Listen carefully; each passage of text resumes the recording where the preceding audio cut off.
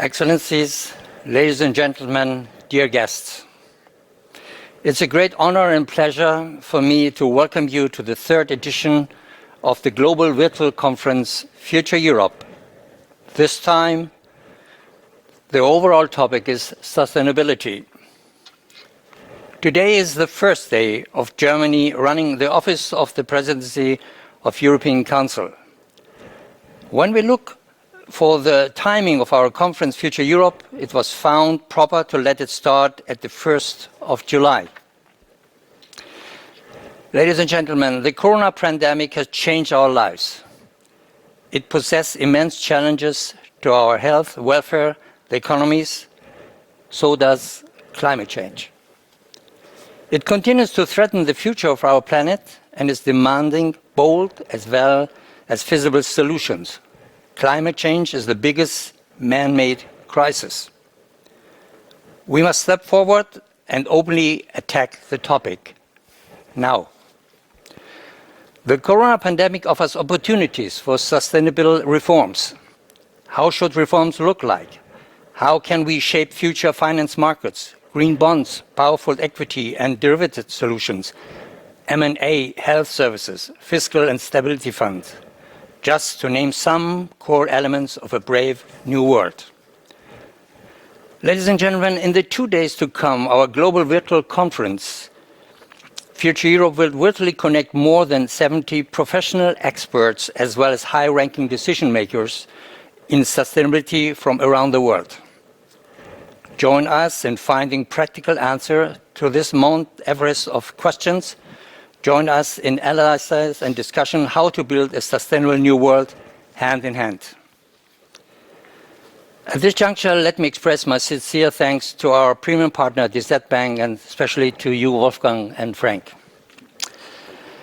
And I also would like to thank our partner Deloitte, the IFC International Finance Corporation, and Morningstar. Special thanks go to our knowledge partners from the International Bankers Forum and OMFIF, our global media partner Bloomberg, and so many kind supporters. And finally, I would like to express a special thank to all our speakers and moderators and more than 2,000 virtual participants. Thank you. Dear Frank, the floor is yours. Thank you very much, Nada. Yeah, good morning, ladies and gentlemen in Europe. Good afternoon to Asia, like my former colleague Mahun, and people from IFC in Hong Kong and Undersecretary of Hong Kong Government, who will take over later on the first panel discussion. Sustainable finance is unfortunately not just a buzzword, is not a trend, it is a game changer, and it will become the new normal towards to 2050 to have a society and economy carbon neutral. The EU Council presidency is one of the most important positions for Germany here, the takeover today, who will act as a garant that sustainability and obviously COVID-19 pandemic action, the recovery plan, will be a very strong focus for the next 6 months. We need trillions of euros and dollars to finance these goals. The 17 SDG goals of the UN are often lacking far behind the plan. So it needs all of us to make sure that we have a sustainable tomorrow. The European Green Deal will be a big part of that and a garant for going forward. We have a common language implemented, the EU taxonomy. I mentioned before the recovery plan. The stimulus plans we have in various of the EU countries and also with institutions in Germany like KfW, and on the European field, the European Investment Bank will help a lot together with the banks to finance this current situation. Finally, I want to assure, and also that you are aware of it, we have no plan B and there is no planet B. So please contribute, all of us. Follow us in the next 2 days on the discussions we have among experts and market participants. And again, a big thank to Nada Maleki and his colleagues. Wolfgang Köhler, the floor is yours. Thank you very much. Dear Dr. Maleki, dear Mr. Scheirich, dear economic and political leaders, distinguished guests, ladies, gentlemen, and let me say, dear friends of DZ Bank, good morning. It gives me immense pleasure to welcome you all to this two-day conference on global virtual issues. When we started to plan today's event earlier this year, the world was a different place. From one moment to the next, a virus has become a deadly pandemic with tragic consequences around the globe. In the blink of an eye, COVID-19 has turned our daily lives upside down. Health is the highest good of humankind. The truth in this old saying has become the focus of much attention in recent weeks. Health must be definitely preserved. At the same time, we must not risk economic death for fear of virological death. Hence, crisis management has become the new priority to all of us. COVID-19 will also affect the initially planned course the German presidency of the Council will take. The focus must now be on the EU's ability to manage and exit the crisis and possibly on the maintenance of EU integration as such. The first steps have already been taken. EU leaders have agreed on 4 key areas. The first, limiting the spread of the virus. Second, ensuring the provision of medical equipment. Third, promoting research for treatments and vaccines. And fourth, supporting jobs, businesses, and the economy. With respect to the fourth priority, on April 23rd, the EU leaders have endorsed a 540 billion euro package of 3 safety nets for workers, businesses, and for member states. First, a 100 billion euro support to mitigate unemployment risks in an emergency, the so-called SURE program. Second, a 200 billion euro pan-European guarantee fund for loans to companies through the European Investment Bank. And third, a 240 billion pandemic crisis support for member states through the European Stability Mechanism. In this context, I would like to pay rich tributes to Mr. Dombrovskis, to Dr. Werner Hoyer, and to Klaus Regling for leading the way in Europe, besides lending their expertise to the world. Furthermore, the ECB has launched a new temporary asset purchase program of private and public sector debt to counter the serious risks to the transmission mechanism of monetary policy and to counter the negative outlook for the euro area posed by the outbreak and escalating diffusion of COVID-19. This new pandemic emergency purchase program, called PEP, will have an overall size of incredibly 1,350 billion euros. So far, so good. However, with regard to the global sustainability agenda, there is much more to do. We have to retain our long-term priorities and to continue addressing the issues that will define the future of Europe and the whole planet. In particular, it's about how to rebuild our economy in a more sustainable way. And this clearly goes beyond economic and social issues. The COVID-19 pandemic affects all 4 dimensions of sustainability: economic, environmental, social, and governance. And it affects all 17 UN Sustainable Development Goals, which more and more serve as our common global language of sustainability. The economic and social consequences in many countries are likely to be more far-reaching than those of the financial crisis of 2008. Especially in less developed countries, the already fragile macroeconomic and social situation is likely to be weakened and set back even further. This makes it even more important to steer financial flows into the right direction. Public capital alone is not enough. The financial markets have a special role to play in mobilizing private capital in the fight against the coronavirus and its consequences. To give one successful example, in recent weeks, sustainable bonds have proved themselves to be suitable financial instruments in the fight against or the mitigation of the negative economic and social impact of the COVID-19 outbreak.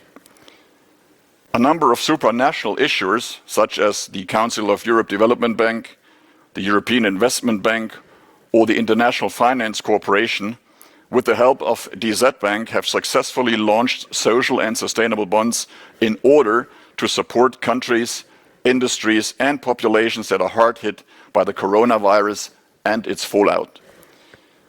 Ladies and gentlemen, there is no doubt combating the COVID-19 pandemic and mitigating the economic and social consequences is more than urgent and has absolute priority.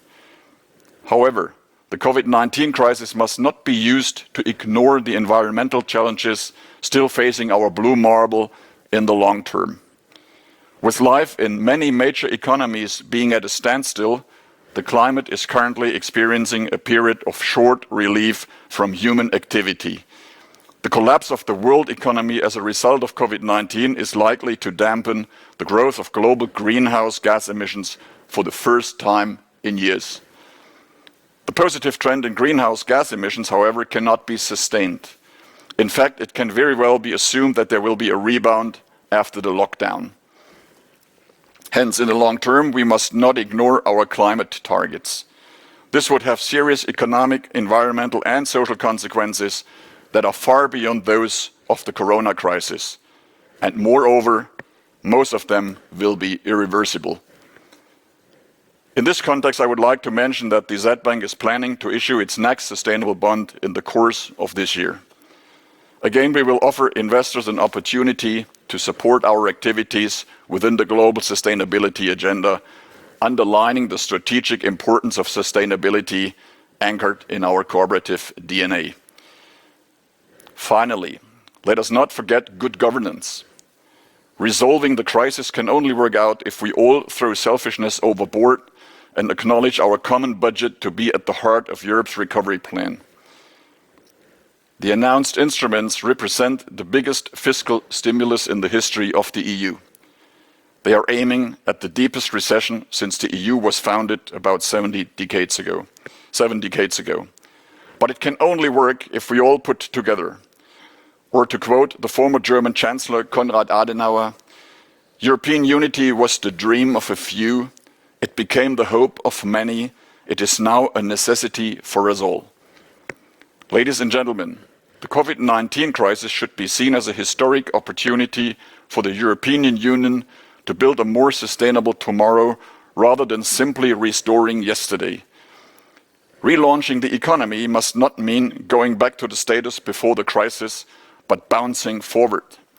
We must repair the short-term damage in a way that it secures our long-term future. And there is definitely no stronger asset to meet these challenges than our single market. A successful European response can only be coordinated if our common market and our Schengen area are working the way they should. A borderless crisis cannot be resolved by any single country alone or by creating barriers. Personally, I'm confident that the engaging agenda of the virtual conference will facilitate a stimulating exchange of views, opinions, and thoughts. I wish the discussion all success and all of us great strength and health to tackle the challenges ahead. Thank you all so much indeed. Now I would like to pass on the microphone to London to John Orcutt, CEO of OMFIS, who is waiting already for us. John, it's up to you now. Thank you very much, Wolfgang. Very fine opening remarks. Thank you also, Nada, for putting so much work into convening this. And thanks also, Frank, for bringing us all together. Good morning, everyone. I'm John Orchard, CEO of OMFIF. For those of you who don't know OMFIF, it's a central banking think tank. We're also in the process of setting up an institute to convene private sector, official sector people to discuss regulation in the sustainability area called SBI, and we'll tell you more about that later. We've just heard about Europe. The topic of the conference, of course, is Future Europe. But the problems that we're addressing are global ones, needless to say, and we thought that it would make sense to start then with an Asian perspective. The economy of the world is so heavily driven by what happens there. And so we've got some excellent speakers for you this morning, including Dr. Ma Jun, who did so much to pioneer the green bond criteria in China. But first, I'd like to hand over to Vivek Patek, who is Regional Director, East Asia Pacific for IFC in Hong Kong, for some remarks on developing markets and Corona. Over to you, Vivek, and then we'll have a couple of questions. Thank you. Thank you very much, John, and a very good morning to all of you all in Europe, and a very good afternoon to all of us in Asia.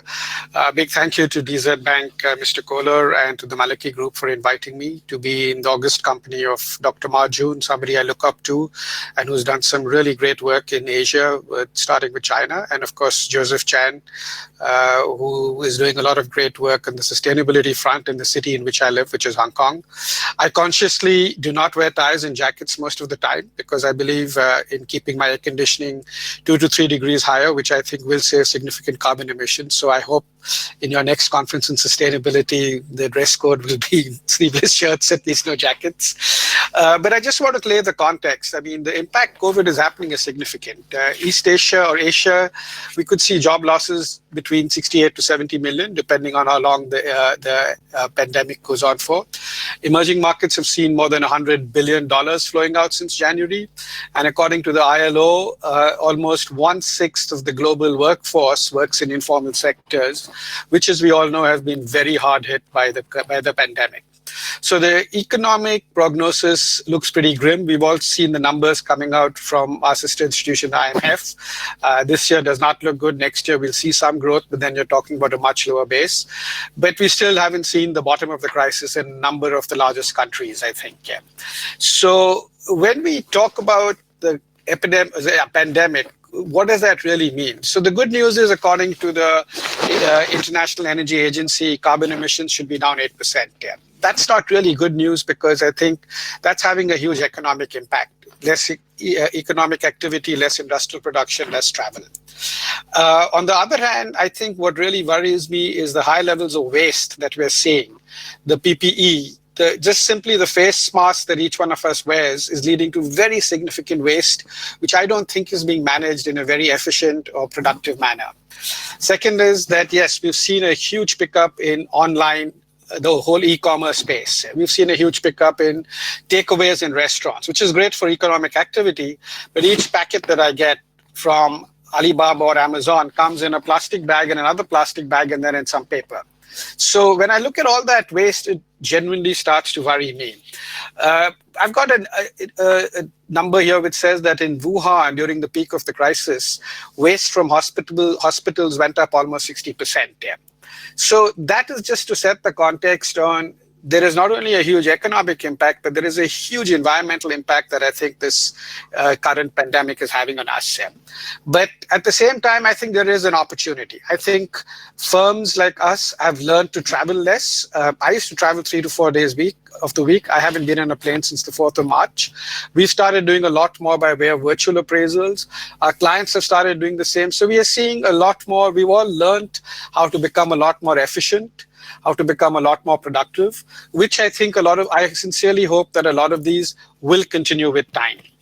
Now, the challenge that we have, I think, is how do we link sustainability in terms of the 1/6 of the global workforce, which is in the informal sector, what they need is capital to survive. If they don't survive, it's going to be an economic disaster and an environmental disaster, because there's nothing worse than having a factory unused with just decays. So we need to come up with a game plan, and there is no plan B, like I think Mr. Kohler said earlier, there is no plan B. How do we come up with a game plan to have this recovery and make it a green recovery? So very quick thoughts at my end. One is something that we are doing, talking to, say, the tourism and real estate sectors and saying, if you're experiencing low rates of occupation right now, if you're running at 30, 40, 50% occupancy in a hotel, or rentals are down, this is a great opportunity for you to start greening your buildings. We will give you capital. Part of it is liquidity, but we want part of it to go towards greening your existing assets. So I think that is something that we hope we can continue. And I would love to hear from others on how can we make this into a green recovery. So clearly efficiency, productivity, new ways to do business are going to happen. We're going to see a lot more use of digital methods, which typically would consume less fossil fuels, I would assume, or less fuel in general.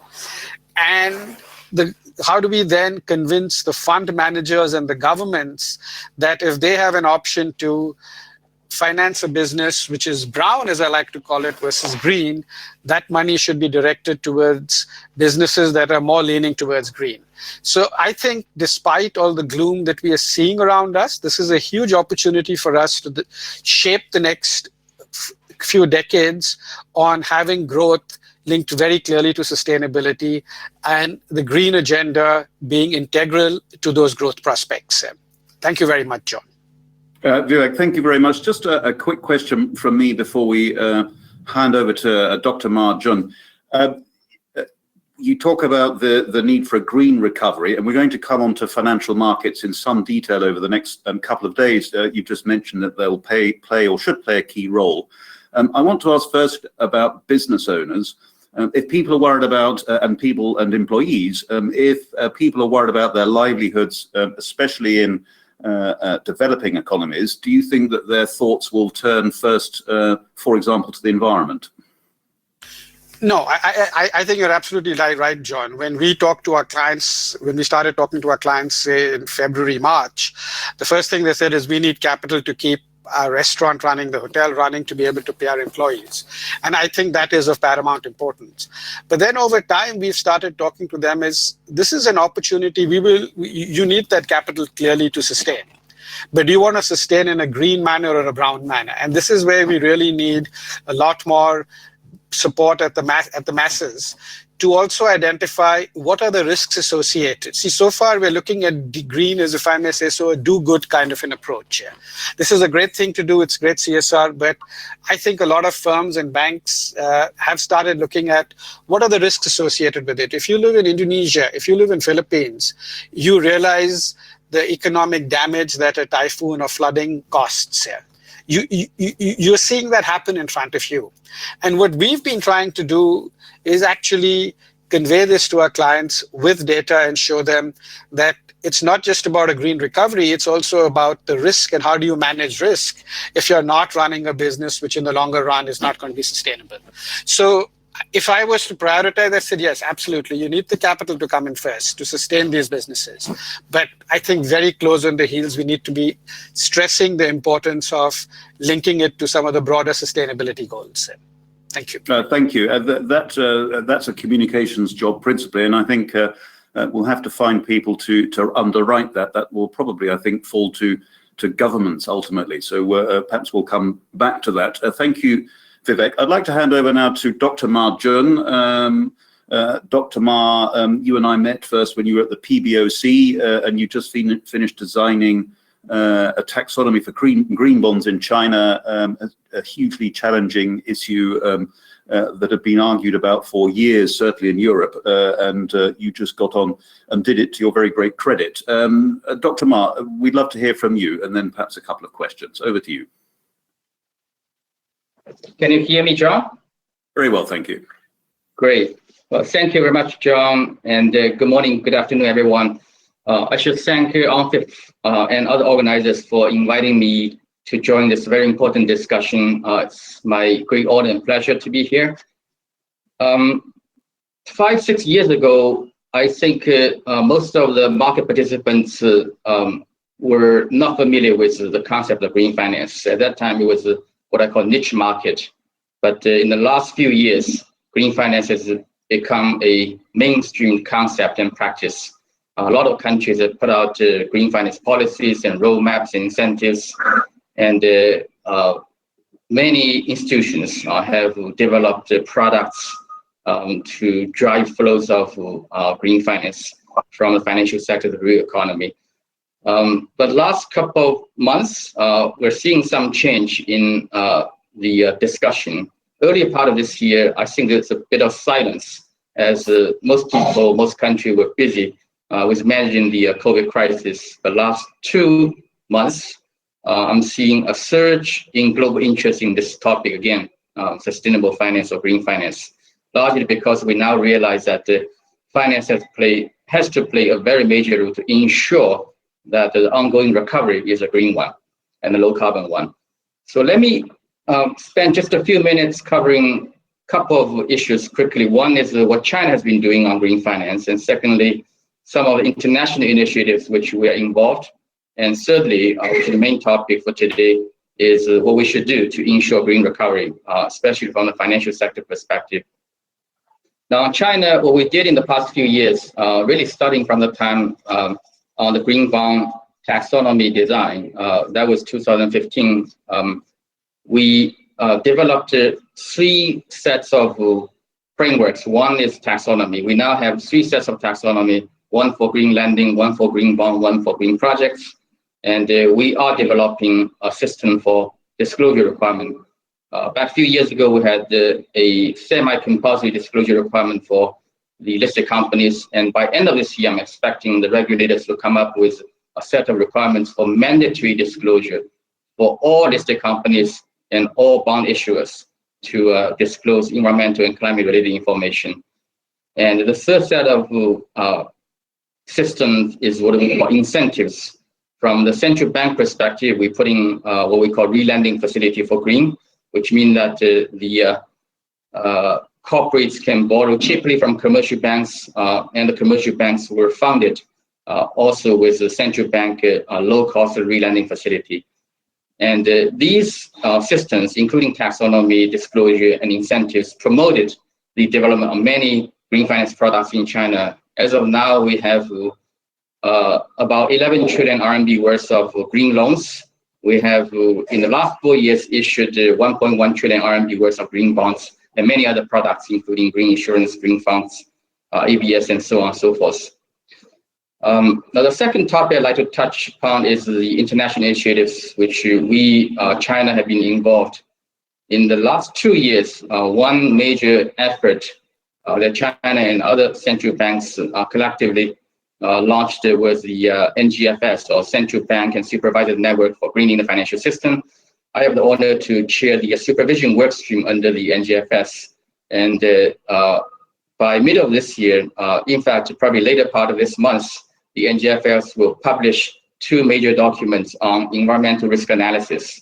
One is called Overview of Environmental Risk Analysis, and the second one is called the Case Studies of Environmental Risk Analysis Methodologies. I think these publications will provide a lot of information on the methodologies for financial institutions to quantify the risks, namely the credit risk, market risk, and other risks arising from the exposure to environmental and climate risks.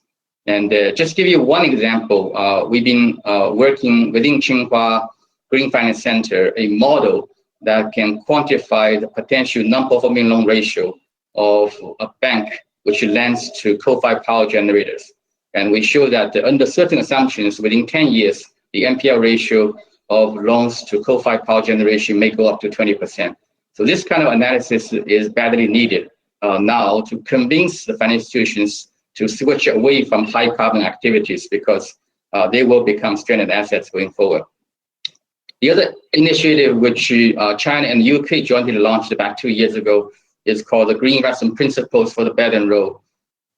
We published these principles back in November 2018, and as of now, there are 37 large global institutions, including major banks from China, from UK, Germany, France, Switzerland, and Hong Kong, Singapore, as well as in many emerging markets, have joined as signatories. And we're now still expanding the network and developed 3 working groups to help them to increase the capacity for green investment in the Belt and Road region. And these working groups are working on tools such as carbon calculator for members. We're working on the disclosure templates so that our members can become more transparent in disclosing the information on climate and environmental impact. And also we're working on project database, which will consolidate the green projects into the database that can be co-financed by our members under the GIP. Now, let me just say a few words on the topic of what we should do to ensure green recovery, I think at least 3 levels we need to look at. One is the fiscal authorities, which in many countries have put out a very sizable fiscal stimulus package, and a lot of the money under the fiscal package should be spent on infrastructure projects in the coming years, and also spending on consumption stimulus. What we like to say is that these infrastructure projects in the forthcoming stimulus package should be as green as possible, as low carbon as possible, because the carbon footprint and environmental footprint of these new projects will be locked in for many decades at the design stage, which is really next few years. So in the coming 1 to 3 years, ensuring the new infrastructure projects are environmentally friendly, carbon friendly, I think is critically important. Also on consumption stimulus, we'd like to see more countries stimulating green consumption using the incentives that's put in place. For example, consumer coupons can be used to purchase more green stuff, such as electric vehicles, energy efficient refrigerators, energy efficient air conditioners, and so on and so forth. The second aspect of green recovery has to do with the central banks and financial regulators. As I mentioned earlier in some of the China examples, we'd like to see more financial regulators to work on their own green taxonomy, to work on mandatory environmental climate information disclosure requirements, and putting more incentives for green activities, including for some central banks to consider buying green bonds and allowing green assets such as green bonds as collateral to borrow cheaply from a central bank. And finally, for the financial sector itself, I think we should spend more time and resource and energy to raise our awareness of the importance of green recovery and green finance, and adopting environmental risk analysis practice in their risk management, and also spend more resources on innovating the financial products. Just to give you one example, which I was involved in discussing recently related to Hong Kong, a team in Hong Kong is developing a strategy to finance the retrofit of homes in Hong Kong, and they'll be generating green loans for these retrofit projects, which will reduce energy consumption. And such loans can be converted into ABS and distributed through a digital platform, for example, a blockchain-based platform, to investors at a much lower cost than the traditional banking. I think we need that kind of innovation to really drive more flows of green finance into the real economy. Back to you, John. Dr. Ma, thank you very much. Just a quick question before we move over to Joseph Chan. You talked about the actions taken by the PBOC to, for example, incentivize green lending, which I remember well, and you talked about the taxonomy for green bonds. OMFIF did a survey of central bank activity in the sustainability, specifically the green area, earlier this year. We found pockets of very good action, but an awful lot of working groups as well, not quite doing anything yet. What would be your advice to central banks beyond China for the most effective thing they can do, either in their reserve asset management, for example, or indeed regulation or bank supervision where they have it? Well, there's so many things the regulator should do. One thing, as I mentioned earlier, is to either develop taxonomies for the financial institutions to use, or simply name one of the existing taxonomies for them to use, so that they can begin to build the products and the data and also evaluate the green performance of the institutions. And the second thing is to develop disclosure requirements, not only disclosing green efforts, brown activities, but also disclosing information on a forward-looking basis, namely stress testing and the scenario analysis. These forward-looking analysis will drive the behavior change of many institutions towards green and away from brown. Okay, thank you. In other words, stress testing the impact potential of a climate disaster on bank assets, as an example. That's right. Yeah. Okay. Thank you very much, and let's hope that gets underway. I'd like to introduce now Joseph Chan, who's Under Secretary for Financial Services and the Treasury in the Hong Kong Special Administrative Region government. Over to you, Joseph. Thank you, John. Can you hear me well? Yeah, very well. Thank you. Great. So, John, Vivek, Dr. Ma, ladies and gentlemen, good morning and good afternoon. It is my great pleasure joining you at today's global virtual conference. In the face of global challenges from climate change, we see that social responsibility, corporate governance, and environmental sustainability are increasingly finding their rightful place in the world of investment. The adoption of the Paris Agreement, signed by 195 countries, requires that the signatories to implement their national climate plans. And this demands finance on a huge scale. Since then, globally, green finance has been gaining prominence among governments and regulators towards building a green and sustainable world economy. In fact, global green bond and green loan issuance reached an adjusted $257.7 billion last year, marking a new global record. This total is up by 51% from the final 2018 figure. The Asia-Pacific market accounts for 25% of the 2019 global issuance volume, ahead of that of the North American markets. Indeed, the Asia-Pacific market recorded a 29% year-on-year growth. Among the Asia-Pacific countries, China is leading the way with a total of $55.8 billion of labeled green bonds issued in both domestic and overseas markets. China has in fact emerged as a key player in global green finance in recent years. The G20 leaders meeting in Hangzhou, China, back in September 2016, issued a communique recognizing for the first time the importance of green finance, and this communique played a critical role in bringing the concept of green finance into the mainstream. In China's 19th National Congress, President Xi reiterated the country's commitment in promoting green development. Since the first offshore green bond brought to Hong Kong Stock Exchange by Goldwind in 2015, the volume of Chinese green bonds issued overseas has grown rapidly over the past few years. Hong Kong, as Asia's leading international financial center, is well positioned to serve as a premier financing and investment platform for China, Asia, and international issuers and investors.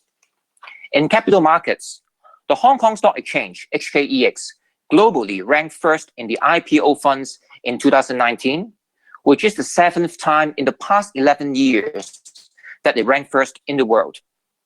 In the asset and wealth management business, the combined AUM in Hong Kong at $3.1 trillion is topping the league table in Asia. In fact, the size of Hong Kong's offshore wealth management business ranks second in the world, first in Asia.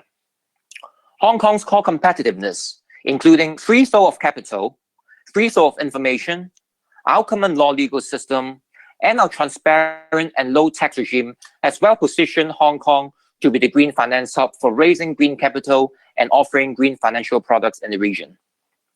To demonstrate the HKSAR government's commitment in developing green finance, we have launched a government green bond program with a borrowing ceiling of 100 billion Hong Kong dollars. Last May, the offering of the inaugural green bond issued under this program was successfully completed, which was 4 times oversubscribed. Building on this momentum, as announced in the 2020-21 budget by our Financial Secretary, we plan to issue green bonds totaling 66 billion Hong Kong dollars in the 5 years from 2020 to 21. The development of green market infrastructure is as important as promoting green product offerings.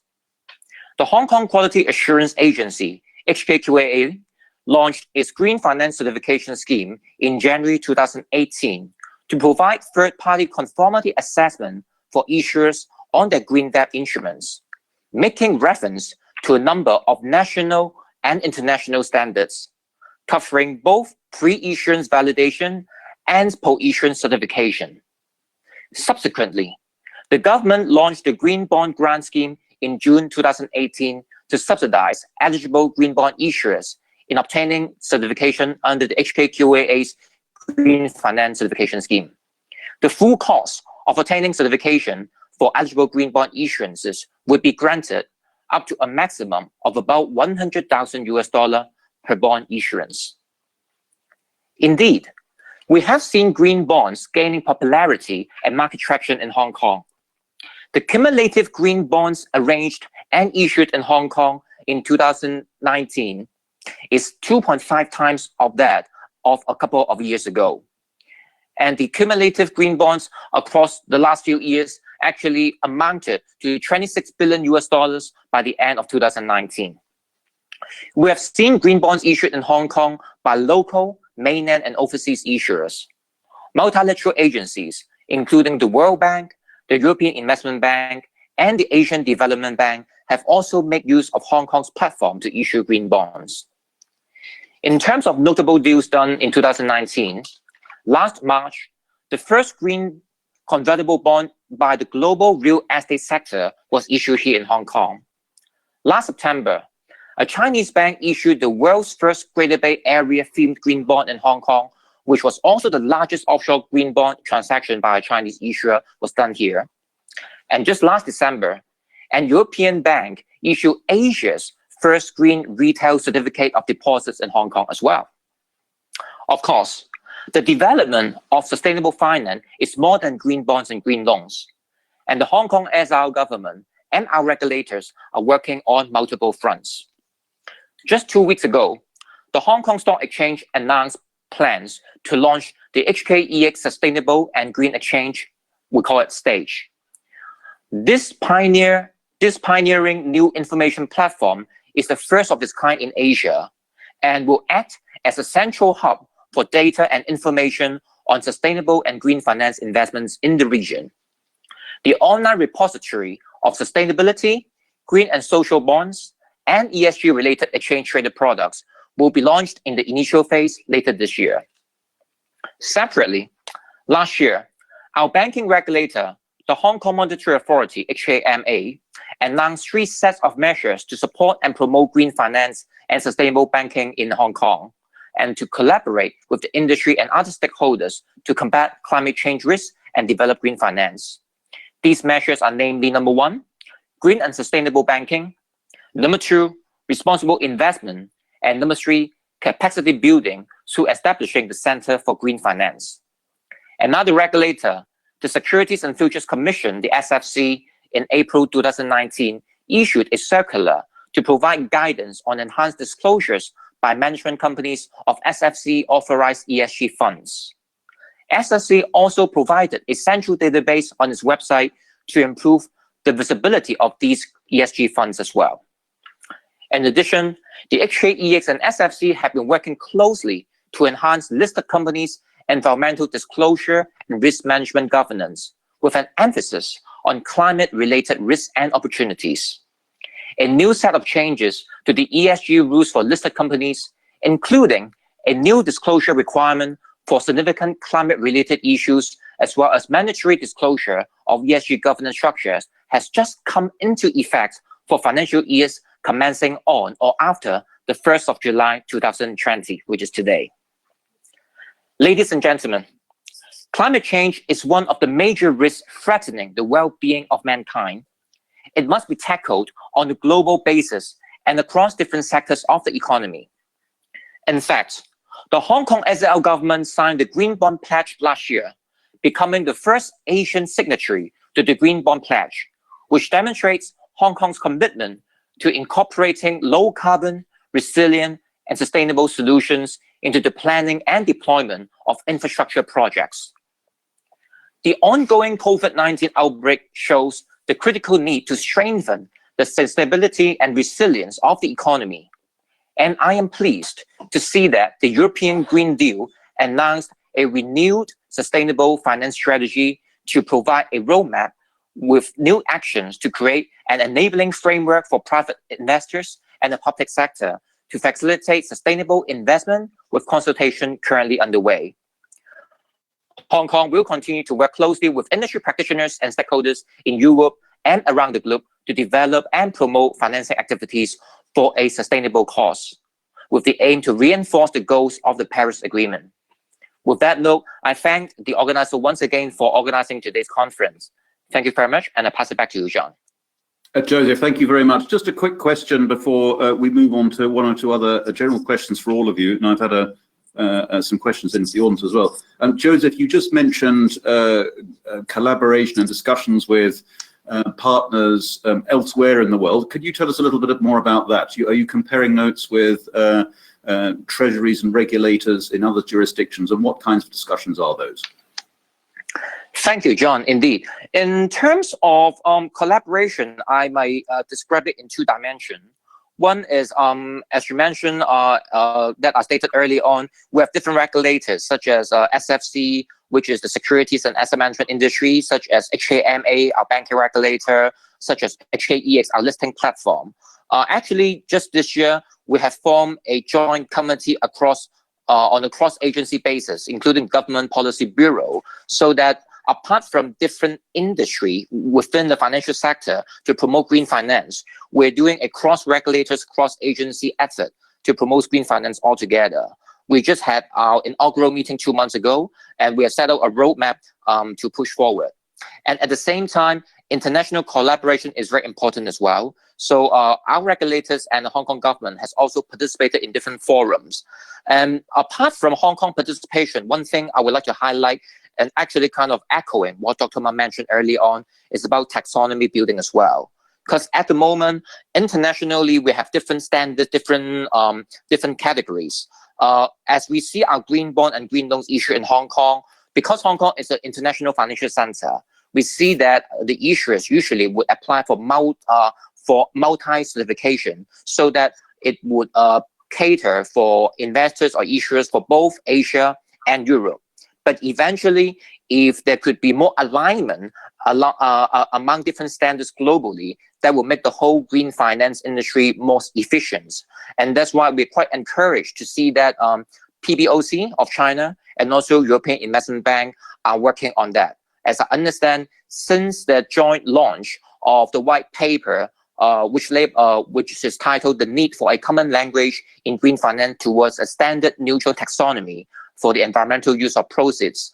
This paper was issued back in 2017. They're actually working to kickstart that technical work of harmonization of taxonomy. And actually, Hong Kong has also contributed by providing input from our end as well. So I think green finance in general is evolving, and definitely as across the board in terms of regulators across regions, we can have more standardized platforms and taxonomy, which will make our system more efficient going forward. Thank you. Okay. Thank you very much, Joseph. I've got I think an important general question, and then I've got a couple of audience questions as well that have come in. Vivek, starting with you perhaps. Asia is quite a hard place to generalize about, a vast area with very different economies in it. But in as much as you can generalize, how do you think attitudes to the ESG thematics differ from perhaps on the agenda there compared to Europe, both at a population level and a governmental level? Sure, thanks very much, John. So I'd like to break it down into three sort of buckets. So one is the attitudes of governments and regulators. Second is the attitudes of corporates or the business community. And third is what I would call the attitude of the stakeholders at large, which is the population in general. Now, I think clearly emerging Asia was far behind Europe. And the rationale or the excuse always given was that we first need to play catch up. We need to become a developed country, and then we can go on to all these, what they would say is nice green things.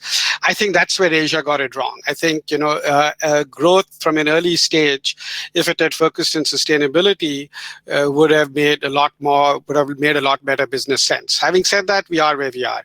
I think we are seeing a lot of convergence by and large when it comes to governments. The roadmap is going to take longer because you can't go from 0 to 100 in 60 seconds. It's going to take time to get there.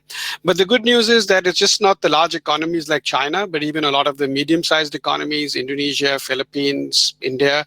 We are seeing movements in the right direction, but we're also seeing it in some really small economies, PNG, Fiji. We are seeing governments and regulators wanting to move towards towards there, and of course Hong Kong. The second is when it comes to corporates, I think this is where when you talked about communication, and I just want to cross-reference what Dr. June said. So, we have to position this in two aspects for corporates, and that's where I think corporates will realize that they are far behind, or at least some way behind. One is the benefits. It's just good business sense. Investing in a green building today versus what I call investing in a brown building, it doesn't take a rocket scientist to tell you which will have more value 3 to 5 years from now. So one is that it's good business sense. It makes sense. It makes money if you do the right thing. The second is the risk management aspect. Are you investing in a carbon intensive business which will lead to stranded assets? Are banks measuring how much risk they're carrying because they're investing with their corporates who are in more carbon intensive businesses? So I think a lot of work needs to be done on the latter, on the former as well, but I think on the former we're getting there slowly but steadily. But on the latter, to understand the risk management and the risk that you're carrying by not converting from brown to green assets still remains pretty high. Third is the population at large. I think the good news is that the millennials of today have realized it. My 10-year-old daughter started talking about plastics. She says, I want to be the Greta Thunberg of plastics in Asia. So I think the younger generation is realizing that, and I'm hoping that will lead to movement. But all this, let me conclude by saying, can only happen when the financiers, the governments, the fund managers, and the bankers realize that they want their capital to grow towards more of these sustainable ventures rather than the old school, traditional, what I call the brown. I've started calling things between brown and green. So I think that's when you're really going to have a major, that'll be the tipping point. I don't think we're there yet, but we are getting there slowly. Thank you. Thank you, Vivek. Dr. Ma, I'd like to ask you the same question. You've worked internationally as well. I know you spent time in Washington, D.C. You mentioned the NGFS, a multilateral gathering on this topic. Could you compare and contrast attitudes around the regions, where they're the same and where they differ, perhaps? Well, I would compare China with many other OECD countries. I think the approach to developing green finance has been quite different, although some elements are now converging. The Chinese approach was obviously a top-down approach. We started off in 2014 by the central bank convening a task force and developing recommendations for a what I call high-level architecture design for the green financial system, which then turned into the 35 action points green finance guidelines. The guidelines assigned 35 tasks to 7 different ministries in building or developing the green finance framework for disclosure, for taxonomy, for incentive, and for many other things. So that was obviously a top-down approach, which I thought is very effective because in a developing country like China, capacity at the market level is relatively low, and the government has much more convening power than pure market players in facilitating that process. But the OECD countries took a different approach. They, I think, rely more on the asset owners to drive the green finance process. Just give you one typical example, a large pension fund wants green assets. And they drive the asset managers to produce these assets, and asset managers will drive the listed companies to disclose information and become greener. That's what I call typical sort of OECD approach. But the two approaches are now converging. As you can see, Europe is putting out the taxonomy officially, and will go through legislature to codify that taxonomy. And the European countries are now discussing all kinds of incentives from top down as well. China is also emphasizing now the bottom-up approach by raising awareness among the investors. There's one weak point in our green financial system, which is the ESG. We are relatively more advanced in terms of the size of green loans and green bonds, but we're very small in terms of the ESG investment products relative to the total AUM of the asset management industry. That's why we're catching up by promoting the ideas and methodologies among the asset managers. That's where I think China is converging towards sort of a Western European approach. Okay, thank you. We had a question for the audience somewhat in that way. Do you think that work still needs to be done to match the standards that you set in China with those being designed elsewhere in the world? If you're talking about taxonomy, when you refer to standards, The green bonds. back 5 years ago, we were talking about a lack of taxonomy. That was a discussion we had right before the 2016 G20 Green Finance Study Group, which I co-chaired. And the message coming out of the 2016 G20 report was a lack of taxonomy. But now I think the situation has changed drastically. I heard that 200 plus taxonomies in the world for green finance. And we may end up with too many taxonomies, very confusing, increasing costs in terms of double verification. And that's why we need to address that issue as well. So for some economies and some markets, they need to decide on either developing their own taxonomy or picking one of the existing taxonomy. But for the world as a whole, I think we should find ways to gradually move towards a harmonized set of taxonomy. That's an effort which is now being made by China and Europe. China and Europe have agreed to launch a working group to look into options to harmonize the Chinese and the European green and the sustainable finance taxonomy. Okay, thank you. We've had a question in from Patrick Hess for you, Dr. Ma. He's asking, do you see a need for a uniform global standard for green bonds and loans? Essentially, we've just been talking about that. In order to foster green finance, and how important on a scale from 1 to 10 would you rate the importance of the corporate sector and of the financial sector for moving to a green, low carbon economy and for saving our planet? I guess there are two questions. One is whether we need a uniform global standard for green bonds. Now, if we can agree to a uniform standard, that's certainly ideal. But it's going to be difficult. Many countries and many markets will emphasize that, my situation is unique. I got local conditions. I have different natural endowments. I have different preference for my environmental policies. So immediate convergence towards a uniform standard is not possible. Although it's ideal, but it's not possible. That's why I think a practical approach is for some sort of bilateral discussions, such as between China and Europe. So it's two entities, two groups working on harmonization, rather than 180 delegations trying to negotiate one uniform taxonomy. And if China and Europe can agree on some sort of a harmonized taxonomy, then some other countries or markets may be taking this as their standard on a voluntary basis. This is the way I see the transmission from a bilateral effort towards more global usage. I guess your second question is on how corporate can play a role, right, in this green process.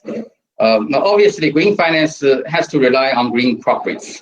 If you have only green finance with no green corporate activities, there's no basis for corporate finance to develop. That's why it's important for the financial institutions to convince the corporates of financing that they need to do more green activities. They have to disclose more environmental impact information to the financial market, and they need to reshape their corporate governance to ensure that they can manage environmental and climate risks properly. Okay, thank you very much indeed. We're now, I've been asked by the organizers to keep to time. These conferences often run over, but in the interests of making the digital and virtual setting work smoothly, we're going to draw to a close. So I wanted to thank very much Vivek, Joseph, Dr. Ma for your very helpful global context for opening today's conference. So thank you very much indeed for joining us. We have, following on in the next session, Jochen Flassbart, the State Secretary in Ministry for Environment in Berlin, who will chair the session, The Impact of Corona on the Global Sustainability Agenda. So thank you very much indeed, everyone, for watching this opening session. And I hope that you have a wonderful couple of days listening to these sessions and hopefully considering what action it will take to drive the agenda. Thank you very much indeed.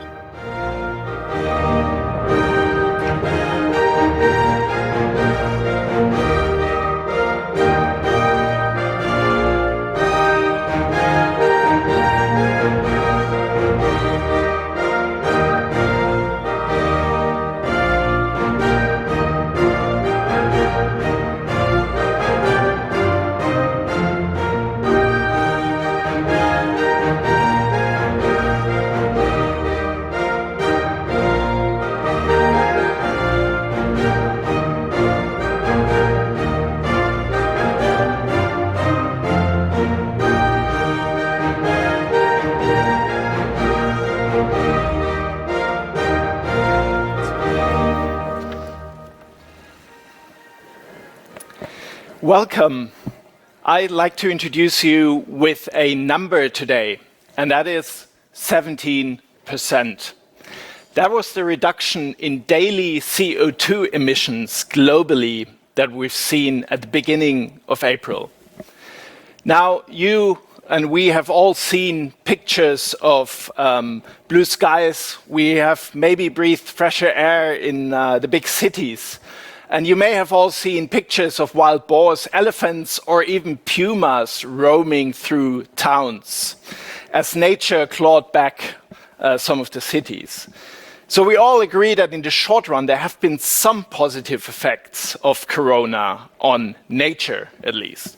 But what is the lasting impact of the pandemic on the global sustainability agenda? And doesn't it maybe have a much more detrimental effect, particularly when it comes to the finance area? This is what we would like to discuss in the next hour. And before we start with the panel debate, I'm really delighted to introduce to you a keynote speaker we have today. He is really passionate about the fight against climate change. In the early 90s, he was the head of a German nature conservation group. Then he became head of the Federal Environment Agency in Germany, and today he is the state secretary of the German Ministry for Environment. Ladies and gentlemen, in the virtual space, please welcome Jochen Flassbart. Jochen, the virtual stage is yours. Thank you so much. Thank you so much for this nice introduction. And ladies and gentlemen, colleagues and friends from all over the world, let me start by applauding the International Bankers Forum for organizing this very important conference, Building a Sustainable World in the Time of Corona. It's placed right at the time when Germany takes over the EU Council presidency from our Croatian friends. And I can assure you, we hear many expectations towards our presidency. And I can assure you, we are aware of the responsibility we have. We have a lot of very important files on our tables to deal with during this next 6 months anyway. And we are absolutely aware that these challenges are added by the Corona pandemic and make some of the decisions we have to take even more urgent, but also more difficult. Ladies and gentlemen, it was in 2015 when the world adopted the most inclusive and the most ambitious strategy for the world ever, the 2030 Agenda for Sustainable Development. And I must say I was impressed at that time, and I was happy that because it was really a design and an architecture of the world we want, as we said at that time. But at the same time, I was a bit frightened. I think I shared it with many of colleagues and friends, because it was very clear that 15 years is not a long time to reach such ambitious targets. So how to use the positive spirit of that time in New York and the debate there to really run up for 2030 and avoid getting depressed on the way towards this magic year. Last year, the first Global Sustainable Development Report was published, and it was a mixed result. Not completely depressing, but to be honest, and I think it was very obvious, the clear message was we are lagging behind.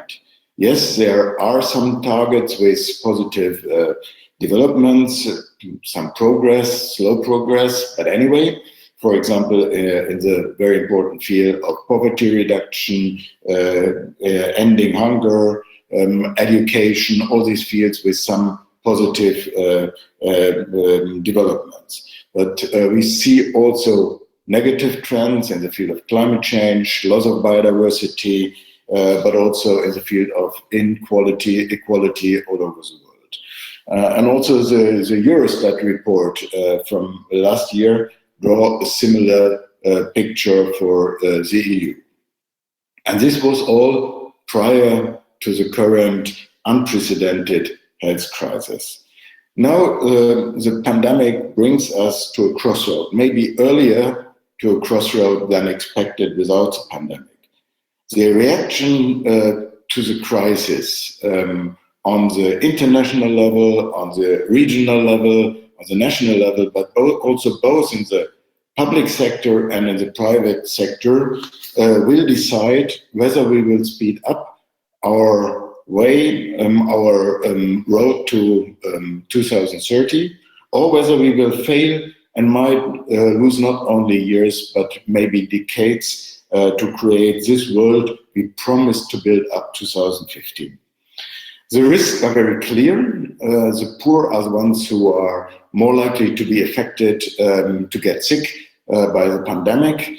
They are those with insufficient health care and therefore higher probability to die. The lockdown has many negative impacts on the economic and social development, also on access to education, and it has a potential to increase instead of decrease inequality. Also, water quality, for example, can suffer by the increase of the use of chemicals and pharmaceuticals. And there are, of course, the risks to return in old economic investment patterns. So this is the pessimistic view, but also, fortunately, there is an optimistic view, and there are quite some indicators that this optimistic approach, this future-oriented approach, will guide us and can guide us out of the crisis. And by the way, this conference is one of these indicators. In many countries, sustainable green recovery packages are in preparation. In my country, in Germany, we just decided on the biggest recovery package ever in our history to reboost our economy. And it is at the same time more than ever before oriented on sustainable, climate-friendly, environment-friendly development. Jörg Kukies, my colleague from the Ministry of Finance, will report later on this day how we are doing it and what are the details of our recovery package. But I can tell you, if I compare this with our answers, our recovery packages in 2009, 2010 as an answer to the financial crisis, there is no comparison in the debate and the way how we address the challenges all over our society. For Germany's EU presidency now, we are looking at the answer that is prepared on the EU level by the Commission, by the proposal of the Commission, discussed on the level of heads and states of government already in July again. And the Green Deal will obviously be the guiding principle for the recovery, also for the preparation of the MFF, but also the additional recovery money we are going to spend. In the portfolio I'm dealing with, the environment portfolio, it will be during the next months to decide about the European climate law, also the increase of our climate ambition with an update of the NDC, European NDC. It will be about the biodiversity strategy, the circular economy, and quite a number of more fights. And at the end, it will be also, last but not least, about sustainable finance. And specifically on this subject, I hope to see many of you also again in person at the European Sustainable Finance Summit on 28th of September in Frankfurt. Thanks again for organizing this important conference. Thanks for inviting me, for listening to me, and I wish all of you a fruitful debate during the next 2 days. Thank you. Thanks a lot, Jochen, for this really interesting keynote speech. Now, I mentioned at the beginning the blue skies, but there has obviously also been the opposite effect. We all may remember that before the coronavirus crisis, climate change has been on everyone's minds. We all may remember how millions took to the streets to protest for the fight against climate change last fall. In fact, on September 20th, it marked the first time ever that Americans were more interested in climate change than Games of Thrones. That's at least according to Google search. Now, this is all gone with the pandemic being there, with words like coronavirus, cancelled trip, or even beards becoming the dominating words and topics of interest on Google. So, has the global climate change agenda been pushed aside by the virus? And this is what we would like to discuss in the next roughly 50 minutes or so. And we are at a Future Europe conference, so I'm very delighted to welcome you to what is a truly European panel. We are joined by Rome, with Lorenzo Binismaghi, the chairman of Société Générale, being there. Welcome, Lorenzo. We are also talking to London, where we have Hortense Bioy, the director of passive strategies and sustainability research Europe at Morningstar, to join us. And we are looking at Amsterdam, where we have Diederik van Wassenaar, the global head of regulatory and international affairs at ING. We get a glimpse of Berlin, and already got it, where our keynote speaker Jochen Flassbart is based. And last but not least, we are here in Frankfurt, where I'm with Wolfgang Köhler, the member of the board of the DZ Bank. So welcome all to this panel, and let's start with you, Wolfgang, since you're here with me in the studio. In your view, has the coronavirus been a threat to global sustainability and to the agenda, or might it become an accelerator in the end? I mean, you've mentioned how this morning how the in terms of the bond market, how social bonds have become more prevalent, and maybe have they pushed aside some of the climate change and environmental bonds and green bonds that we've seen. So what is the impact? I would say it's both. It's a threat and an accelerator at the same time. And according to the outlines of my previous speakers, I think it has become very obvious that COVID-19 has far-reaching consequences on the global sustainability agenda. I mean all four dimensions of sustainability, which I mentioned earlier: the economic, environmental, social, or the governance. And let me give an example to each of them. On the economic side, we see that a lot of activities have been suspended. Reduced working hours, we have lower income, we see less working time, unemployment for certain occupations, which is clearly a threat to society. On the environmental side, we see reduced commitment to climate actions. But on the other hand, as also mentioned earlier, we have less environmental footprints due to the less production or the transportation in this globe. On the social side, we see loss of income, leading vulnerable segments of the society and families to fall below poverty lines, for instance. Or on the governance side, we see the backlash against globalization, but also the highlight of importance of the international cooperation on the public health. And I mentioned health earlier today as one of the major subjects as well, for example. So the political agenda is actually to recover and to leave no one behind, to fight health on one side, or find the pandemic on one side, but also provide for an economic recovery with a long-term perspective on the other side. And therefore, we just heard it, a lot of recovery packages have been implemented globally, more or less by federal governments, but also by supranational agencies, and this has a certain impact on markets as well. We have seen issuers on the COVID-19 social kind of agenda already. I mentioned some of them earlier, the Council of Europe, for instance, or the European Investment Bank, or the International Finance Corporation, and others will follow. Mr. Flassbart also mentioned that there is something on the agenda in Germany to come. That's about my picture on that. Okay.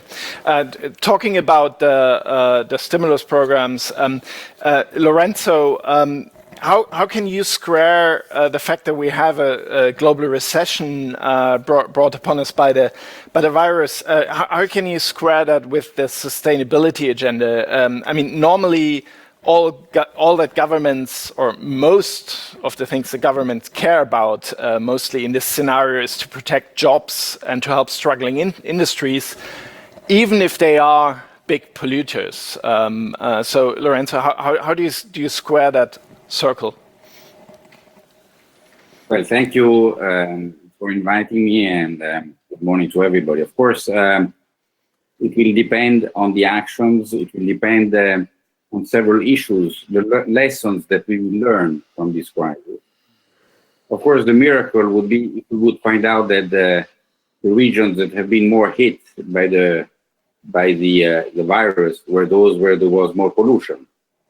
And I have to say that in Italy, Lombardy, who has been the hardest hit, is indeed the place where there is more pollution. But scientifically, this has not been proven yet. And I think in China, the same would apply. If this was proven, this would help governments to put the two objectives of recovery, fighting the next wave of pandemic, and also a greener economy, all on the same line and not in contradiction with each other. Now, I think the lessons that we can draw from this crisis, or looking forward, is that certainly this crisis has increased inequalities. This has been said. Is increasing divergences. Is raising a series of issues related to globalization, to the speed of globalization. If I think at a continent like Europe, it has also exposed the fragility of a growth model that has been relying very much on exports, on the rest of the world. The problem is that if the rest of the world, and I'm thinking about China, South America, America, if these economies go down for whatever reason, then we all suffer. So rethinking possibly the economic model to be a bit less dependent on the rest of the world, a bit more dependent on the internal market. After all, in Europe, we were 500 million with the UK, over 500 million, now a bit less, but still it's the richest market on earth. So we should rely more on the domestic market, on developing the domestic market, creating the conditions for growth. And that's where certainly the investments to improve the sustainability, the long-term sustainability and resilience of our economy is key. So shifting from an excessively export-dependent growth to a more stable domestic reliant growth is one of the elements to reconcile the growth with sustainability. And this will need to be supported by the next generation plan that will have to invest on infrastructures, on initiatives that support this more resilient growth. We have to be pragmatic, of course. We have seen before the crisis, I'm thinking about, for instance, what happened in France with the Gilets jaunes. You have to be pragmatic in the sense that whatever initiatives you take to try to have a greener economy, in the end may entail costs for some sectors of society. So you have to balance these costs in an appropriate way, and you have to rethink your model of growth to try to avoid that those that are more penalized by the coronavirus become also those penalized by the shift in the economic model that I just mentioned. So if we can balance these two objectives, I think this will be very important. And of course, the role that the financial system has to play is key. I think we have experienced over the last few years, and I have experienced myself, an increasing attention by investors, by shareholders, by stakeholders on the role that the financial sector can play in selecting investments towards being more socially and environmentally friendly, with a whole series of indicators, parameters, requests. I think we have to pursue this, and reconciling these two objectives, I think, will be a very important element also for regulation going forward. We need a regulatory framework that facilitates this role for the financial system. So these are a few indications of how we can work to make these two elements complementary rather than contradictory. And ultimately, it will depend on us and on the policymakers. And I am very confident on this leadership that Germany will play in the second half of the year to make sure that not only these actions are effective from an economic point of view, but they allow to create a stronger Europe from the point of view of the long-term environmental objectives. Thanks a lot, Lorenzo. Some of the points that you mentioned we're going to dwell on a bit more deeply later.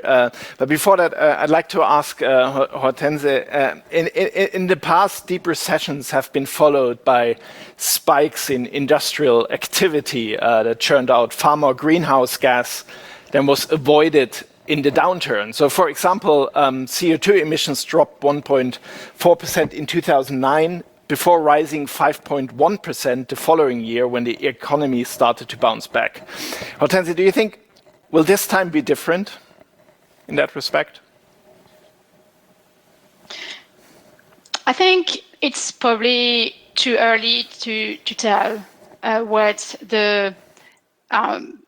what impact all these programs will have on actual carbon emissions globally, because obviously governments are also focused on really creating a growth, generating more growth, and we know that China, for example, has a very strong agenda to make sure that growth is happening again. But I mean, COVID-19 has really been the biggest test for sustainability, for sure. And there are signs that are already quite encouraging, because in the past, people were saying, yeah, I mean, especially in the last 2 or 3 years when ESG investing has gained a lot of momentum, people said, as soon as a crisis occurs, then this is all going to go out of the window. People will really focus on growth and abandon their ESG agenda. And we're already seeing positive sign that this is not really happening. I mean, I can share some trends in the sustainable fund market, because this is what we track at Morningstar. And what we've seen in the last few months is that, on the contrary, we've seen inflows into the sustainable funds, while in the rest of the market we've seen major outflows. So it shows that investors really want to take part of building a sustainable future, and they're voting with their money, right? So we've seen positive inflows. What we're also seeing on the product development front, there is no sign of a betting that we're seeing more and more funds being launched with a focus on environmental, social, and governance factor. This hasn't slowed down, and when we talk to asset managers, clearly they all have more products in the pipeline. This is also obviously driven by the European Action Plan on Sustainable Finance. We saw also in the first quarter encouraging signs on the performance front, since sustainable funds on average have outperformed the non-sustainable funds, which alleviate, I think, some of the concerns that we've heard historically from investors, thinking that there must be a trade-off between ESG and performance, and this crisis has shown that this is not the case. Sustainable funds have performed very well. Another indicator is proxy voting. And we saw in this proxy season that the level of support for voting on environmental and social shareholder resolutions has never been so high. So in the US, for example, we saw 30% of average support for environmental and social shareholder resolutions, and that compares with 20% 3 years ago. And that's post-COVID, right? So all this shows a positive sign that investors are clearly on board with the sustainable finance agenda, and going forward, we can rely on them, retail investors as well as institutional investors, to really put money in those funds, and also all these new issuance that we've seen of social bonds, green bonds. There is definitely an appetite for green investments. Okay. Thanks a lot. I'd like to actually pick up on that point and to ask Diederik, do you see the same happening in terms of when you look at the demand for green products and green bonds, and also when you look at what the investors have on their agenda? Just in general, has the sustainability agenda, in your view, not been pushed aside by everything that happened in the past few months? Well, thank you very much, and good morning, everybody. I think if there's one thing that this COVID crisis has brought to light and make us see better, is that yes, COVID is terrible and terrifying for individuals, but also for the economy in its consequences, but it is absolutely dwarfed by the impact of climate change. So if COVID is a puppy, climate change is a very big elephant. And I think people are realizing that more. And if you then take a look at green bonds and sustainable investment demands from the market, where I get involved in this, and that is more in the investor side, we see an increasing demand for green paper, for green loans, and that's also coming from companies as a whole. So yes, there is an increasing demand, and I don't think that will be revoked. People realize more because they see it around them, what the impact of climate change will be. And yes, maybe in the short term for governments and also for companies, there will be a tendency to push back investments in the green and in sustainable products and production facilities.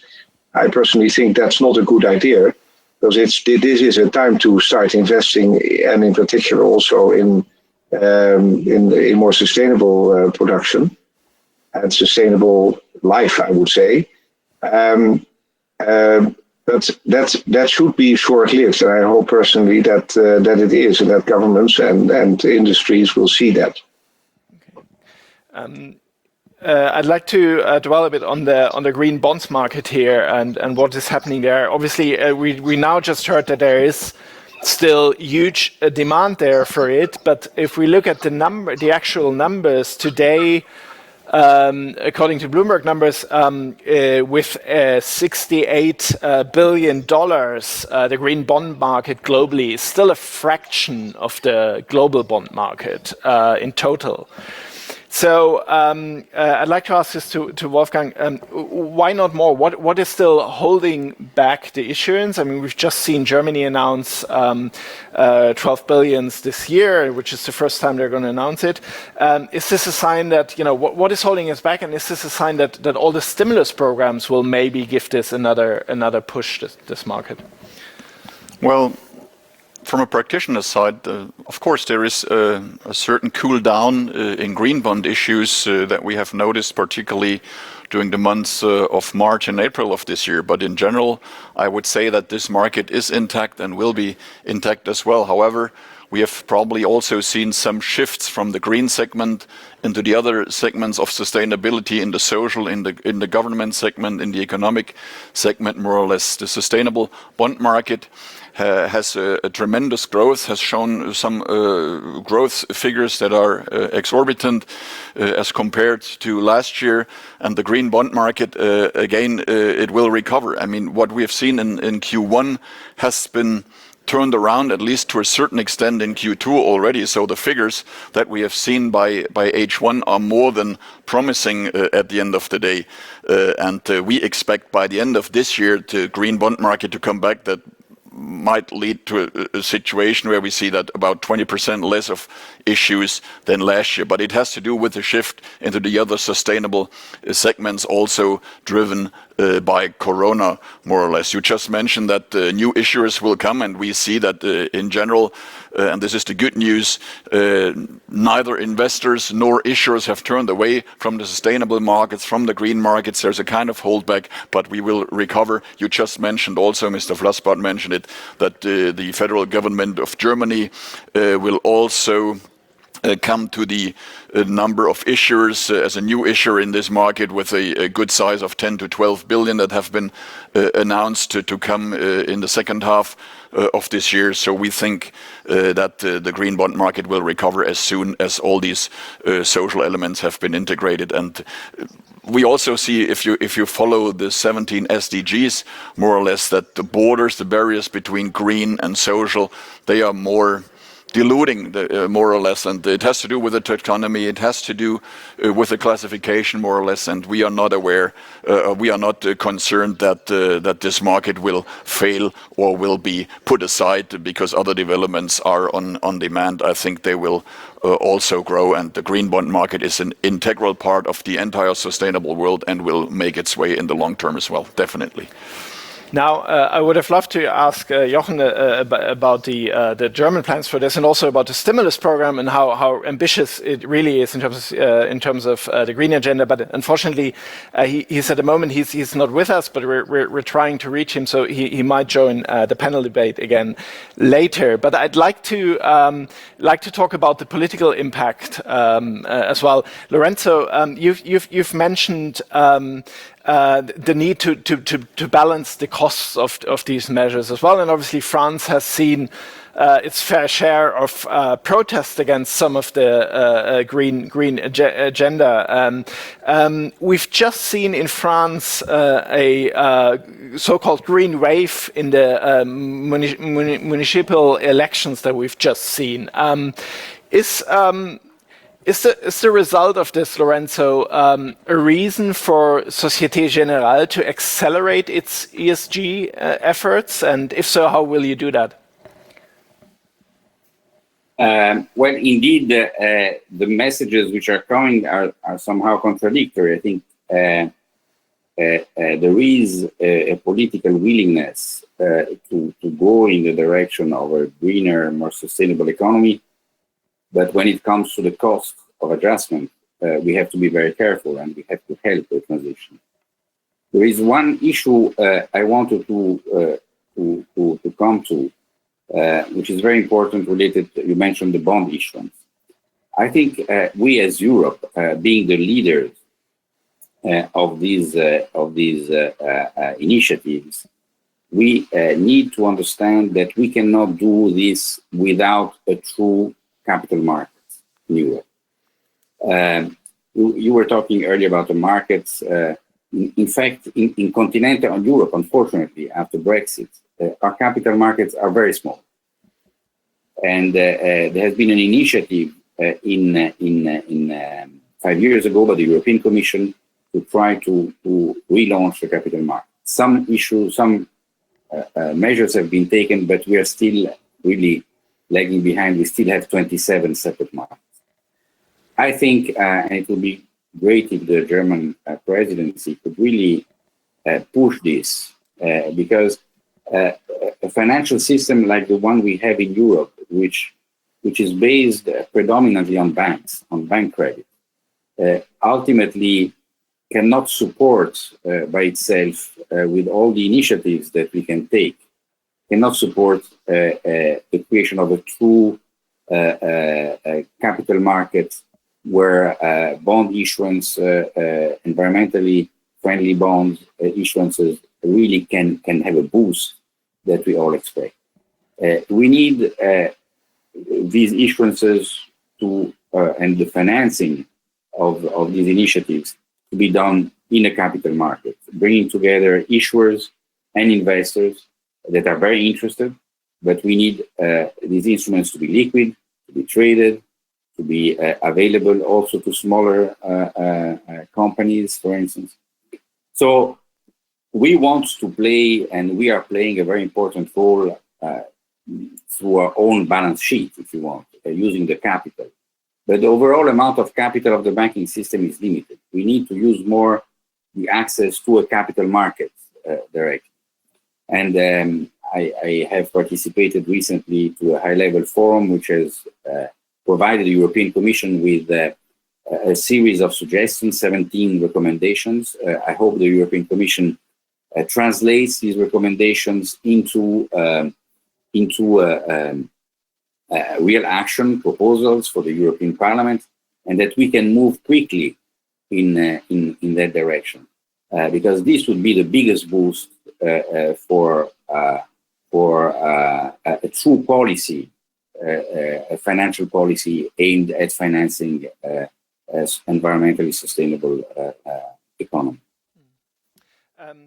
Obviously, if I can add. Sure, please go ahead. If I can add something about bond issuance or green bond issuance, I think I mean it's important as well to look beyond the narrow definitions of green bonds. You know, their investors now also look at obviously bonds that are not labeled green, but that would look to finance very similar projects. So green bonds are just labeled bonds, but the impact of different bonds can be the same, and that's important that investors don't only focus on the label. Just one follow-up question for Lorenzo. Obviously, Capital Markets Union is a really important part, but the banks obviously and the banking sector needs to play its part as well. Now, if I talk specifically about Société Générale, you got hit by the collapse of an oil trading firm in Asia. Isn't it time, and that also if we see what investors are pushing for at larger corporations at AGMs in the past few years, isn't it time for a bank like SocGen to move out something like natural resources financing, not only from an economic perspective, but first and foremost from a sustainability angle? Well, we have indicated a transition program, of course, coming out first from the most polluting financing. But of course, you do not get out, say, of coal and out in some regions of the world and get nothing. You have to transition to, for instance, from coal to gas. And gas is certainly a cleaner. So you have to do this in a way which helps the clients to adapt in a transition to a more sustainable system, rather than say, I stop everything, which in the end will not be useful because they will move to somebody else. So we are committed, and I think we have a high grade with the rating agencies in this respect, because we look at the issue not only for ourselves, but with our clients. And we try to have targets with our clients to bring them towards a more sustainable path, and we are very active on that. So the long-term goal is to move out of this, or? Yes, no, the long-term goal is to move out of the kind of energy provisions which are more polluted. Started, of course, from the most polluting ones, towards the best one. And we are leaders. Okay. Can I add something to this? Sure. Because like SocGen, we have similar programs, and we have banned coal, and that will take effect in 2-3 years' time. But it's not enough. I think what it needs first is to increase transparency about the impact of your portfolio as a bank in sustainability terms. And we, with SocGen, by the way, we took the initiative in Katowice to announce our Terra project, and we call it Terra, and I'm not sure whether SocGen calls it the same, but it is a way to be able to report on the climate impact of your banking portfolio, in particular your loan book, which is quite unique, in such a way that, first of all, your investors, but also your other stakeholders can see actually what that impact constitutes. And once you show it, and once you have that transparency, there is no escape, if you like, from improving that impact over time, and also doing that via dialogues with your clients. And to get there, one of the prerequisites is that we agree more globally on taxonomies. Now, the taxonomy debate in Brussels is going on. It leads to a huge book, like a translation book of which perhaps will not be as effective as what we are doing currently with other banks like SocGen. And but it's not enough to do that in Brussels alone, I think, and that's why I'm quite excited about the fact that China has now woken up to that idea of the taxonomy, is forming a working group, I believe, with Europe to get there, and for itself has already made some big steps, like also in the coal area. We cannot just switch off from any fossil fuel, but we must give a clear direction to our stakeholders and to our clients where we intend to go, and that intention over time will be to move out of that into more sustainable energy production. That's for sure.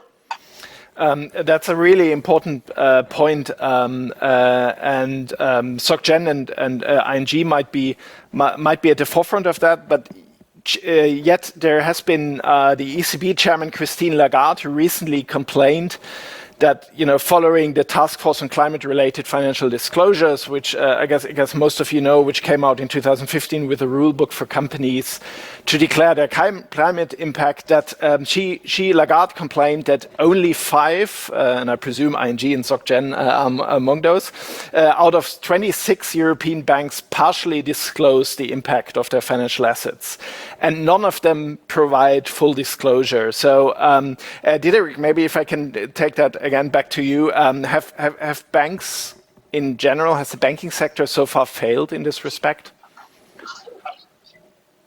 Well, we have failed to meet our objectives, but these are not objectives to be reached today or tomorrow. There's to try to report on your exposure is huge. Is a huge project. I mean, it's very easy for us to report on our own exposure because we produce paper and we used to fly around the world, and we have stopped that. And managing that for your own business as a bank is much easier. But trying to figure out how much you lend to a certain company and what the sustainability footprint of that company is a huge effort. And we have 38 million clients, and I believe SocGen has a similar number. Try to find out what the footprint is of those clients. At the end of the day, drilling it down to the individual is a huge project. But we are underway. We are committed to that. And for us, as we are, like many others, committed to the climate change objectives of the Paris Agreement, we have to go there. And we are making progress. But we haven't reached the objective. But that doesn't mean we have failed. Okay. Yeah. I think this speaks really about also the importance of engagement, and we know that investors, so asset managers and large asset owners are really now putting pressure on companies and banks in particular to disclose more about what they have in the books. The issue today is that it seems that it's difficult for some companies to make progress because they may not see a clear leader in the sector. I think it's important that, and this is a job of rating agencies like Morningstar and Sustainalytics, to really flag or call out the leaders, those that are really doing the best job in terms of disclosure, so that the whole sector then know what the standards are and would want to follow. I mean, when you talk to some asset managers and ask why they voted, for example, against certain resolutions, like ESG resolutions, they say, "Oh, look at this player. This player just is average, so it is okay. They're not gonna get into trouble." But average is not enough, right? You need companies that really drive the disclosure agenda, and TCFDs, obviously, and SASB frameworks are there to really help on the disclosure front. But we really need more companies that lead this disclosure initiative. Okay. If I can add something, sure. I think we, of course, we should always do better and working with our clients, pushing them in the right direction. But I would not want to let or to underestimate the fact that in Europe we are leaders in the world. I mean, if we're talking about China, but let's talk about the US. I mean, there's nothing there. So we are in a global market. We are competing with each other. We are taking initiatives in that direction very strongly. We are not necessarily supported by the regulators, incidentally. There's a lot of recommendations pushing, but regulatory forbearance would certainly be useful. But European banks have a leadership role in this respect. We should not deny this. Would it be maybe better if the European Union would make the disclosure mandatory with a phase-in period, obviously, because as you all pointed out, this is something that can't be done from one day to the other? I think at the end of the day that would help, but we must have the tools to do that and agree on how you disclose, what you disclose, and what standards you apply to that. And for that you need taxonomy. Okay. Let's not forget that we need these efforts to be broad-based. So it has to involve big companies, of course, but also SMEs, which are in the end the backbone of the European economy. And of course, this effort is useful if this is done also in the US, and if it's done in China, if we have a level playing field, if it's done in the UK, if it's only continental Europe, then we can participate in this effort, but in the end, it is an additional cost in comparative terms. So we have to make a political effort to make sure that this becomes a universal standard or a standard for bank regulation throughout the world, not only in Europe. Yeah, but I think this is why, again, investors, the large asset owners and asset managers have a huge role to play, because those invest globally. So they can put pressure on companies to disclose more than regulation requires. I'd like to for the last 10 minutes or so, I'd like to look a bit into the future as well, and if we look at what's happening in the economy. If we look at the banking sector, banks have increased their loan loss provisions. It seems a bit like the economy is on life support now because of hundreds of billions of euros of state guarantees and lots of payment holidays given by the banks to companies. So the question really is, and I'd like to put this to Lorenzo first, what happens when those guarantees and those payment holidays and everything, when this runs out, are we facing a cliff edge? And what would this deepening economic impact mean for the sustainability agenda? This is a fundamental issue. I mean, I think the banking sector has shown that it was able to absorb the shock so far. I think we had enough capital, we have enough capital so far to absorb. The key question is what happens after? Will there be enough capital in the system to support growth, even without the guarantees? Because now with the public guarantees, this is like lending to the government. So in terms of risk, it doesn't require much capital. But this is why I insist on the capital market in Europe, on developing quickly a more united capital market, eliminating all the barriers in terms of regulation, in terms of taxation, in terms of also of supervision. I think we have seen over the last few days, and I hope Germany will take leadership on this also, how regulating the capital market country by country in the end creates lots of problems in terms of transparency, in terms of level playing field. We need the banks to be able to lend, but then to securitize and resell in the capital markets and use the capital to lend again. And this is what the US has been doing for a long time. They have a deep and liquid capital market, and this has helped in the end the real economy. So in order to help the real economy, especially those companies who are willing to invest for a more sustainable growth, they need to have access to credit. And the banking system, which has been hit and has absorbed well so far the crisis, may not be fully capable of really supporting this new demand. So I really insist as a message to the policymakers to really work, especially with the view of Brexit at the end of the year, to have to move rapidly towards a more deep and liquid capital market in Europe. Wolfgang, yeah.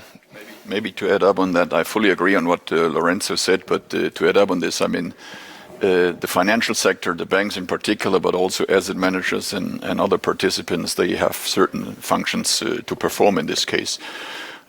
First of all, we are investors, which means that we are providing funds not only currently in the COVID-19 area that might lead to a higher risk provisioning, as mentioned before, but we are in line with the regulators, more or less, that will give us capital reliefs in order to jointly and commonly overcome this crisis. And I think it has become worthwhile to discuss things hand in hand and see where we stand 1 or 2 years down the road and find out whether further means will be necessary or not in order to stabilize the whole sector, in order to stabilize the financial sector, to make sure we can perform the function needed. And with respect to our other functions, we are not investors only, channeling funds of our own bank or of the sector into sustainable projects for the future, where and this is not a digital effect that happens overnight. I would say the way is the goal, where we gradually move into it further alongside with the time frame of the political agenda in developing tighter investment grids, tighter investment filters, in order to shift our portfolios over time more and more into the sustainable world. But the second function that we perform is, and I mentioned it earlier as well, that we have to also act as issuers, more or less securitizing or at least issuing funds that are related to our sustainable assets that we hold on the balance sheet. Why are we doing this? Not because we can fund ourselves cheaper, but I think it's a must that we provide investment opportunities to the broad community, whether they be retail customers or institutional customers, to have opportunities where they can finance their own needs and find some investments. But the third very important function, and this is what Lorenzo mentioned as well, is that we have to act as intermediaries, more or less. It's not enough, it's not sufficient, even though we have huge numbers of funds that are being raised by federal governments and supranational institutions. I think one of the major important functions of the financial sector is raising private capital and directing it into the right channels in order to support the agenda. Besides that, of course, and this has been mentioned as well, we have to advise our customers on the corporate side, on the institutional side, and follow them and help them to find their way in the sustainable agenda as well. And I think that's the way that we are going, that we are performing. And then I think I'm not too scared that we will end up in this cliff edge, to use this expression more or less, but that we, in a joint way, together with the regulator, with the federal governments, will find issues and solutions, not only in order to stabilize the situation, but also to drive the capital markets union that was also mentioned by Lorenzo even further, in order to overcome the fragmentation of the European markets, get more integration, and therefore become more efficient in the whole game.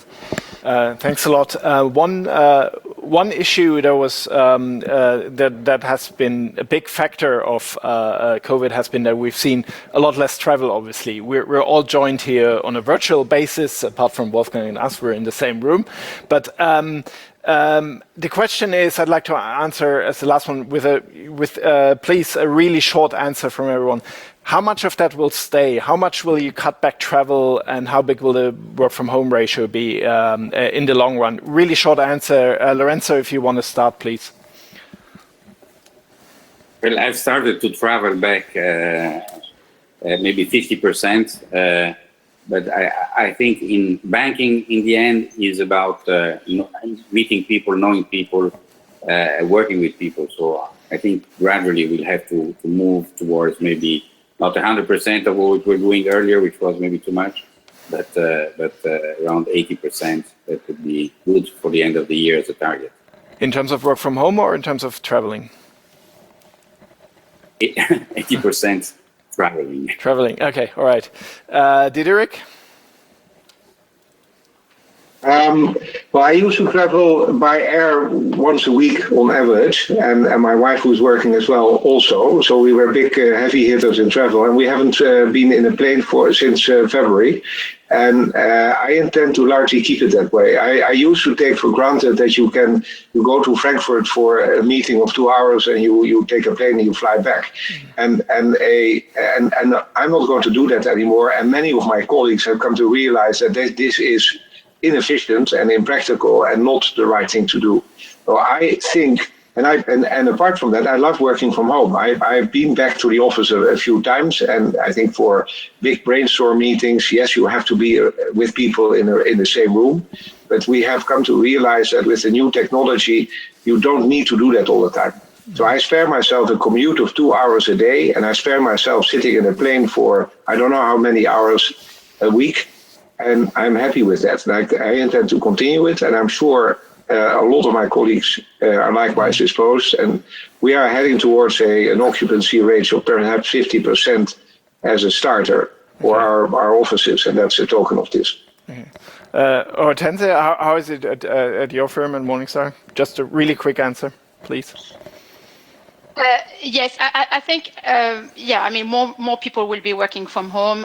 We will travel less. I think it's obvious.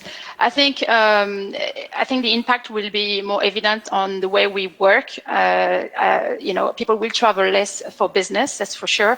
But I think people will continue to travel for the holidays. I mean, I don't think that's going to change because people want to travel the world. But for business, I think we've just gone it was too extreme, like all those day trips where, I mean, most of the day trips were unnecessary. We can hold meetings, virtually without any problem. So there'll be a lot less travel. I think it's the same here where Probably the same. I mean, it's very clear that COVID has a huge impact on innovation, but also on the digital development that will enable us to act as described before. And therefore, I expect the ratio of home office workers to increase. Also, the travel ratio will decrease tremendously. On the other hand, it was also mentioned that banking is a people's business, and we must not forget that people's conventions are more effective than digital solutions. I personally will also adhere to these developments. Certainly, on the other hand, I've been at my office all the time during all these COVID periods, and I thought it was still kind of efficient, and I will remain doing so. Okay, there are people who do that. We're coming really to a hard end now. Thank you all. I think it was really great. It was a real debate, despite all us not being in the room. And on the travel aspect, I just wanted to say the last thing I wanted to say before I hand off to John is I'm delighted to say, as this is a virtual conference, we had more than 2,300. We have more than 2,300 people listening in and watching on a virtual basis. So we're saving a lot of travel here. So the CO2 footprint certainly of this conference is great. Thank you all very much for listening, and I hope you stay on for the next panel. And over to John.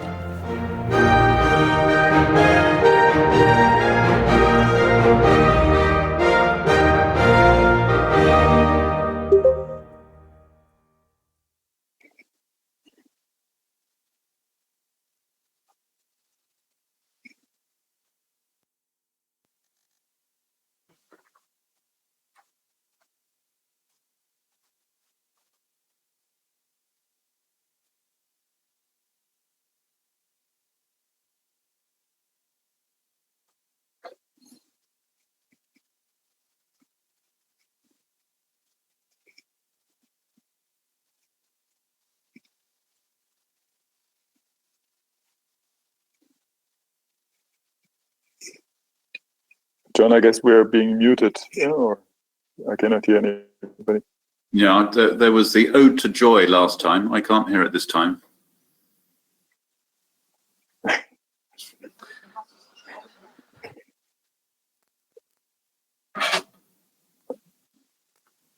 Should we remain muted all the time? I mean, unless we speak, or what is the organizational suggestion? Yeah, I wouldn't bother actually, because this is I think we'll all be talking all the time. But if you hear feedback occurring, turn the mic off. Okay. We seem to be all right at the moment. Yeah.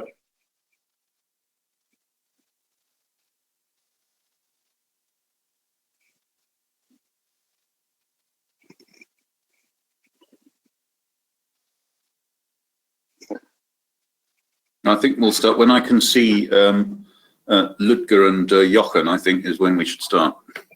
Yeah.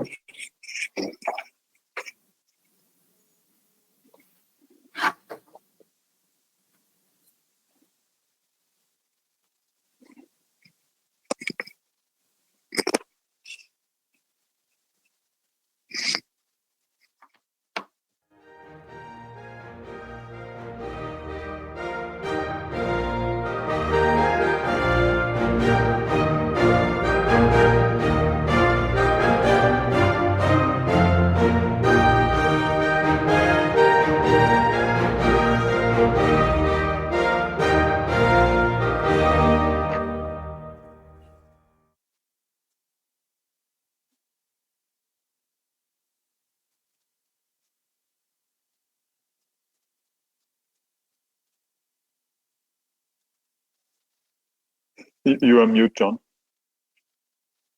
Can't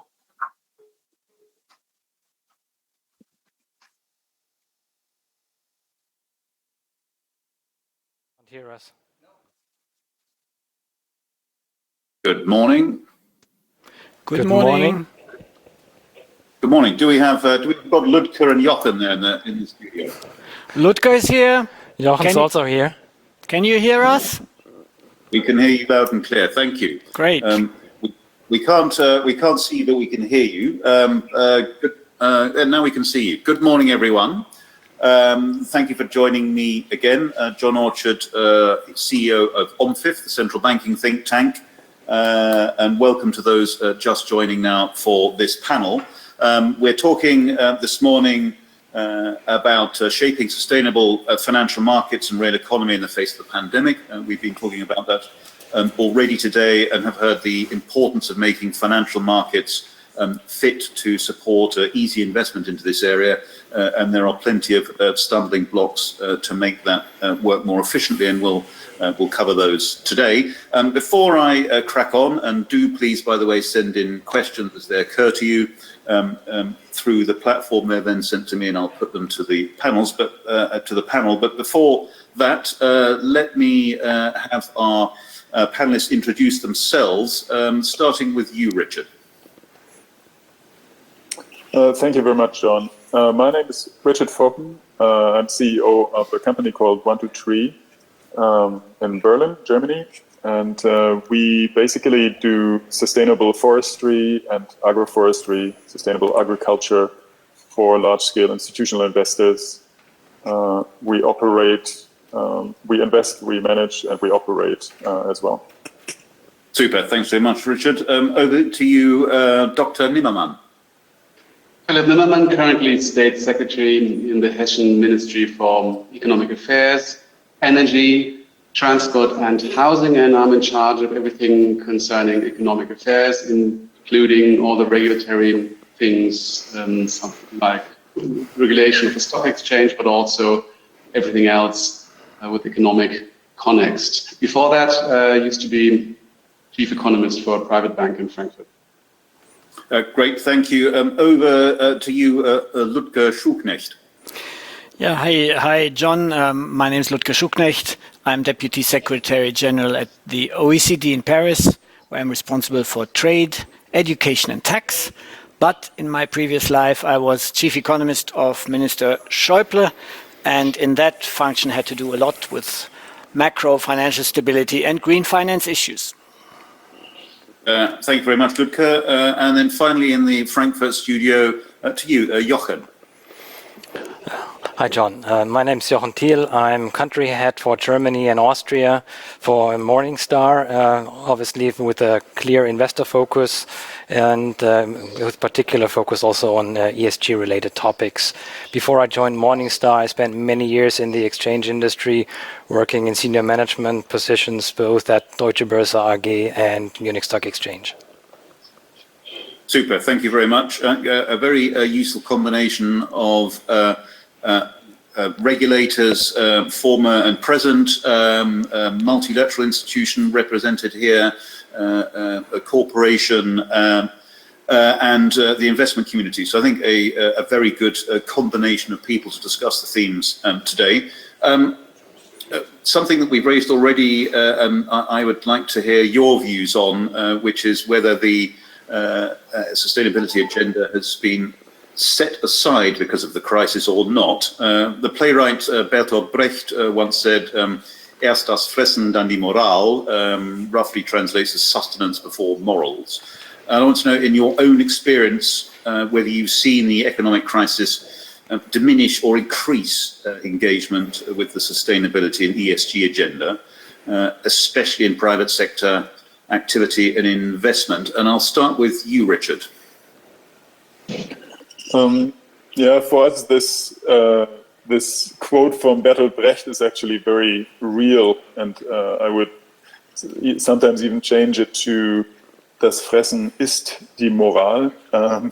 You know, the food is the moral, because we invest in 7 different countries in Latin and Central America mostly, and through the COVID crisis, quite often, you know, the food supply was interrupted, and you know, our workers, the people working for us, the communities, did no longer have enough to eat. So one of the first priorities became actually to provide food to these people. This is a little anecdote here.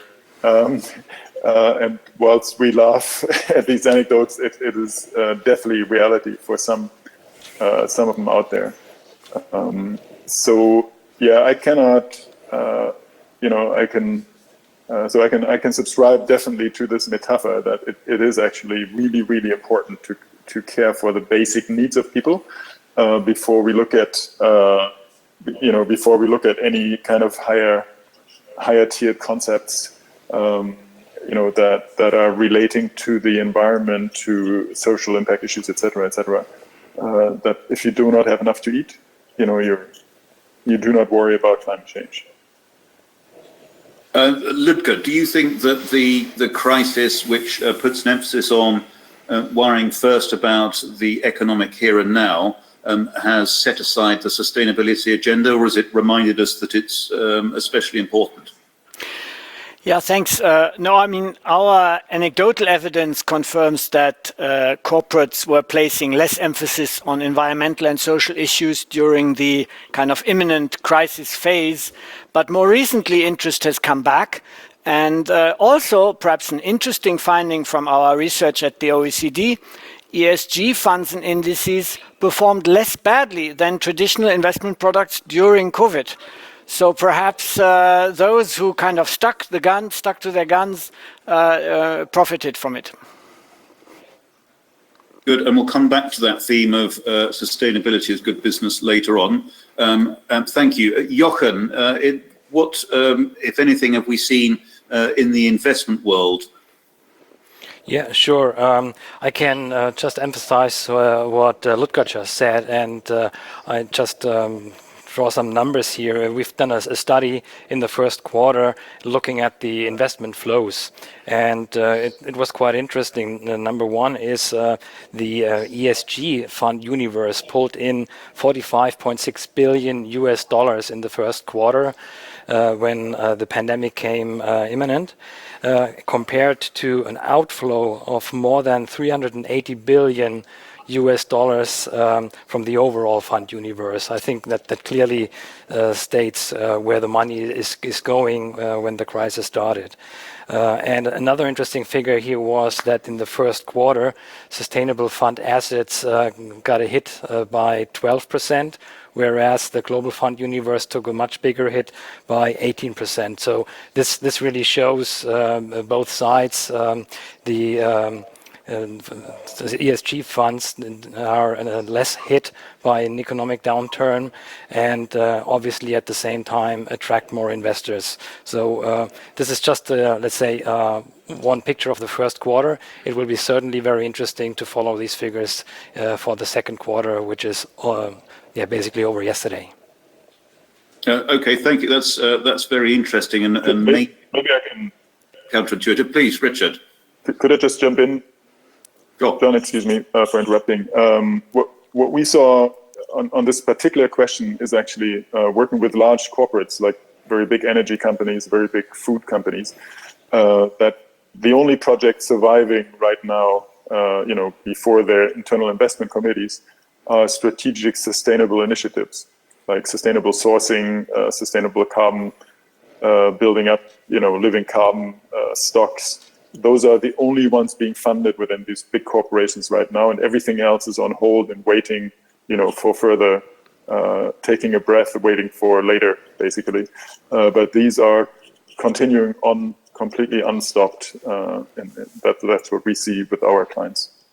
Thank you. It's very heartening, Richard. Dr. Nimmermann, you're in the Hessen government. The federal government has announced a huge stimulus program, 40 billion euros of which is directed at green initiatives. Do you think that the crisis has strengthened or weakened the sustainability agenda for your region and for your country? To be honest, I think I would not discuss sustainability under the narrative of morale. I think that wouldn't be my narrative I would use. It is perhaps about external effects. Actually, I do believe that this crisis has shown us that lots of these former external effects are real internal effects. And I would always discuss sustainability in the context of climate risks and social impact. And talking about people have to eat first before they fulfill a higher morale, I think I would not follow that narrative, because it's always the story has to be told in a whole environmental and social context. And I actually think if you define sustainability, or otherwise, if you define resilience not as a backward bouncing resilience where you come back after a crisis, fall back to a former status quo, or perhaps equilibrium, if there are equilibria in this world, but as a forward bouncing resilience. So if you come out of a crisis stronger when you take the right steps, that is actually resilience as a subgroup of sustainability. And I would always think a company which believes into a sustainable or can only survive in the long term if it performs and pursues sustainable policies. And if the company and even the economy understand itself as a social system working in a certain environment, sustainability is, in my world, the right concept. So I would never play morale against social needs, because I think that is not the story how I understand sustainability. Therefore, I think you're right. If you are in trouble, you perhaps, what we did see, all those takeaway food now, obviously increased the rubbish, the amount of rubbish everywhere in the cities and all over the place. But that was let's say, a very short-term effect. But as mentioned before, I think all those companies who have got good relations to their customers, who have got good relations to the society they work in, they manage much better to survive this period of lockdown or shutdown and social distancing than companies who produced only just in time, with no real connection to the local community, no connections to other companies who could help them out if they're in need. Therefore, I think we can tell the story differently and use this situation to become more resilient in a forward-bouncing manner. And that is, in my world, sustainability. Okay, thank you. Just to discuss briefly the man or woman in the street, do you think, everything you've just said is very convincing, do you think a taxi driver at Frankfurt Airport would have the same opinion, as an example? I think if you talk about resilience with them, I think they might have the same. If you talk about climate change now and say, listen, we have to do this and that to prevent the world from becoming more affected by climate change, I think that would be the wrong starting point for a discussion. If you talk to someone and say, let's do everything to not be affected by a future crisis the same way we are affected now, and let's do everything to improve our power, our innovation power, our power to stand up again after a crisis. I think that is a starting point for discussion, even with the taxi driver and the shop assistant. Okay, thank you very much. I wanted to see whether, before we move on to actions in financial markets that can drive the agenda forward, I wanted to look at another point on whether the crisis had an effect on how people think and behave in this area, and whether you think that the crisis has reordered the relative emphasis between the key strands of environment, social and governance. And I certainly heard early indications that it might have increased social and reduced environment in the sustainability bond market, but that was early on. Jochen, what's your view there? My view is that, from what I've seen, is that, yeah, the social aspect certainly played a role, but driven by a lot of government initiatives, I think there is now more emphasis again on the environmental issues here. That's what I can sense, basically.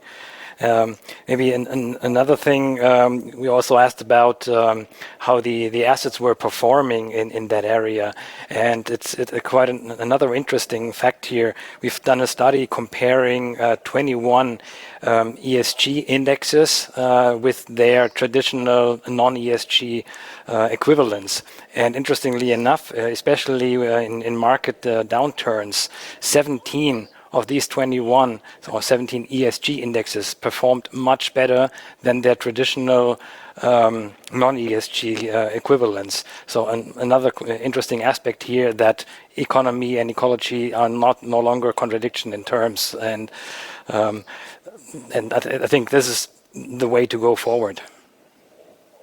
Richard, do you think there's a rebalancing between E, S and G as a result of the crisis?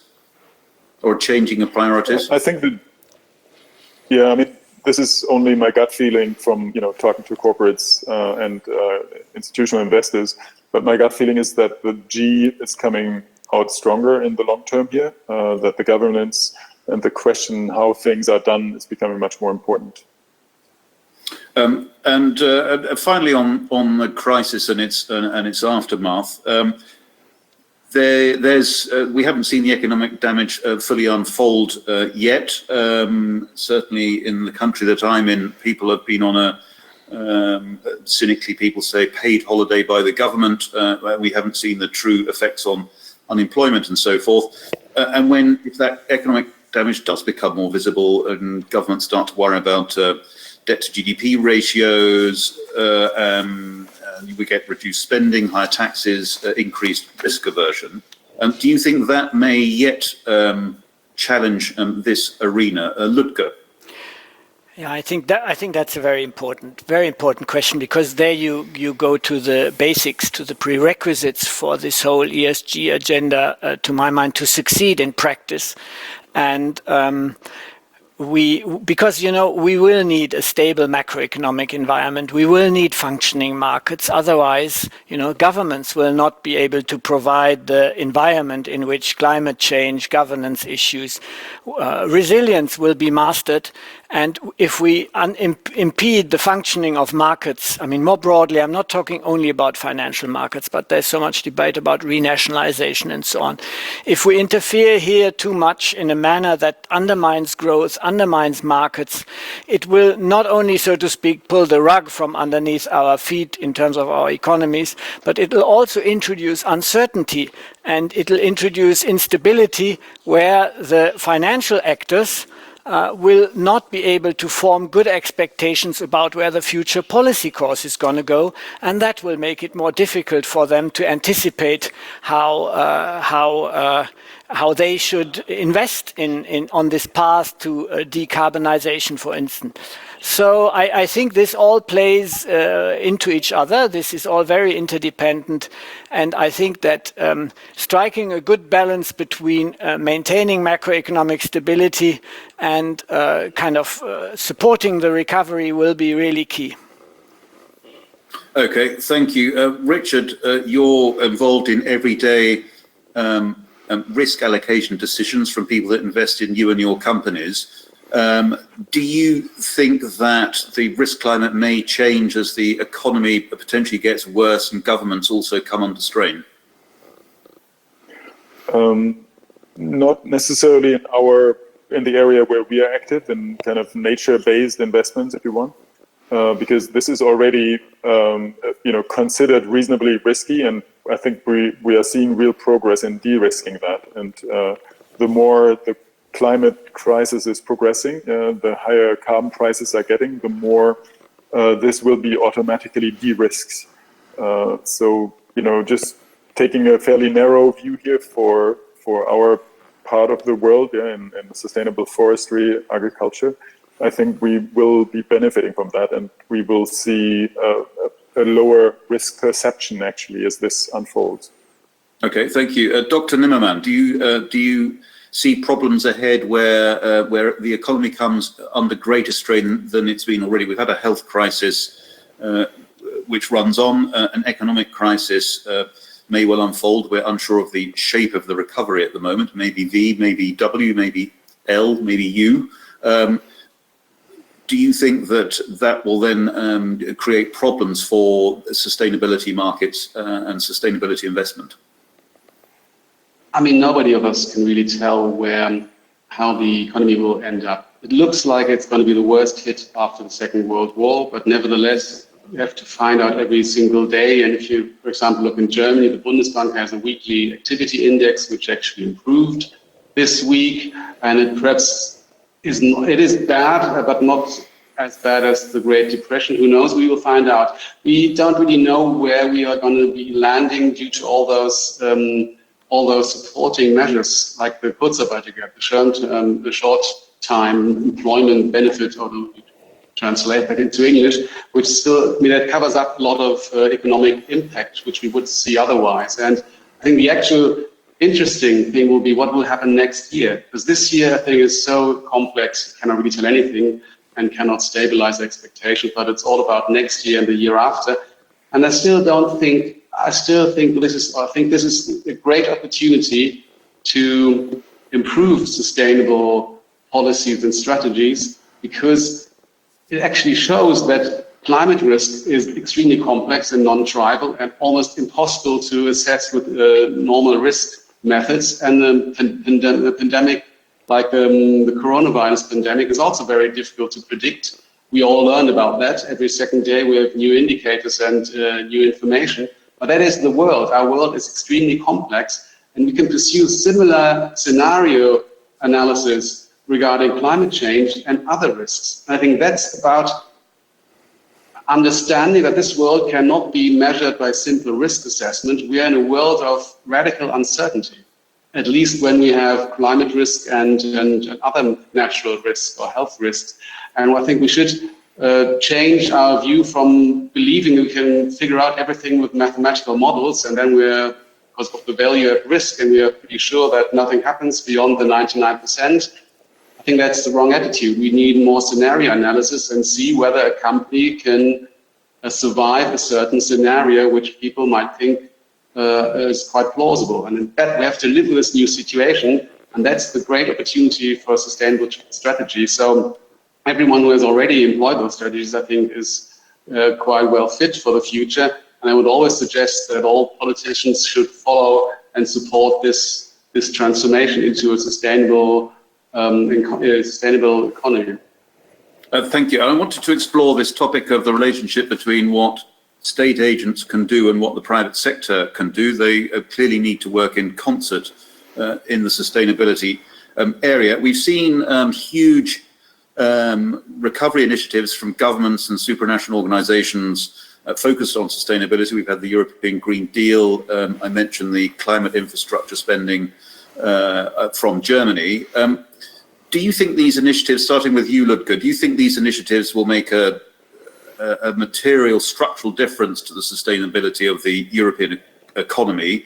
And if not, what more could be done, including by the private sector as a complement?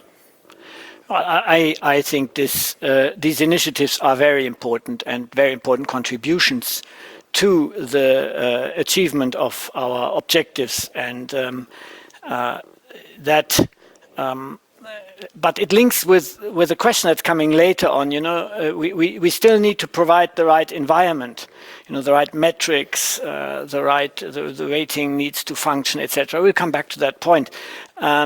So that means that spending money on it, having national or regional regulation move in this direction is one thing, but I think we need consistency beyond kind of the nation. And we need, in a way, a global level playing field here as well, and a global consistency. And then, only then, I think, if you have a good package together, I think the private sector basically should be left to take its decision within this framework, so that the private sector then basically kind of has the right incentive to do and to move in this direction. Now, it's true what Dr. Nimmermann said, that we have huge uncertainty. But I think policies should not add to the uncertainty. They should reduce the uncertainty. And this, as I said before, relates to the framework conditions, but also to the broader macro and micro environment. This is where I think the things play together. And then we will be also much better able to deal with the uncertainties that are genuinely present. Okay, I think that's right. Jochen, do you think the green recovery initiatives, the sustainability recovery initiatives from government and supranational organizations is enough to change the structure of the economy towards a sustainable direction? I'd say yes and no. I think they represent some sort of ignition, but it's not enough, because I strongly believe, like Ludger already said, we really need an international standard. We need international cooperation in order to make this work.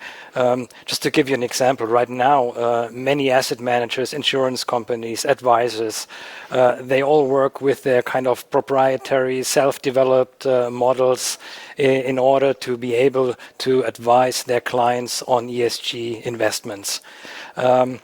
But that leads to a situation where, for instance, when a retail investor goes to two different advisors, he gets two different opinions and two totally different outcomes. So I do think we have a chance here to combine data, information that we already have at hand, for instance, at Morningstar, also at other companies, and develop those into a real international standard framework, and that should be complemented by meaningful and sensible regulation. And then I think we get a really bold move into the right direction. And I think history is full of such examples. And there's one, I think, which kind of relates a little bit to what we see right now. If you look at the beginning of the 19th century in Germany, you had more than 80 counting measures. You had more than 20 length measures, which made the trading very inefficient, very costly. And after the introduction of the metric system, for instance, I think and I believe this was the ignition for the industrial age, because suddenly things became much more transparent, much more efficient. And I think this is something that we need to achieve based on the data and based on the technology that we already got at hand in order to bring sustainable investments forward. Okay, thank you. We're going to come on to data and ratings and so forth and standards in a moment. Richard, I just wanted to ask you, we're coming back to whether government should help share risk or help de-risk sustainable investing. But on the broader point of whether you think their current fiscal work on the recovery is going to change the structure of the economy in a sustainable direction or not, I'd be interested in your thoughts on that.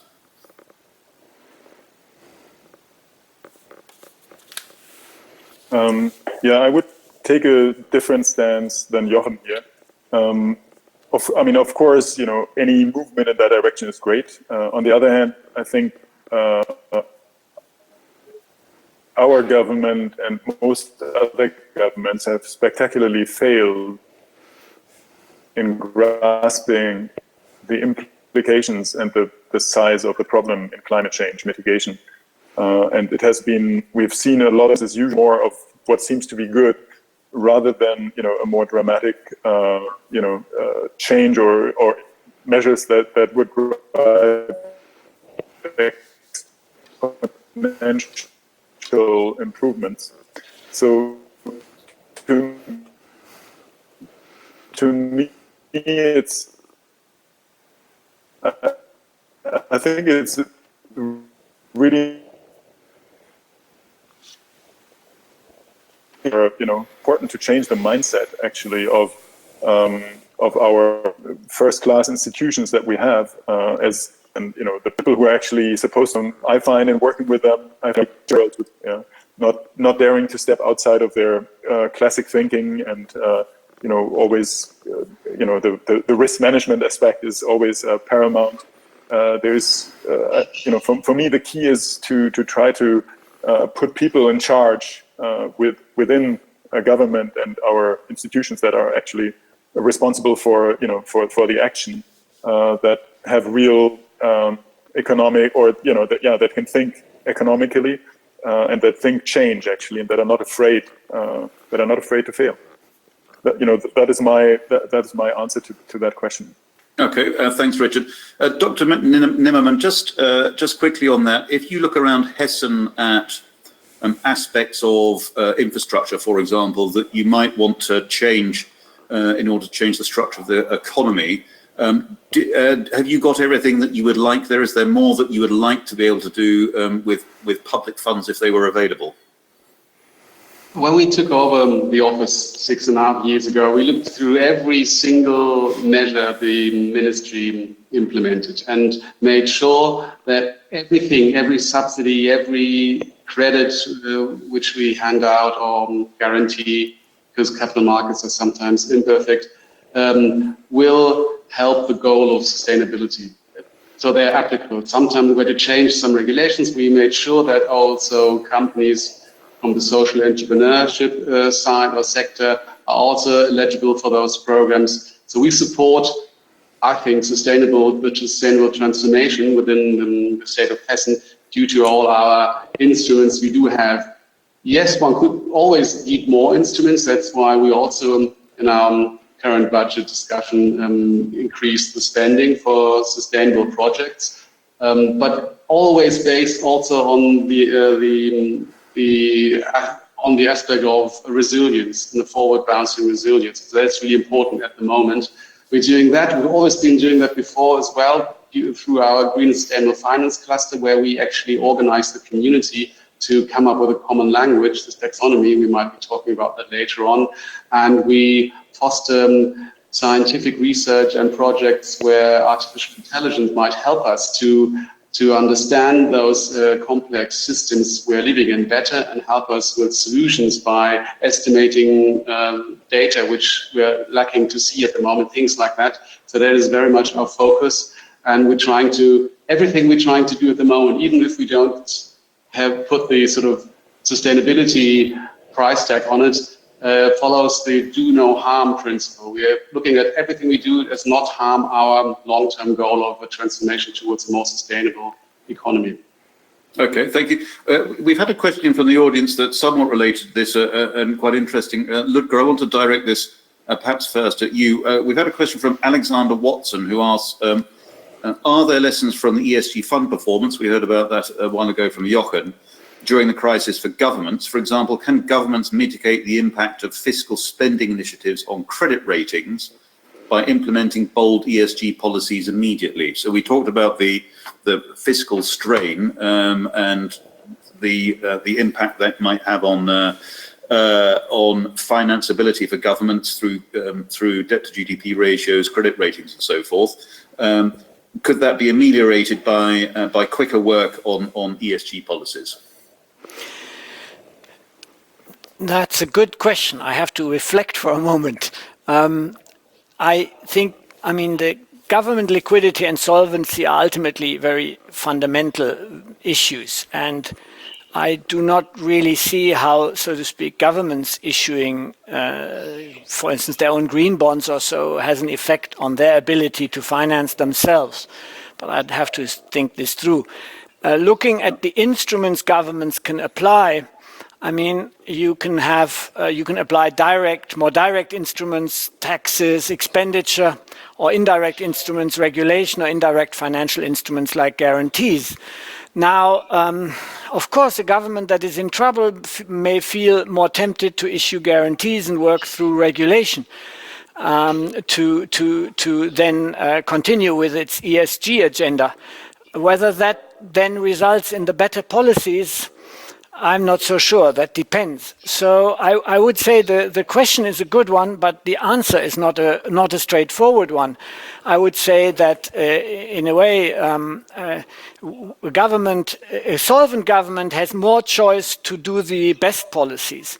I also would say that the use of fiscal instruments is always a bit tricky. Not only from a sustainability of public finances perspective, but also from a special interest distortions perspective. So there needs to be a careful assessment. Government shouldn't spend money to say make ESG investment perform better than non-ESG investment per se.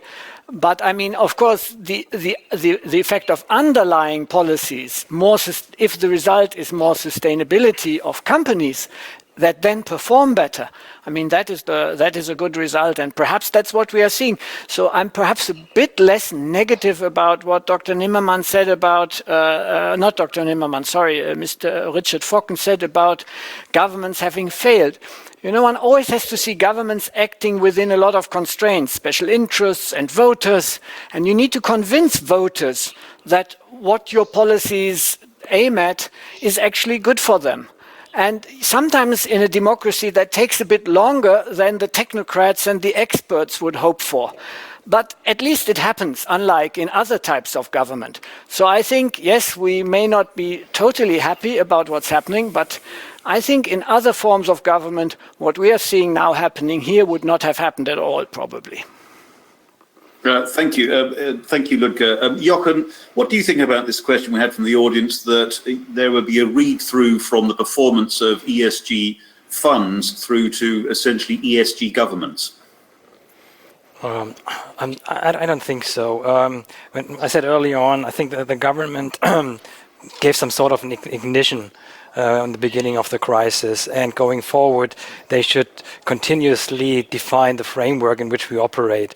But in general, and there I agree with Ludger here, part of this framework should be to incentivize investments in ESG funds, and then I think there will be a natural flow into sustainable investments. And this is not only true for institutional investors, but this is particularly true by retail investors.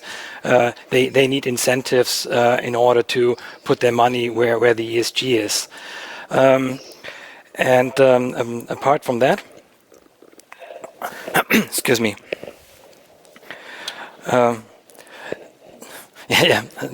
Sorry, just go ahead. I just need to. Yeah, sorry, thank you. We'll carry on. Thank you for that. I want to come on to the issue of taxonomy. We've mentioned that several times today. It seems to be, to me anyway, the key stumbling block to a huge increase in size and liquidity of the underlying financial markets in sustainability assets. And the capital markets and asset management arenas have been discussing this for quite some time, I mean, 10 years perhaps. It seems to me that we've also got an inefficient state of affairs with institutional investors, asset managers, each doing their own resource-intensive due diligence rather than relying on external ratings. What more can be done to solve this key stumbling block? I'm sure we'll be talking about it many times at the conference. So what can be done to fix this and then lead to greater scale and liquidity in ESG assets and markets? And I'd like to turn to you first, Richard. I know you share this view. I mean, as an actor in this sphere and as a kind of long-term candidate to try to convince institutional investors to actually invest into strong ESG focus, with a strong climate change focus. There's a lot missing actually. I mean, on the one side, it would be great to have independent rating agencies that actually take this on in a serious way and define a binding set of standards, in standard terminology for everybody, so that people feel safer. And the complexity behind all of this is mind-boggling, and it's just not possible for asset managers, for example, in my opinion, to just go down all the way and truly understand the implications of everything they do. There needs to be some sort of standardization process, and I think there are particular companies that are in this market that should provide these services that we have also for, they provide the same level of comfort, for classic capital market type of ratings. So why are we still waiting for that? Why are we missing that? This would be, to me, a very natural first step in order to alleviate the pain and to increase, liquidity. I've seen discussions on that where people find it very hard to draw the line about what is green or not, and we can all think of plenty of examples. People just need to decide to draw that line, but the line is always controversial. Dr. Nimmermann, you were talking about taxonomy. What more can be done to fix this? I heard one security services company complain that the inputs they had from a number of different accreditation sources had a correlation of 0 from the different sources. What can be done to fix that? Well, I think the problem is that not everyone understands the same when we talk about sustainability. It's a very broad concept. Are we talking about ESG or the 17 SDGs, and how are we measuring it? And if you look at the research, you already just have to look at research compared to credit ratings, where you have I think, positive correlation of almost 99%. Doesn't really matter whether you take S&P, Moody's, or Fitch. If you look at the sustainability ratings, the last research I read, the positive correlation is something between 20 and perhaps, if you're lucky, 70%. But if it's only 20%, it's only very mild. Therefore, it would be, I think, important to formulate a single language, but I doubt that this will be possible. Take the example of nuclear power. If you talk to French governments or other people there, they probably think nuclear power is very sustainable because it doesn't create carbon dioxide.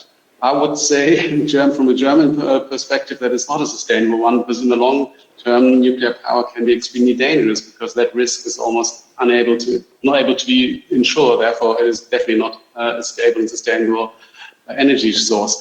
I think what we can do, and what I think would be interesting, to be honest, define common scenarios one can use to challenge or stress companies. I mean, look at the national banks. They are now, or the national regulators, they are suggesting that the banks should also use different stress scenarios, climate-related ones, and perhaps in the future also pandemic-related stress scenarios. If that is the case, and they want to know how does it influence the risk of a bank, why not try to implement sustainable criteria or at least scenarios into credit ratings? Because I mean, then it would be easier to understand what it actually means. Internalize this former external events and effects. That would be interesting to see whether that works. I think it's far better than using any green supporting factors, which some people would like to see, because I think that's wrong. You should not pay someone to invest in sustainable investments.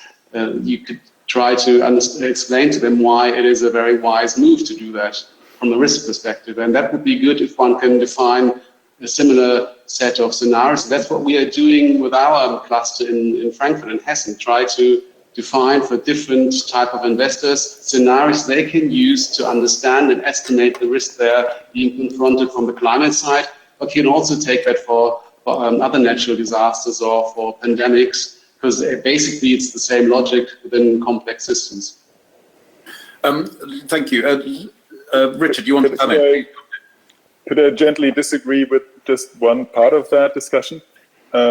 Because I think what you're saying is completely right. If you take an overall sustainability perspective, which is what you're doing, and then you're absolutely right that you have to weigh the pros and cons of this type of sustainability against another one. I work very closely with the French also, and so I'm constantly exposed to this, nuclear versus renewable question. And on the danger of making myself very unpopular in this discussion. I think we are also being a little bit, we're not being truthful about climate change here and about the threat of climate change. If we were to really rate, if there was a real rating on the dangers of climate change versus, I'm talking about immediate dangers of climate change versus the immediate dangers of nuclear power. We're talking millions and millions of displaced people. We're talking, huge population movements towards the north and the wealthy countries. We're probably talking millions and millions of people dying every year in the not so distant future due to climate change. We are not doing this. We don't want to give this bad news to anybody. So we're kind of, I feel we're always wiggling a little bit in the space rather than saying, okay, if we really want to tackle climate change, and I agree with you, this is only one part of the sustainability question, of course. There are many other sustainability and ESG criteria. But to me, at least, climate change seems to be one of the most pressing ones in terms of the sacrifices that humanity is going to make very soon and is already starting to make. If we were serious about that, we have to be honest also about it may be better to, for the next couple of decades, to really look after climate change. When we have reached these targets, we can tackle other pressing issues like nuclear power, etc. But I would not say that we should automatically always put this to a back seat and try to do everything at the same time. And this is a little bit what we're trying to do, I think, where we are going to fail, that it's just not possible to do everything at the same time. As much as I like your approach, from a moral perspective. Please, carry on, Dr. Nimmermann.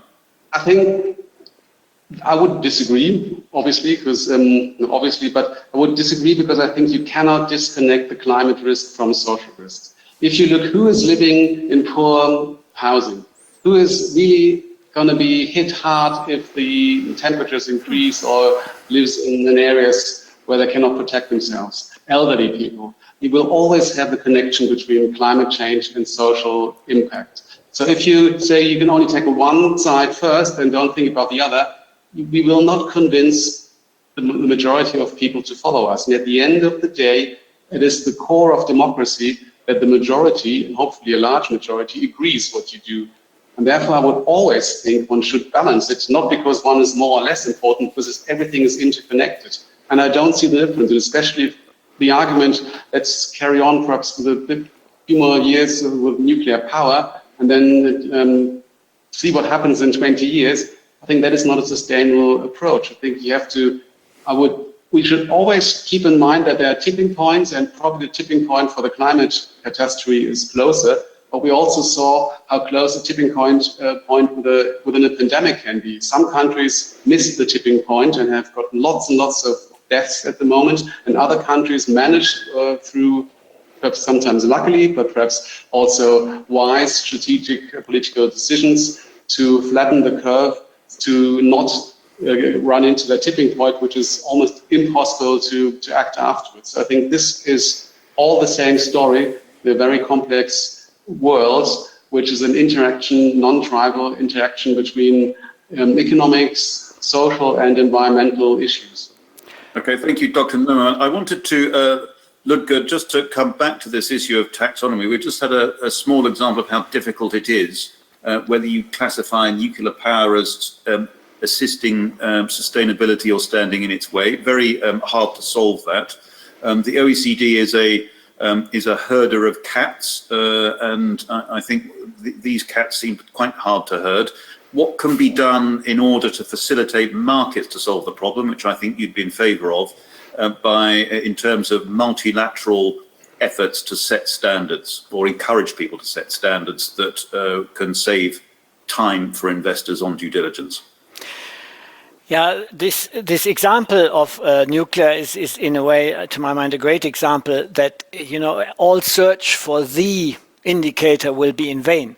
So what we need, if we want to have good methodologies, good metrics, and also the link to materiality, that means the link to the returns, the risk returns profile. If we want to have that, we need transparency. And then we need kind of to have a set of acceptable, reasonable elements, that allow these methodologies, these metrics to be kind of to span a range that you don't get absurd results. I mean, the OECD has just done a study where they found that ESG in funds actually, so to speak, produce more CO2, or the underlying investors, companies, produce more CO2 than non-ESG funds. If you have that result, then you risk to undermine the credibility of the whole exercise, and people discard it, the public investors. So that's one challenge. You need to have reasonable results and at the same time be able to take into account different objectives across countries. So I think this is where the international environment can come in and make a big difference. I mean, we've seen it in the area of financial regulation more broadly in the FSB context. This challenge will remain. The other challenge is, I think it relates to the returns. We also should give, investors, in a way, grant to investors that they want to make money. So while you don't necessarily have to have, so to speak, higher returns, but you need to understand what drives the returns and the risk and return profile. And in the end, more sustainable should be higher long-term returns, even if perhaps it comes at a cost of short-term. So I think that there is really a lot of work to be done. Also, the kind of the financial sector and supervisor side needs to be involved, because they need to give the green light that this can actually, these investments can actually happen. This is something that many people don't take into account when they comment on these issues. Not in this round, but especially in the public. People sometimes think that, it doesn't matter how much you make as long as it's ESG.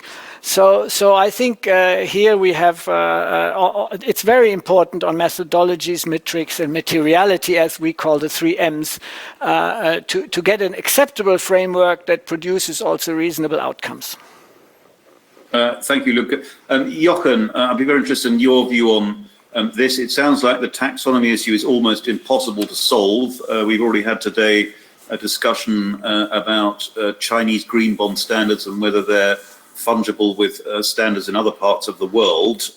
What's your view on how to solve this issue and save investors time in order to speed up and grow the market?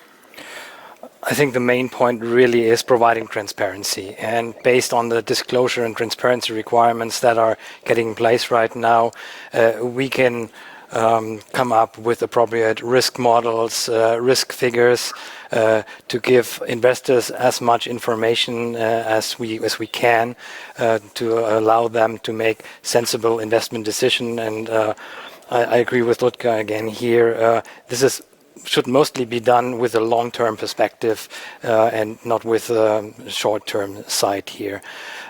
So it's all about transparency and comparability in the end.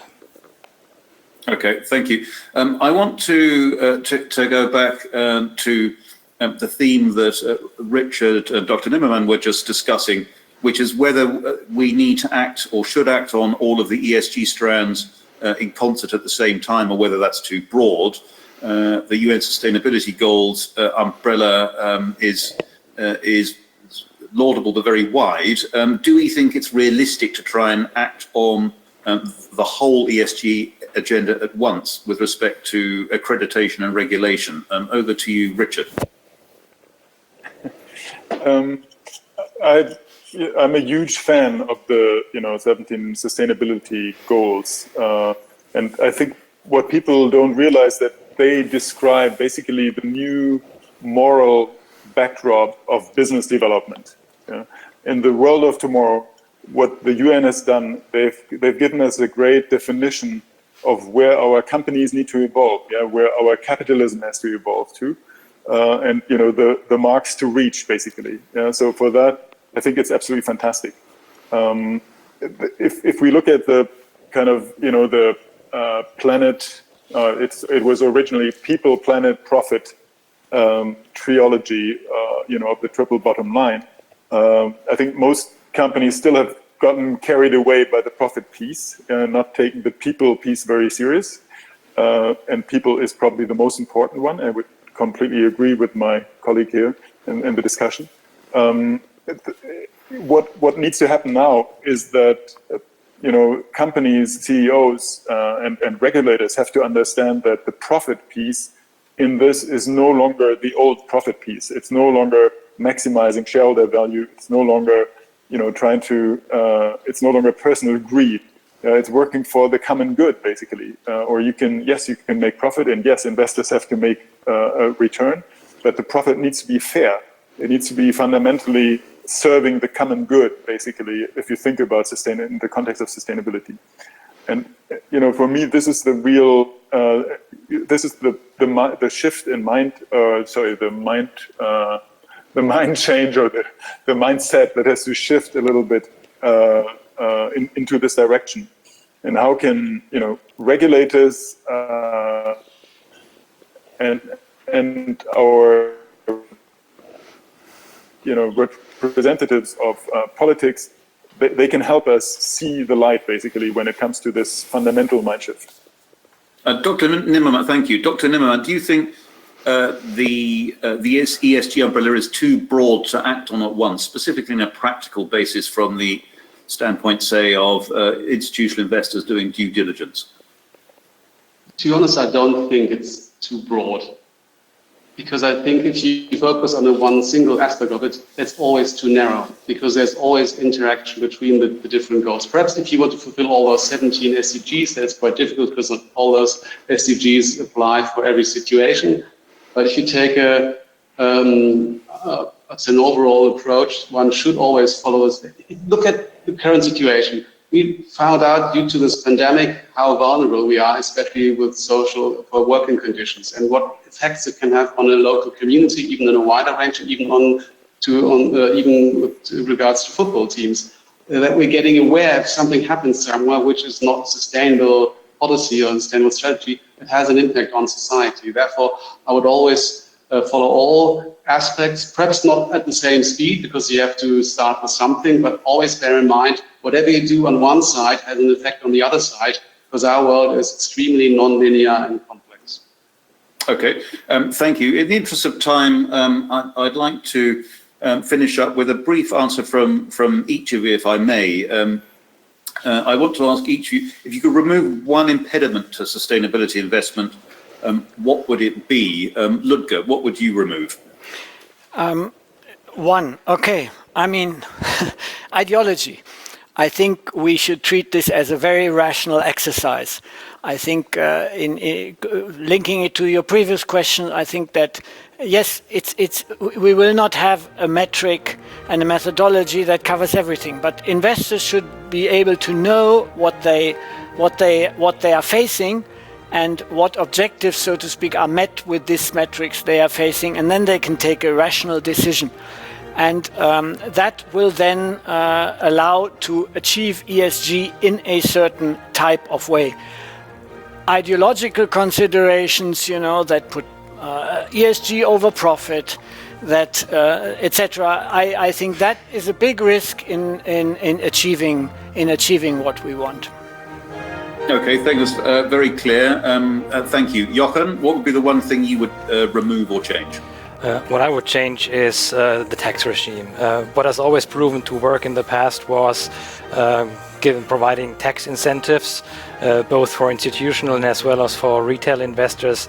And I'm really sure that's something that would work. You know, just lowering the VAT for a couple of months is maybe a nice short-term measure, but in the long term, tax incentives will change where the investment money flows to.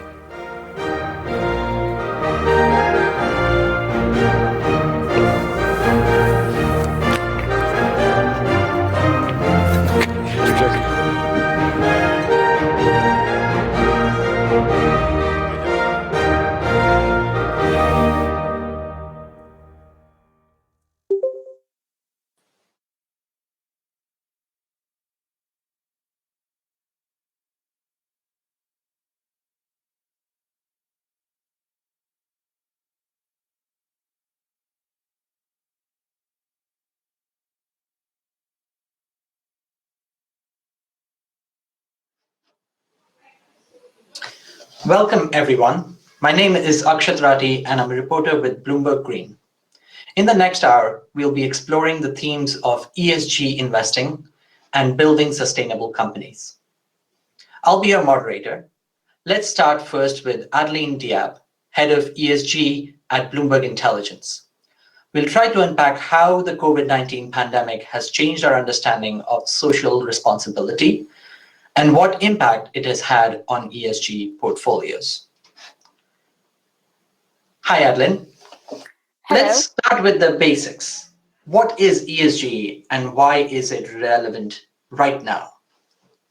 So ESG, E means environment, S means social, and G means governance. And I guess the pandemic has reinforced the importance of ESG in consideration when assessing corporate strategy, operational risks, and competitive positioning. There is more confidence that ESG can bring insight to both companies and investors. What is interesting is that every crisis has brought one of these letters to the forefront of investors. 2 decades ago, Enron scandals, accounting scandal, was the tipping point that brought the G, governance, to the forefront of investors. A decade ago, the BP Macondo oil spill, and since the increase in natural events and related costs brought the E, environment, to the forefront of investors. And this time, COVID-19 and the global protest triggered by the death of George Floyd brought Die Stummschaltung ist aktiviert. light on the stark difference in companies' response to social concerns. And in this period, when we have seen a vast amount of market fluctuation, volatility, what has ESG So interestingly, ESG has outperformed during the market downturn due to the pandemic.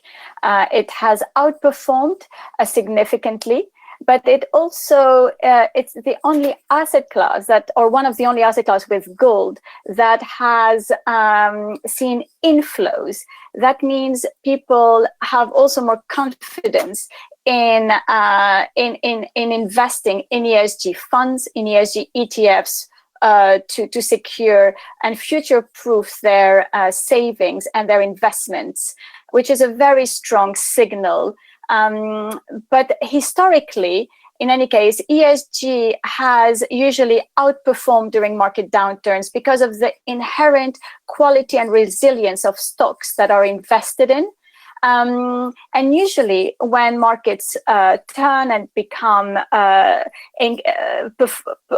market globally perform again, ESG funds either are actually quite competitive or usually maybe underperform slightly. But in the long term, we're confident that ESG and based on our analysis, ESG outperforms and globally across strategy from equity to credit, we are seeing this trend confirmed.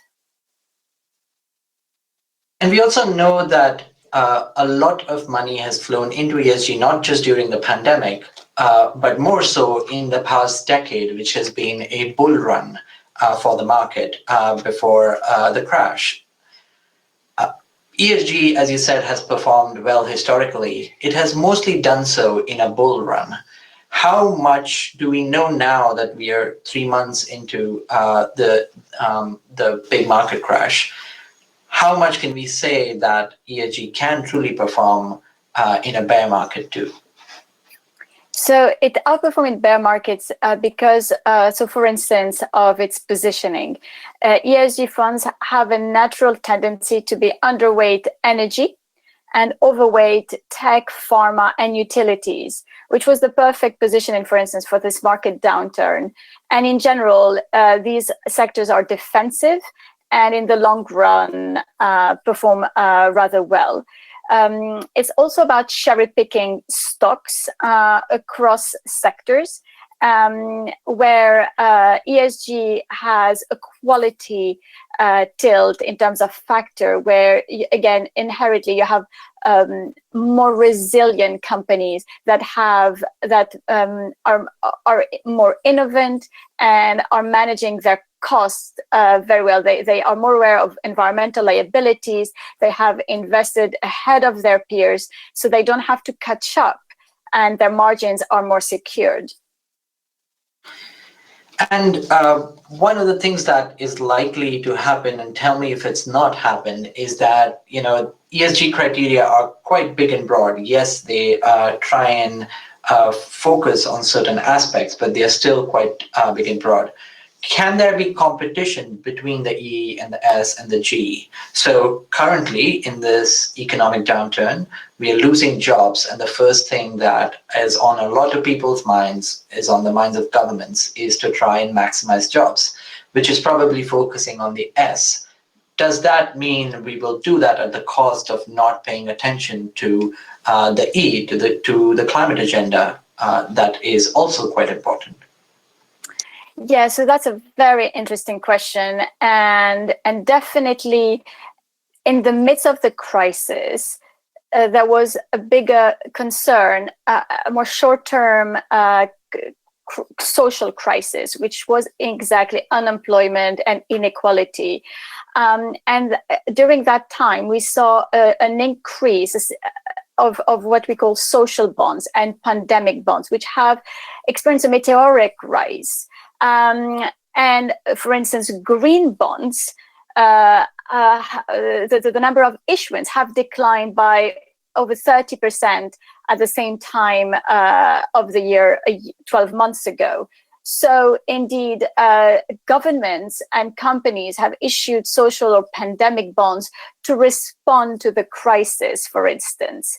However, what we are seeing is that there is no need for an arbitrage between social and environmental concern.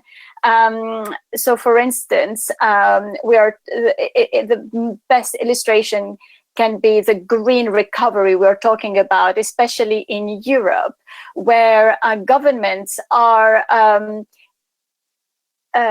actively deciding that the fiscal packages are going to be targeted to redefine an economy post-COVID, where that it may accelerate transition. And what is interesting about this is actually three things. One, the transition creates jobs. So if you actually want to encourage employment and consumer spending, investing in a green transition is actually a stimulant to create jobs for countries. And renewable and the green industries create 3 times more jobs than traditional or fossil fuel energy based economies. And the second thing is also energy independence, for instance, which is something very important in this crisis, where we've seen we need to make sure we have more stronger economies, resilient economies, independent economies, and investing in a green and in transition helps that. And the third thing is obviously emissions and air pollution, which the transition can help. So here it's what is interesting is that actually investing in the green transition will help economies, the recovery, the long-term recovery, and a stronger long-term quality recovery for economies. You're right in the fact that across the EU, or at least at the EU level, there is a lot of interest in a green recovery. We've seen a stimulus package come from Germany, which looks to try and fund industries that will cut emissions. That's not always the case across Europe. In the UK, for example, just this week, we've had the Prime Minister come out and talk about a few of the stimulus packages that they're putting together. Not all of the details have been revealed, but some of them have. And not all of that is green, or not, there is a lot of push from the environmentalists that the promises are not being kept. Will that have an impact on ESG stocks within the UK? I don't think so. I think whether governments support the green recovery or not, what is interesting is that we are seeing almost a new governance order where companies and investors are actually zooming in and investing in a greener recovery or in a greener transition, regardless of what governments are doing. There has been a call of multiple CEOs coming together and an organization under different umbrellas, whether it's the UN PRI or other initiatives. And equally, investors as well have called for such approach, and they see it in their own interest, because again, it's about managing not only their operational and making their operations more efficient, for instance, but it's also about the looking into the future, being more competitive, and how products that provide a solution to global challenges might secure their future growth. So regardless, again, of what governments do, I think that there is a trajectory which will be difficult to slow down. Right. And you at Bloomberg Intelligence have put together a tracker that would help investors figure out which of these companies are doing better. Could you tell us a few examples of companies that have succeeded? Yeah, so Bloomberg Intelligence is the research arm of Bloomberg. It's the best kept secret of Bloomberg, as I call it. It's over 300 analysts globally across sectors that provide really data and market relevant research. And so what we did more recently, which is more focusing on the S, which is harder to analyze, has been to develop the corporate pandemic response tracker, because we've seen stark differences in the way companies have responded to the pandemic. We identified 3 things we wanted to investigate to identify those companies that have been inclusive, responsive, and agile. And so we looked at employee welfare, those companies that were able to put in place safety, health and safety measures for their employees at a very early stage, put in place policies, almost pandemic policies and leave for their employees, committing not to fire anyone during the crisis, etc.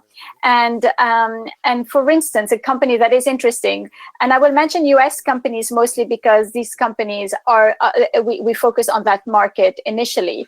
It's, for instance, Home Depot, which is equivalent to Homebase in the UK, but it's not known as an innovative company, yet they were the one that put in place, again, safety measures and specific leave policies for their employees.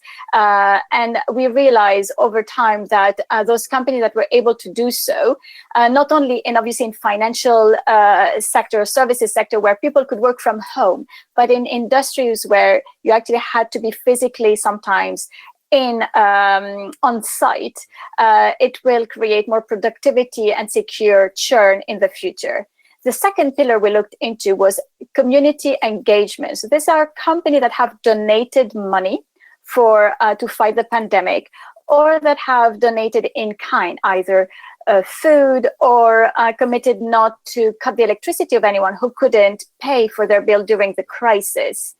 And some interesting companies there are, for instance, like everybody knows that Alphabet, the group, Google group, have donated $800 or more than $800 million to fight the crisis and support the small and medium businesses. But an interesting one, that the company that gave the most relative to its market cap is Ralph Lauren, which is a little bit unexpected because they are part of a sector that has suffered.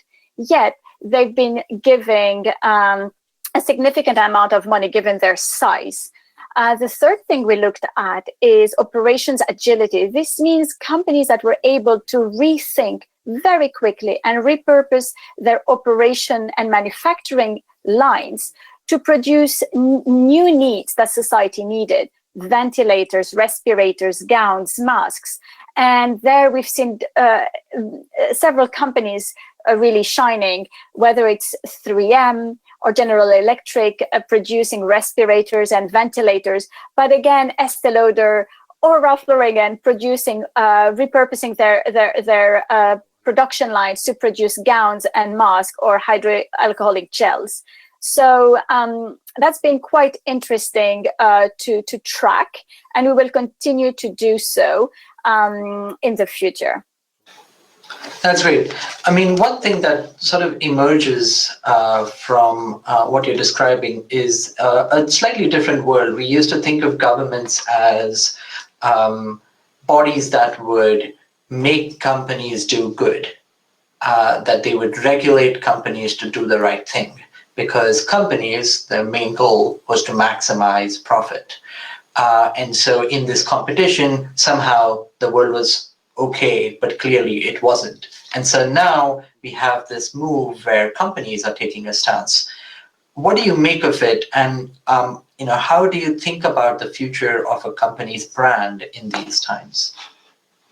So that's a very interesting question that we do see that the way companies have responded during these last few months, whether again it's regarding the pandemic or the global protest, may define their market and brand value for the next decade. And it's really interesting times because over the last few years, we have seen the rise of something we call corporate activism. And it all started when Nike and the Copernic ad campaign in 2018, where companies have started to take political views and taking stands. So broadening, expanding the role of companies in society. And this trend is accelerating. It has grown regularly with the Me Too movement, the Extinction Rebellion movement, the Black Lives Matter movement. But now we're seeing an acceleration where companies cannot afford to ignore global issues. And obviously there is a risk of social washing, but companies that have done it at an early stage and taking stands that are also in line with and demonstrated their commitment relative to their core business. So for instance, Twitter as well, managing, President Trump communication relative to the global or the protests in the US at the time, that is quite risky. And can be controversial, but this kind of attitude will be expected from companies, and this is why we talk about the tech companies, for instance, have for a long time forgotten their initial purpose, which was, to provide access and democratize education and access to information globally. And now we are seeing purpose coming back to those companies. And the latest illustration of that is Facebook boycott from many companies in response to the way, to Facebook attitudes towards, again, the global protest. So this trend is really accelerating as the role of companies is expanding. And in terms of brand positioning, then, what is it that, how do you communicate that sort of purpose and try and get your customers to recognize that you are taking those stances, and those stances are progressive stances towards making the world a better place? This is an interesting question. I think authenticity is the main thing. And again, being in line with your core business. And the reason why companies need to, or increasingly will have to reconcile their values with their consumers is the rise of the new generation, Generation Z.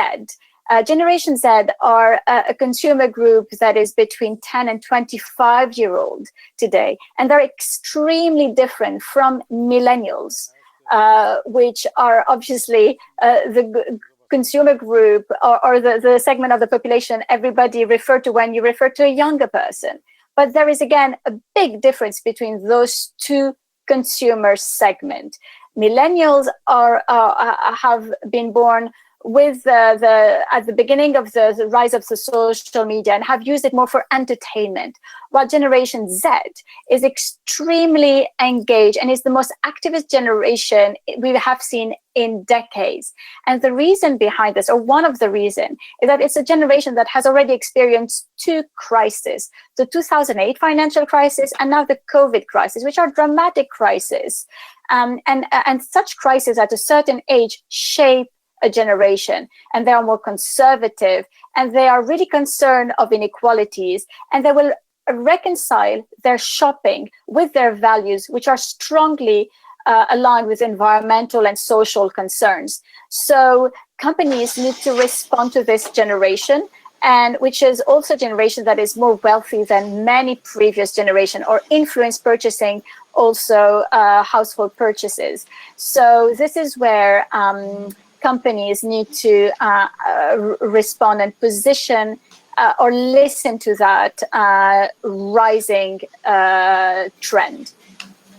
That's great. I don't know if Gen Z was what Barack Obama had in mind when he said that this is the last generation that will understand the impacts of climate change, and the last generation that can do anything about it.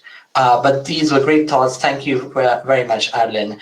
I'd like to now bring on panelists for the next part of the discussion, where we will look at what it means to be a sustainable company. Please welcome Richard Batten, Global Chief Sustainability Officer with JLL.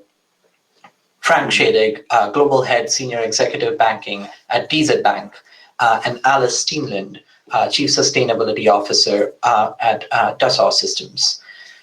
I'm going to ask the panelists, instead of opening remarks, an opening question.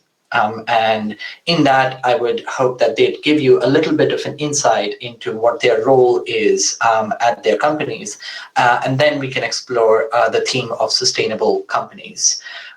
Let's start with Alice. You've had a career where you've worked in a large insurance company, being at the place where you decided which companies to invest in and when. Now at a technology company, you are in a different place. How have you found this transition, and what are the main challenges that you face today? Thank you. Happy to be here with you all. Yes, I used to be the head of corporate responsibility at AXA, a large global insurance brand. And I actually took this job at Dassault Systems, a much smaller company in B2B industrial software, which I didn't know well before, for the same reason I had joined AXA, which is that I believe very strongly that both finance and technology are enablers of a sustainable economy. And if you can move the enabler, you can move the economy. What Dassault Systems does is create 3D universes, so virtual universes, and digital twins of anything you want to make. So as an example, in the 80s, the company invented the concept of the digital twin with an airplane, a Boeing 777, that was created and designed entirely virtually. It goes straight into production without having to build physical pilots. And to give an indication of what that can do for sustainability, when the first solar airplane was invented by Solar Impulse, the first one to circle the world, that was also using this technology. So you can imagine whatever you want to imagine, and then you can make it real, essentially. You can simulate how it will act. You can choose your materials. You can do anything. So in the current decade we're in, where we have to completely redesign how we manufacture, how we produce, how we choose materials, how we design things, this is an interesting place to be, because this software is behind about 100% of all airplanes out there, 80% of all cars, and about 70% of all the physical things we're interacting with. So it's for me a great sustainability challenge, but in a completely different space. Wonderful. And Richard, you've been with JLL in multiple roles, regional roles in business management in the UK and in EMEA. Now you're taking on a role of Chief Sustainability Officer. What has it meant for you, coming from a business background into trying to shape the business on a very different metric? It's well, good morning, everybody. It's a very different place to be in. Rather than running business lines, rather than running countries, and you're looking at creating revenue and profit. When you're dealing in the sustainability field, you have to influence. And it is less easy to tell people what to do, but you have to influence. And we're 95,000 people, pure real estate company, advising our clients in 60 countries around the world. And so if there's anybody out there who has the ability to assist their sustainability officers in helping that influence, because we all know it's the right thing to do, but there are blockages in companies of middle management level because they're just overwhelmed by what has to be done, and especially at the moment, this is yet more change for them. But coming into this business 3 years ago, into the sustainability field, I felt that it was never so important as it is now for companies to be embracing and actually be tackling the issues. Everybody reports, some good, some bad, but everybody reports their sustainability credentials. But it's the action, and that is what I wanted to create. Not just creating purpose for JLL, but actually having a sustainability agenda, creating a program. Our agenda is building a better tomorrow that is focused on clients, is focused on workplace and people and community engagement. 4 pillars. And for the first time, we created targets across all of those areas. Perhaps the major one, science-based targets, where we're now aligned with the Paris Agreement, not to do our bit not to increase global temperatures above 1.5 degrees centigrade. And alongside that, the financial reporting, which a lot of the audience will be well aware of, TCFD, trying to identify climate-related risk and how that impacts on financial disclosure. That was set up by Michael Bloomberg and Mark Carney. So we are now reporting on that basis as well. So when you're dealing with sustainability, it isn't just rolling up your sleeves and trying to sort out your plant rooms. It is everything across, and we've heard so far, it is everything that a company does. And that is what I find so exciting at the moment. That's great. And Frank, as somebody who is enabling companies like JLL and Dassault and so many others to go in a greener direction, you have a position of strong influence. You are, apart from being at DZ Bank in a very senior position, you are also part of the Sustainable Finance Advisory Council to the German government. How do you see what companies are doing today, and what is it that you tell the government they should be doing to make sure that companies deliver on that promise? Yes, thank you very much, Rati and Ashkat.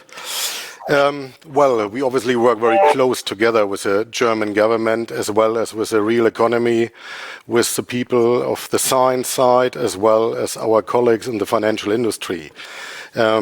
We try to make sure that sustainability is not just a marketing tool. It is definitely more than a trend, and it has to be implemented in every company's going forward general strategy. Just having it as a marketing strategy is not good enough. It has to be measured by facts and figures. For a bank, it means strategically also we have to support services and products for the real economy. In our case, as a central bank for the cooperative sector in Germany, in particular for the SME sector. Having said that, we also work very closely, as I said, together, not just with the politicians, as well with the whole financial industry, in particular with our own asset manager, Union Investment, which are definitely the leading asset manager here in the German rim if it comes up to a sustainable issue. We're trying to work out what is best also in the transition period, because the transition period will be existing at least for the next 30 years, and not every company, SME, is able to implement with immediately effect or within 5 or 10 years. For some of them, it takes longer. And here you have the answers. For us, it's also, in that respect, something very important, because in our ownership, we have church banks. When the whole cooperative idea was founded more than 150 years ago, sustainability was one part of our DNA and is still up today. And so therefore, we make sure that we are together with the government, with science, and as I said, with other financial sector companies, translate that for the real economy. Great. Well, thank you so much for giving insights into your roles. Now I'm going to ask the difficult questions, because those, I think, pull out the most interesting answers for us to take forward what is a very important topic. Let me start with Frank, going in reverse order now. You've heard Adeline talk about ESG and how important it has become. But that sector has also struggled to have a standard set of terms to be able to describe what ESG really means. We've had examples where people have invested in a tobacco company and considered it to be an ESG investment, or have invested in an oil company that does only oil exploration and considered it an ESG investment, or sometimes even coal. You have worked on and understand what the EU is trying to do on this with standardization. Could you talk through how that process is going and whether it is making a difference in how ESG investment happens? Sure, absolutely. I mean, as you said, the EU is hardly working on it, and we first of all had to find a common language. This is what we have done on the EU side so far, where we all contributed. It was the result is the EU taxonomy, not fully yet implemented. It is mainly about environmental matters, but I think a fast follower will be the objective of social and governance in the coming years. And that will help us as well to find these common language and define it, talking to each other, and hopefully we can export that as well in other time zones like Asia, Pacific and Americas. Lately that is not the easiest mission, but we're working hard on that, and I guess Europe here is on a good lead and has a great success going towards. Other than that, let me give you a couple of examples what we have done on our DZ Bank side as well. Last year, for example, we had more than 5 billion in volume of sustainable project finance on renewable energies. We have underwritten more than 10 billion euros in sustainable bond issuance. And also, if you take that pool of our own green bond, what we have issued in the year 2018 was mainly based on renewables and 60 different projects. And we could achieve to save more than 800,000 tons in CO2 output, carbon output. You also talked about on the don'ts. Yeah, we obviously don't finance weapons, significant environmental risk, coal power, prostitution, gambling, significant human rights abuses, and. So here was an early commitment from our bank and group not to be involved into these things anymore. And as well, we translate that to the SME sector with new products like sustainable linked Schuldscheindarlehen, transition bonds, and sustainable linked loans, which is a brilliant product because for those companies with a step up and step down function, step down obviously then when a company has achieved the sustainable targets, in time or earlier, the costs are definitely lower. In case a company hasn't fulfilled what they promised, the cost will be higher. And these are the products we also very much support. Beside of that, we also support, obviously, Sustainable Advisory Council of the German government, as I have said, and you mentioned before, the Green and Sustainable Finance Cluster here in Frankfurt and in the state Hessen, the ICMA Green Bond Principles, as well we are partner to the Climate Bond Initiatives and many, many other actions. And these all together hopefully will guide us through a more sustainable Europe and the world. Right. And then, Richard, we know that buildings contribute a huge amount of emissions. It depends on how you count it, but 20% and onwards. You also talked about influence. As somebody who has influence over a large amount of building space, what is it that you're doing that is helping us cut emissions today?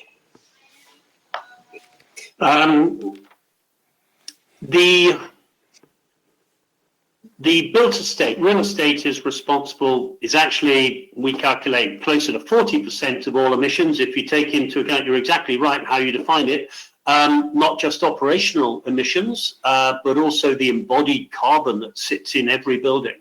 So you're exactly right, it is huge. As a service company, it gives us a great opportunity, which I'll come on to in just a moment. But if one looks just at what JLL are doing at the moment, I said we're moving down this science-based target route. In order to achieve a 70% reduction by 2034, we are moving to 100% renewable energy. And for all of you sitting there in Germany, that is quite an easy matter because you're already there. The UK has had the last 10 weeks on renewable energy, 100%. But around the rest of the world, that is quite difficult. But that is what we need to achieve by 2034. We need to achieve, as a company, we manage a lot of buildings. We have a lot of mobile engineers, a lot of vehicles. We need to move our vehicles into pure electric. We need to create operational improvements to our buildings. So we invest in prop tech. We have in Silicon Valley, we have an investment group in new startups. We specifically invest in prop tech and green prop tech. And so we have a software motor company investment, which all they do is we add the software to existing motors on HVAC, air conditioning units you find on the top of buildings, and that reduces the amount of carbon by 50%, and therefore the cost by 50%. When I went down this route of science-based targets to our executive board, it was costing tens of millions. But we got it through because whatever we were spending, X, we were getting 1.5x back, and the payback was by 2025. So over the 15-year period, it's a 16% IRR to JLL as a result. And as a result, that means we can do that for everybody else as well. Building back better does not mean at a cost. What it means, we manage 1,500 times the amount of square footage that we ourselves occupy. That is tremendous leverage. And so if we were to look at any of our clients where we're helping them to reduce, HSBC, we've helped them to reduce their energy bills by 75 million, which that would power their main headquarters building in Canary Wharf for the next 15 years. I mean, it is there are huge savings to be made if you have the courage to move over to it. So I'm the opportunities that are arising. I said we were talking about TCFD, the climate risk analysis that we've done. For a company like ours, there are far more opportunities because of that leverage with clients than there are. Yes, of course, there's risks for all of us, but the opportunities are significant.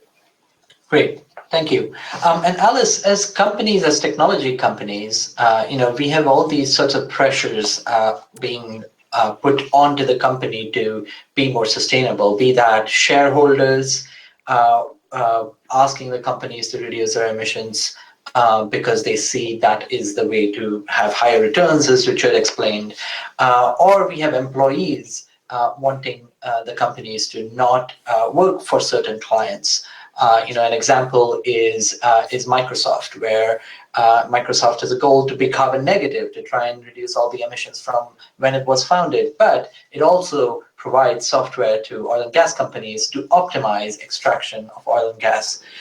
With Dassault Systems, you have a number of clients, but one sector where you also work with is the defense sector, and in using the twin technology you described for building weapons. How does that fit with sustainability? It's a good question. So first of all, we don't have any software that is designed for building weapons or any particular product. So it's, like I said, it's a 3D modeling technology where you can sort of put anything into it. So the question is less about what is the software building, but more about to whom do you sell. And I think what's interesting, this is a really marginal part of our activity. So it's about 3% of our sales are from the defense sector, and most of that is for airplanes. By comparison, we do about 20% of our business in life sciences, so modeling human hearts and human bodies. So it's a pretty marginal activity, but I think the question is an interesting one because you've seen the same issues at Google, at Amazon, other tech companies. And like I said in the beginning, I've worked on both the ESG finance side and on the tech side, and I see them both very similarly. They're both enablers of the economy. And what's interesting, and Frank mentioned it, the finance sector years ago was under a lot of pressure from NGOs and other activists saying you should stop doing business with this and this and this type of company because your financing is enabling their activities. And what's interesting is that it's only now that that's coming to the tech sector. So it's actually, tech has been sort of given a free pass for a long time as being neutral. That said, some technologies are not neutral. So you have things like facial recognition, et cetera, and there's a lot of controversy about specific technology, but a lot of technology is neutral. So, you know, Microsoft can sell Microsoft Office to a whole bunch of companies. And does that mean that they're enabling those companies to do things that are not sustainable? And I think that's a question that is just now hitting tech, and which is really interesting. And since I worked on the sustainable finance side before, I think probably the path tech will need to go down is the same one that sustainable finance went down, which is have a very specific deep dive into what are sectors you may or may not want to do business with, and within each sector, what are activities you may or may not want to contribute to. That means knowing a lot more about how your clients use your technology, which is not something that, you know, we always know. So it's a huge amount of work actually to get to the level of granularity of where ESG finance is today, for example, on controversial activities. But I think the whole tech sector will have to get there. And I think the pressure is growing. It's mostly in sort of these big internet companies and big brands and consumer facing organizations. But what's interesting in this time versus when the pressure was coming in the finance sector is that it's also very, very employee driven. And I think that's a super interesting shift. And that's back to what Adeline was saying about the shift in generation also. So it's very interesting. I mean, sticking to what's happening on the employee level, the other aspect which matters for a brand is to be able to attract talent. And, you know, it's one thing to have employees who are already working for your company, asking you to stop working for certain or stop providing certain software to a sector. It's another if the company isn't able to attract the kind of talent that makes companies better. We've seen that happen in the oil and gas sector very clearly, where CEOs have come out and talked about it. Equinor, which renamed itself from Statoil, did so, among many reasons, to try and signal to young talent that they're not just an oil company, that they do other stuff like renewable energy. Are you seeing that sort of have an impact at your company, Alice? I think, I mean, certainly when you look at, you know, why people join, so Dassault Systems was rated 2 years ago as the most sustainable company in the world by Corporate Knights. And that clearly had an influence on, you know, I've gotten lots of comments from young people saying this is part of why I joined the company, if not the main reason why I joined the company. So I think for sure it has an influence, and it's going to be very healthy because those employees, like I said, are going to be the ones asking a lot of questions. And I think that's a very healthy process. And I think all tech companies need to, I think you saw, because it happened in finance much earlier than it happened in tech, you saw tech sort of being the internet companies, et cetera, being sort of taken off guard by it. I think it's a very healthy part of the process, and I think that's how we collectively make progress. So sort of shutting down the conversation is not an option, and I'm trying to figure, I mean, I'm new to this company, but I'm trying to see the ways you can actually leverage that energy constructively. So sort of reach out to those, the younger generation within the organization to say, what do you think we should be doing better? Because it's going to voice itself one way or the other, and it's better to capitalize on that and help use that energy to make positive change within the organization. And I think when people see that their voices matter, that's why they stay in places and stay with organizations. I think that's what builds a reputation in terms of employer brand, in addition to the core, you know, product that's being offered or what have you. Great. Frank, can you, as somebody who enables these companies to do this job better, can you point to any examples within specific sectors and companies where you have seen the cost of capital going up because these companies are not doing the right thing. Well, I mean, I can give you examples in general for those who hasn't used or make use of sustainable linked loans, sustainable linked bonds, and sustainable linked Schuldscheindarlehen. I can't, and I'm not willing to name any company here, but you can easily find that into their reportings. If you don't find in the annual reports any of these buzzwords or credit usage of, as I said, either on the capital market side as a sustainable bond, green bond, social bond, or on the sustainable linked loans, it is an indicator that they are probably far behind to implementing the 17 SDG goals or to become more ESG minded, or even better to say carbon neutral by 2050. So if you don't find anything of those, there is a high probability that they haven't really started yet. And if it's not the bad actors, can you maybe point to specific examples of companies that are doing and promoting sustainability and that you like and enjoy working with? Absolutely. I want to mention the energy sector. Also given on the German front that thanks to our Chancellor was the change of our main energy sources towards the renewable energies. If I take, for example, EnBW, who have started and already announced to go away from coal-fired energy generations, and they did that already ahead of that action of the Chancellor in 2013. By 2020, they are the first one who are exclusively using renewable energies. Yes, and here they're transforming themselves from a conventional energy company into a sustainable and innovative partner in that field, and infrastructure as well. On the other hand, you have also a company called MAN Energy Solutions. They work on energy storage, and even to me personally, more interesting, having 3 kids, and I hope they have a fruitful, sustainable future in front of them. MAN Energy Solutions are, with all the resources they have, trying to implement synthetic gas, which is then, and it could be one of the major energy sources for driving with cars around, I would say, 2030 and onwards, because you have to also make sure that by a lot of support of many countries, governments, and the private sector, this will be an affordable energy source. And guess what? It is 100% carbon neutral.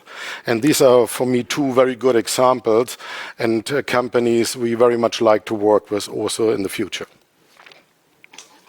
Great. And Richard, one other aspect I wanted to touch upon, we've talked a little bit about shareholder activism. We've talked about corporate activism. There's another thing that companies can do, especially large companies, is they can lobby governments to do or put in place regulations that would allow companies to compete on these sustainability criteria. Could you talk about what sort of lobbying activities are involved? What do you see are the right things to do, and where there's more to be done? Sure. I can speak more from our own experience, which is to give you a guide. So we're headquartered in the US, so a lot of our lobbying would be done on Capitol Hill through linkages with NGOs. Ceres is one that we're very close with, and so we have a voice with them. We are also heavily engaged with World Economic Forum, not just as members.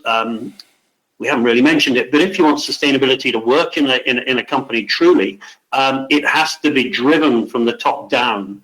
I mentioned middle management beforehand. We've already talked about our Y and Z gen coming through. But they demand, those generations demand that we are showing our sustainability credentials.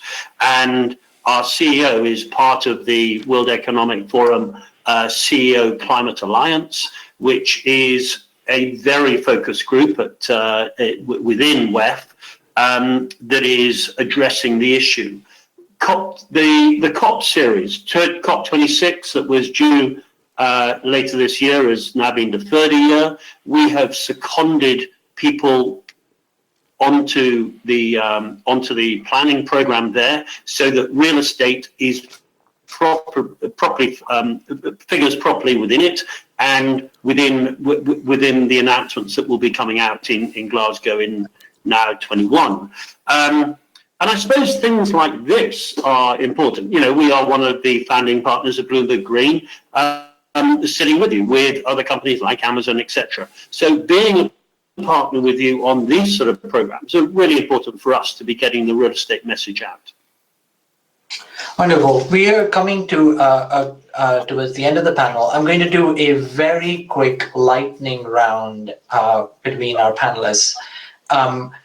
Very briefly, tell me, what is the most exciting thing on your plate right now? And then we'll bring this to a close. So let's start with Alice.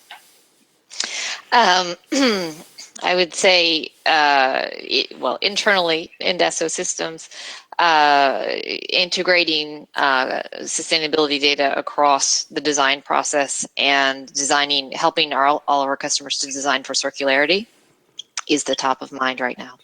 Great. And Richard?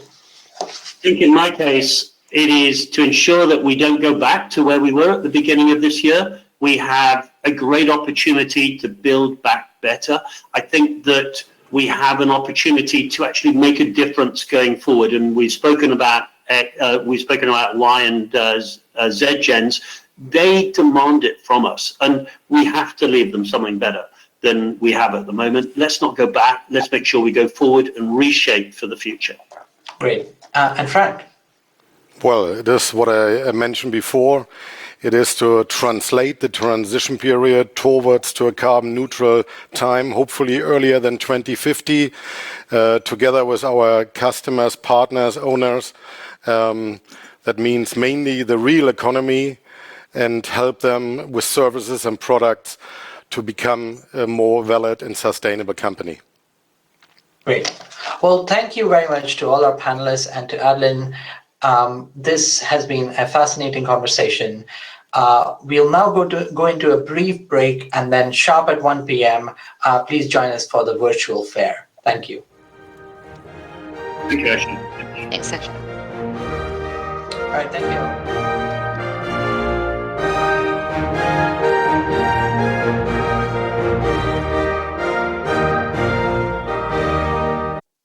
Good afternoon, everybody. This is David Marsh. I'm the chairman of OMFIF, and I'm delighted to welcome you to our third round.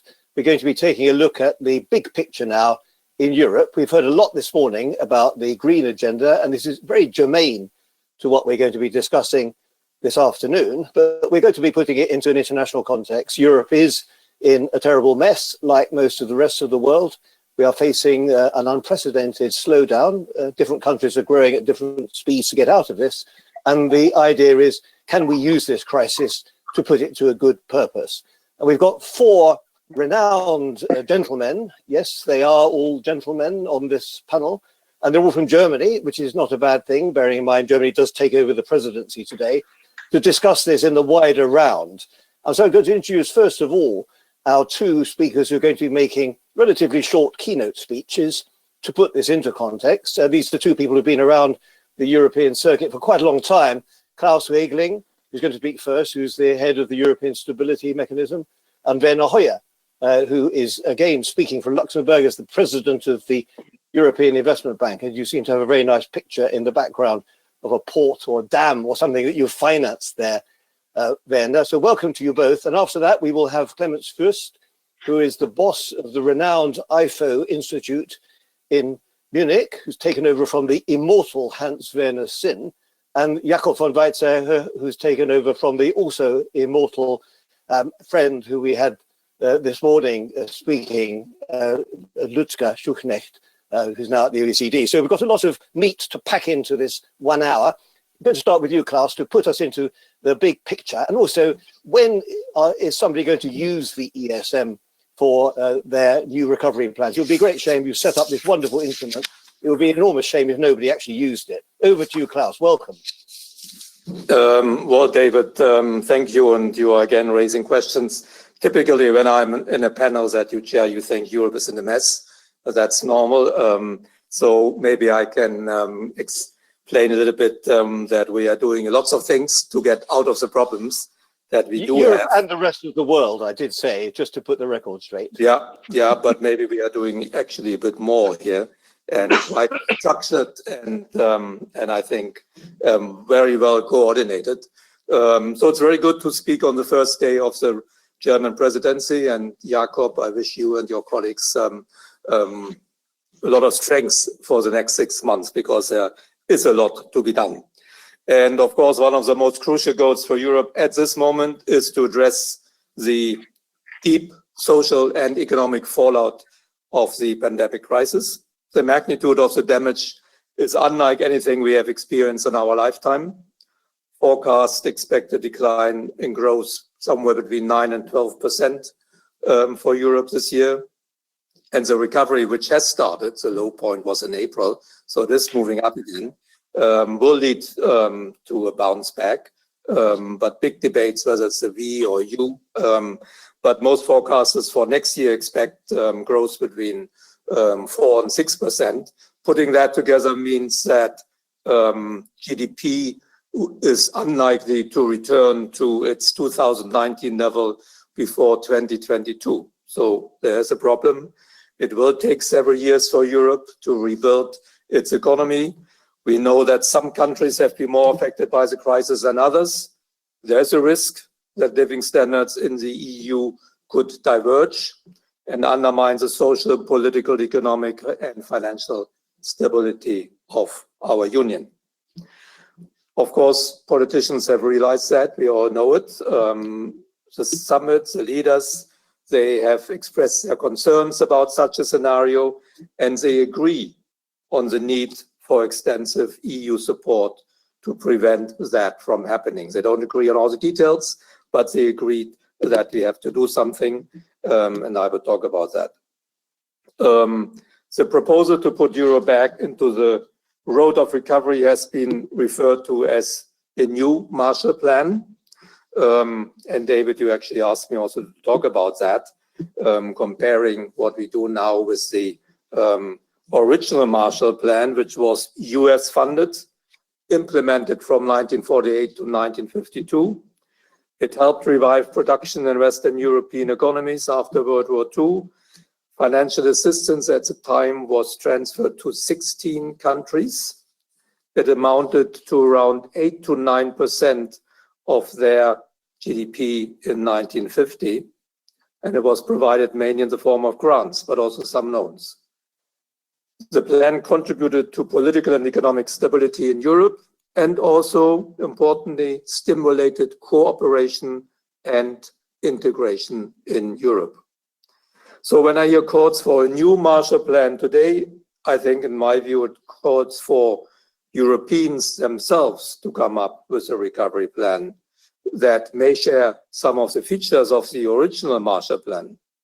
An ambitious, large-scale plan targeted at countries that need it most, with favorable terms, and much of it in Greece. This year, the EU is putting together support measures amounting to more than €1 trillion, equivalent to almost 9% of GDP, to be dispersed over 3 to 4 years. This is important to avoid fragmentation of the single market and to avoid divergences in the monetary union. The first package of measures at national and European level was adopted by the Eurogroup in April. This first package consists of 3 safety nets, which can immediately provide up to €540 billion to support member state economies, businesses, and workers. The European Investment Bank will create a pan-European guarantee fund, but I'm sure Werner Hoyer will talk about that in a moment. The European Commission has created a new program called SURE, 100 billion euro to support short-time work schemes and similar labor market measures in member states. And the ESM, the institution that I manage, has created a pandemic crisis support instrument for euro area member states. It is a credit line that can be used to support domestic financing of direct and indirect healthcare costs related to the COVID-19 crisis. Euro area members are eligible to receive an amount equal to 2% of their GDP in loans. Considering that the loans can be drawn at zero interest, this is attractive for many euro area countries. But ultimately, the decision to apply and to draw funds is, of course, solely for member states to make, but we stand ready to help. In order to finance our loans, the ESM issues bonds in the market. For the new pandemic crisis support instrument, the ESM has put in place a framework that will allow us to issue social bonds. So these are bonds that raise funds for projects with positive social outcomes. In this case, we are acting to mitigate the socio-economic consequences of the pandemic. So much about the 540 billion package agreed in April. A second package, the European Commission's proposal for a recovery fund, is now under negotiation. I hope it can be adopted in July. It would help to rebuild Europe's economy after the pandemic. It would support convergence and cohesion in the spirit of solidarity, and it would promote the transition towards a greener and digital Europe. I assume we will come back to this in our panel discussion. The Marshall Plan 70 years ago provided a decisive push for Europe to get out of the economic devastation after the war. Today, we may be in a war against the virus. The economic damage is huge. Today's packages from the three European institutions are roughly comparable in size to the Marshall Plan if we compare the numbers in terms of GDP of recipient countries. With so much solidarity, we will make it again. Thank you.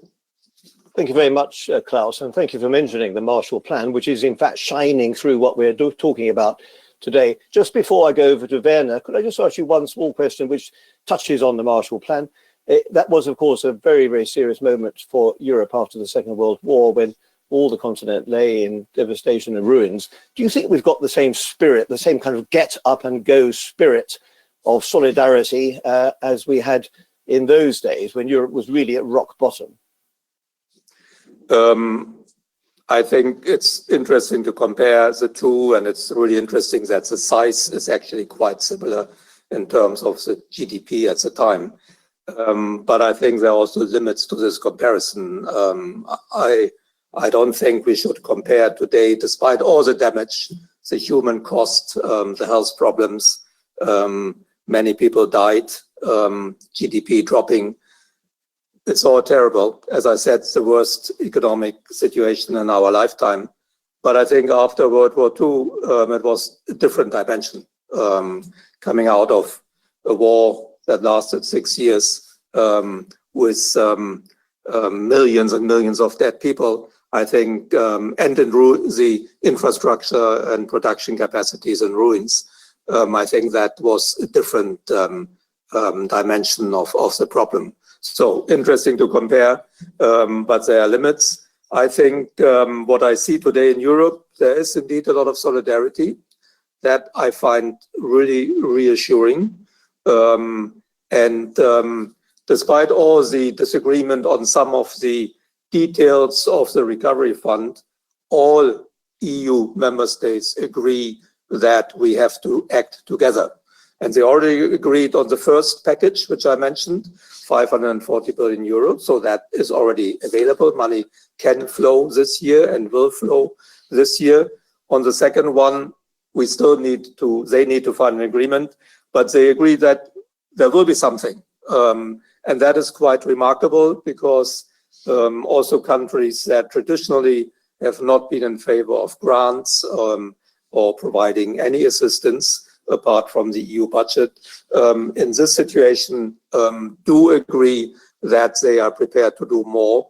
And I find that rather encouraging. Good. Well, that's a very good lead into Werner. Werner, you are the boss of the premier European agency for constructing and reconstructing Europe. How do you fit into this with your enormous borrowing and lending capability, your technical experts? You're now part of a very large group of different funding mechanisms. It's like a rocket with several stages. Can you tell us how you fit into that rocket, how you're going to coordinate with the other agencies, and also how you're going to make sure that that money is well spent in the countries that really need it for projects that are really going to make a difference? Well, I must say I'm impressed by the cooperation among the institutions. For instance, of course, here my neighbor, Klaus Regling at ESM, that is almost a daily business together. But there are others in Brussels and in the capitals which are just as constructive. So from that point of view, I'm quite encouraged. I think, to be quite honest, it took a little bit longer to develop the European dimension of the support programs than the national ones, and I think that is due to the fact that it showed very quickly that with the impressive national packages that had been wrapped up, it would be a very uneven situation in the European Union, in the internal market. And some countries would be able to do much more than others. And over time, this leads to an erosion of the internal market. And that is something that an EU institution must work against and help leveling out. The restoration or maintaining the level playing field, I think, is crucial. And I think Christine Lagarde and Klaus Regling and myself and all the Eurogroup meetings and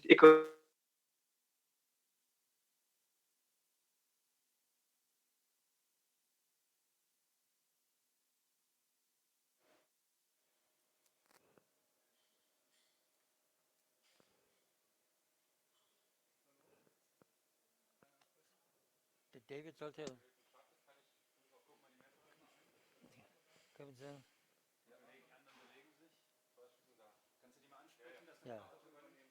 Some people for which the word solidarity already causes measles to pop up. I must say that David, would you take over? Should be seen as a. Yes, we seem to be having a little difficulty with the line from Luxembourg here with Werner, who was talking about the spirit of solidarity that he found very encouraging, as we all do. While we wait for that line to come back again, let's just go on and get the view from the private sector. So, Werner, if you can hear us, we're just interrupting slightly to go over to Clemens Fürst to put this into context. We'll come back to you in a moment, Werner, when the line is reinstated. Clemens, you spend all your day in front of spreadsheets and looking at figures. You're looking at the German recovery, which is actually going to be quite impressive, I think. You're looking at the rest of Europe.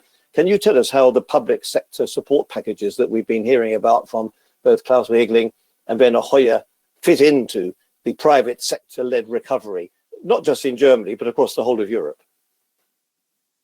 Well, first of all, I'd like to say, just because it's been emphasized so much, that I don't think talking about the Marshall Plan is appropriate. This has been no war. There is no destroyed infrastructure. True, we have a severe crisis, but I don't think that this metaphor is very helpful. But maybe this is more a matter of taste. I think we all agree, yes, we have a deep crisis, and solidarity is the issue now. Let's call it the Merkel-Macron plan and others. We'll dispense with the name Marshall, but we'll have another M. Yes. So, I think recovery plan is the real, is the appropriate term, but whatever, this is just wording. I think in terms of impact on the private sector, the key impact is really on expectations. We all know that this money is going to become available maybe in 2022, but probably not earlier. But the key thing here is that this has an impact on expectations, as do many measures in the financial sector, also the ESM package that was mentioned. So I think it does play an important role. For me, I have to say, that I see a certain tension between three issues here, really. First is this is meant to be a package for solidarity, which would suggest some kind of insurance. So we would give money to countries most affected by the crisis, whoever that may be. This would suggest that we let countries decide what they do with the money. Then there is a second concept here, which is conditionality, let's say old style, which would be, okay, we could ask countries to come up with a plan for fiscal consolidation and structural reforms. And now we are discussing conditionality, a third type or new type of conditionality, which is more related to European political priorities. So the idea is around that this money should be used to pursue, reinforce European priorities, the Green Deal, digitization in Europe. So these are different concepts. Probably in the end, we'll get a mixture of the three. Generally, I think this was an important step. I think there is reason for solidarity. If we don't show solidarity in Europe now, we probably never will. That's why I also think these should be transfers, really, or this should be normal spending, not credit. There is a lot of access to credit, but this thing should be different. Ideally, I think that this program should put at least emphasis on spending of border crossing interest. More than spending in general, then there would also be a case for having some European influence on what the money is being used for. But we'll come back to you. I think the key issue is expectations here. Thank you very much for that. I think it's useful you framed this question in terms of a new kind of conditionality. Shall we say a kind of guidance for European mechanisms? And also it's interesting that you've mentioned you'd like to put the onus on transfers rather than credits. Let's just go back to you, Werner Hoyer, the president of the European Investment Bank. You were cut off in your prime just now. I was asking you about the multi-stage rocket and how the EIB fits into that, and also how you make sure that the money actually gets to the destination and actually is used for the right kind of project. So over to you, back again, Werner. You're muted at the moment. You'll need to just unmute yourself. Thank you. Thank you very much, David. Sorry for the technical problem that might exist somewhere. Indeed, we also have a multi-stage approach in this. Look, for instance, at the immediate need to strengthen our activities in the field of financing of research and development for medication and vaccines. We stepped up that immediately, considerably. Also, when it comes to the equipment of hospitals and other places, we mobilized more than 5 billion euros immediately, and that money is disbursed. Then the second big thing was the European Guarantee Fund that we established a couple of weeks ago with the support of almost all member states. And that can bring us into a situation where we, on a limited guarantee fund basis of 25 billion euros, we will be able to multiply this to help for SMEs in particular and small mid-caps to hopefully up to 200 billion euros. That is already effective. So in addition to that, now comes the recovery. And there, indeed, Clemens Swiss is absolutely right. That will take the preparation and then the implementation of projects. And so we are talking about 21, 22, 23. And that is normal. So I wanted to stress that we are active in all three baskets: immediate help for where it's urgently needed to fight the corona surplus. Secondly, give assistance to in particular SMEs and mid-caps who cannot wait a year. I mean, the problem here, and that's the big difference to the financial crisis we had a decade ago.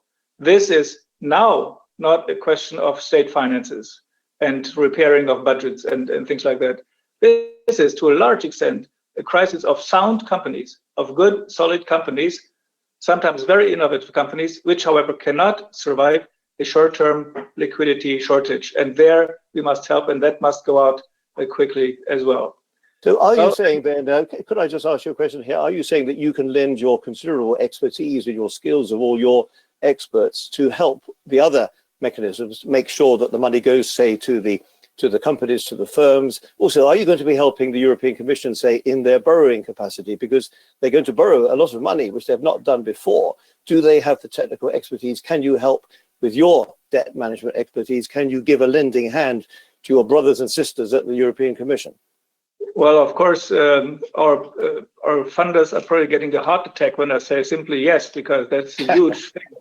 We must absorb something between 60 and 90 billion euros in EIB bonds every year, including green bonds, climate bonds, sustainability awareness bonds, and all that stuff, very specialized. So indeed, also on the funding side, we have the expertise, but I mean, the Commission is not weak on that either, because it's not the first funding the Commission must make.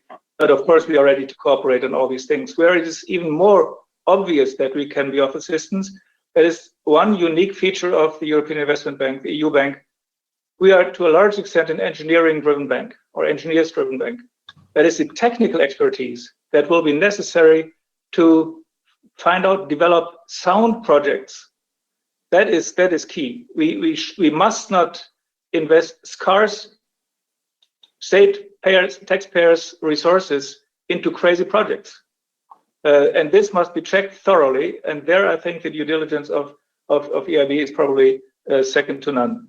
And we have spent, I think, overall in the last couple of years, much too much time on the question of how to preserve the status quo or return where we have been before the crisis, while this is not taking into consideration the fallout of the financial crisis, the rising inequality, populism, as well as tectonic changes at the global level. And we talk too little about the shaping of the future. And this presidency, and I'm very encouraged by what Angela Merkel is saying there, has the opportunity to change this.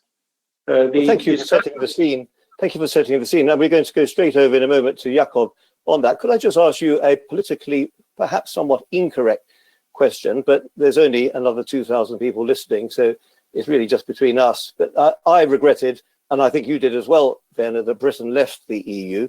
I voted to stay in, and I think it's a pity that we're not in. But is it not actually quite a good thing that Britain is out of the way now? Because Britain often did hold things up, and we really left in the right time when Europe needs to come together and show a spirit of solidarity. So it's a heartfelt question. I don't want just a jokey answer. I want a serious answer, if I may. And in a way, Britain not being there is surely helping the action to become more cohesive in the future. I've heard that argument, but I'd still say we'll miss the Brits in the European Union, although they were sometimes difficult. The departure weakens the European Union, and it weakens particularly the United Kingdom. So it's a mutual disadvantage. So I really find it, as before, an idiotic decision, but we'll have to respect it. In particular, not only because of the strong market orientation of the British friends and the innovative spirit that is there, but also for us in our business, for the enormous contribution they have been given to European development policies. And also Corona shows us that we must think development much more, because once we have hopefully one day mastered more or less this virus, although it will never disappear completely, but the virus will have arrived in the suburb of Mumbai or Nairobi, then the real challenge will begin, because the North will have to help the South. And there, I think the DFID, the British Development Ministry, part of the FCO, will be a great miss for us. So I still haven't digested that decision of last year. Thank you. Jakob, over to you. How do we marry together the national prerogative and the European loyalty? You are in the hot seat now on the 1st of July. How are you going to marry up these different angles for recovery from this great crisis? Well, David, thank you very much. I don't see contradiction at all between member states doing what needs to be done in order to protect companies with a sound business model, protect employees working in these companies, having national stabilization programs, and having a European perspective. And the reason is, of course, that just think about the counterfactual. If it hadn't been for these national measures, with serious positive spillovers within the single market to other member states, I think the situation would be more dire than it is today. But of course, what brings us together is the insight that even if member states at the national level are doing what needs to be done, that's not enough. Of course, we have two wonderful institutions represented on this panel who have been instrumental in their way. There's one missing sort of part of the puzzle in providing at least access to liquidity, and certainly when it comes to the EIB, also liquidity already, and even more in the next couple of months for companies, providing access to liquidity at the ESM, providing liquidity to companies at the EIB, and also it's so new that they're not on the panel yet. There's SURE, it's called. It's some sort of a European unemployment reinsurance facility that will help to provide liquidity to unemployment insurance systems at the national level, and I think that's also a very good thing. But of course, behind the whole discussion of the recovery fund is the insight that liquidity is probably not enough. And what we need is a real element of solidarity.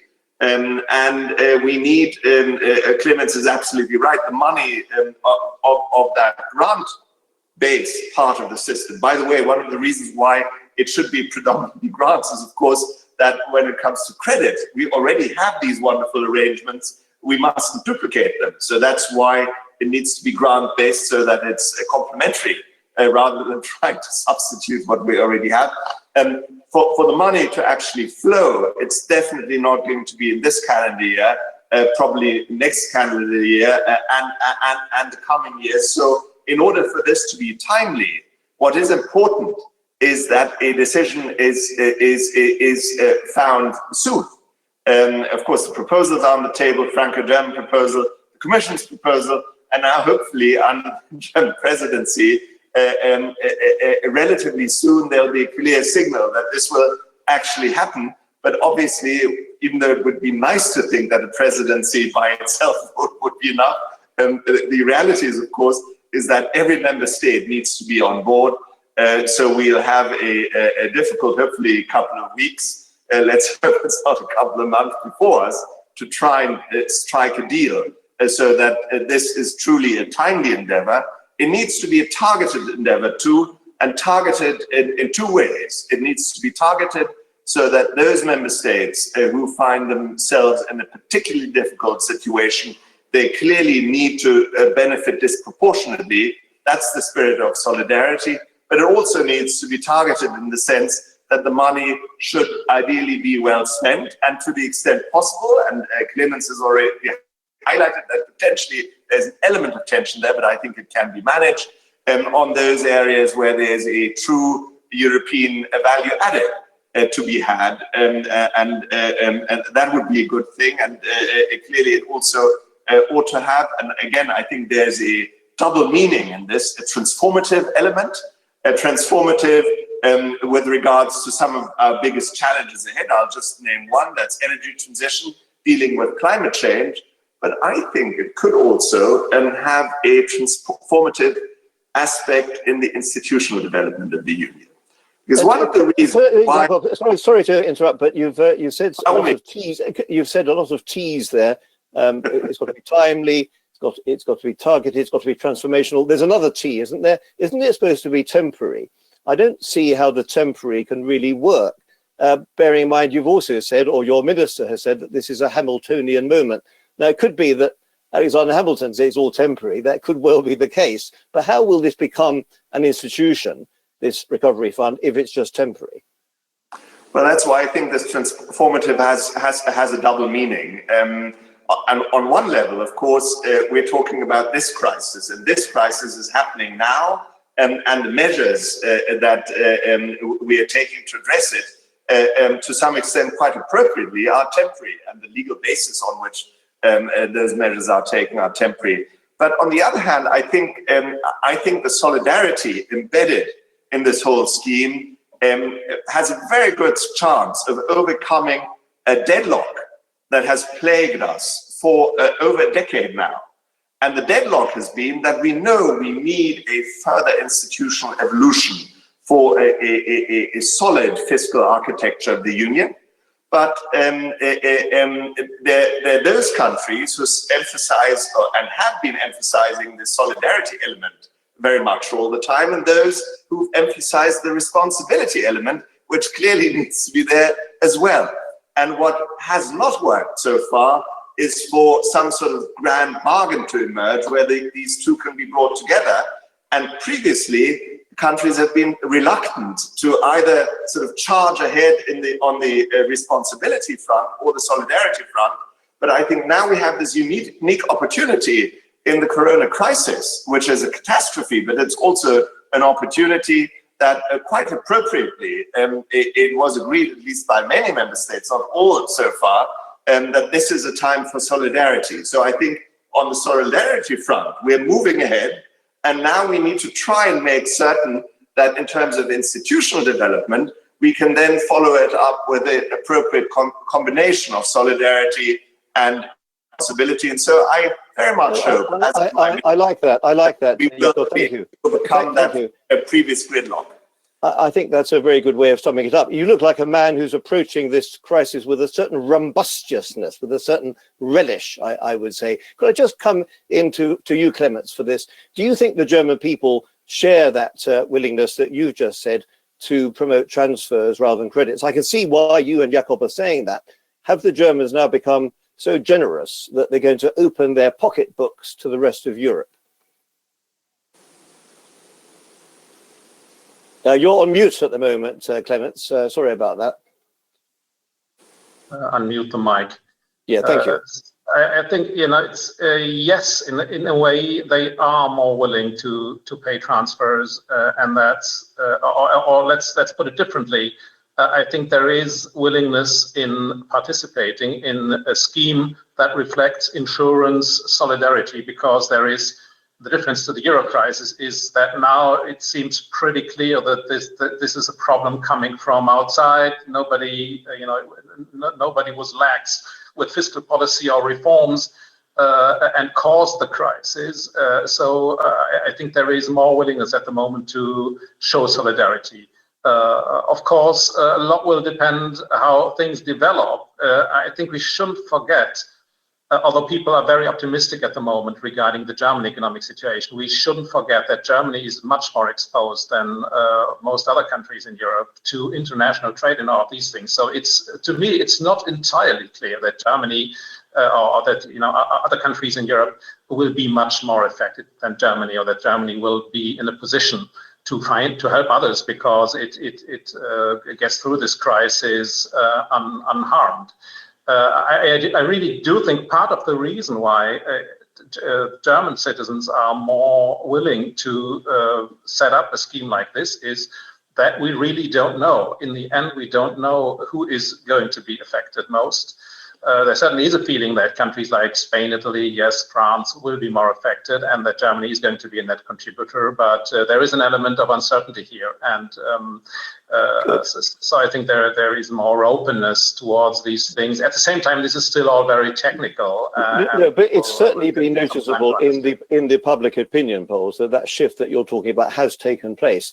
I've got a question now from the audience. I'm going to put this to you, Klaus Regling. You can answer it in a fairly wide way. You are a veteran of all the horse trading, all the bargaining in smoke-filled rooms that takes place in Europe. There's going to be a lot of bargaining. Quite clearly, people like Jakob are getting ready for that. This package is going to be changed in some way because everybody has to agree, as you said, Jakob.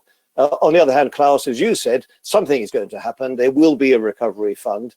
The question from the audience is, and this is Moritz Rehm from Luxembourg, in what way do you think the own resources of the European Union will have to be increased to allow the recovery fund to really work in the way that its architects are now suggesting? And how difficult will that be? I mean, would you, you're not responsible for this directly, but you are a senior German technocrat working for a major European organization. How ready are you to accept that there will be some paring back of the great ambitions, because it'll be inevitable in horse trading that this takes place? So over to you, please, Klaus. Yeah, thanks, David, and thanks for the question. And as you say, I'm a veteran. I've seen it all. I was directly involved in EU budget negotiations in the 90s when I was in the German Ministry of Finance. So I have seen that. In that context, before I answer the question, just one point to add to your previous exchange with Clemens.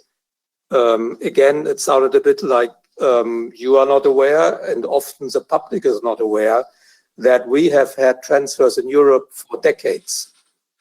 Sometimes it sounds in the media like all of a sudden now we will have transfers for the first time. Of course, that is completely wrong. The EU budget always has provided transfers from rich countries to poor countries. Cohesion fund, yes, exactly. Yes, it's got a very long history. Yeah, and that's sizable for the poor countries. That's every year 4% of their GDP, 4% of GDP for the poor countries. And this has been going on for decades. So we are not talking about something completely new we don't have to reinvent the wheel here. There have been transfers. Now they will jump up for a good reason. I think we all agree on that, but it's not completely new. And that in a way is also part of the answer on the question. I think if we think in the longer term for a more permanent solution, now we can have a temporary solution for a temporary crisis. But I think the own resources should go up. Many agree that the range of expenditures that come out of the EU budget should increase. We want more money for the green transformation, for digitalization. I myself personally hope that there will be also money spent on more common foreign and defense policy. European public goods should be financed by the EU budget, and that will require more money.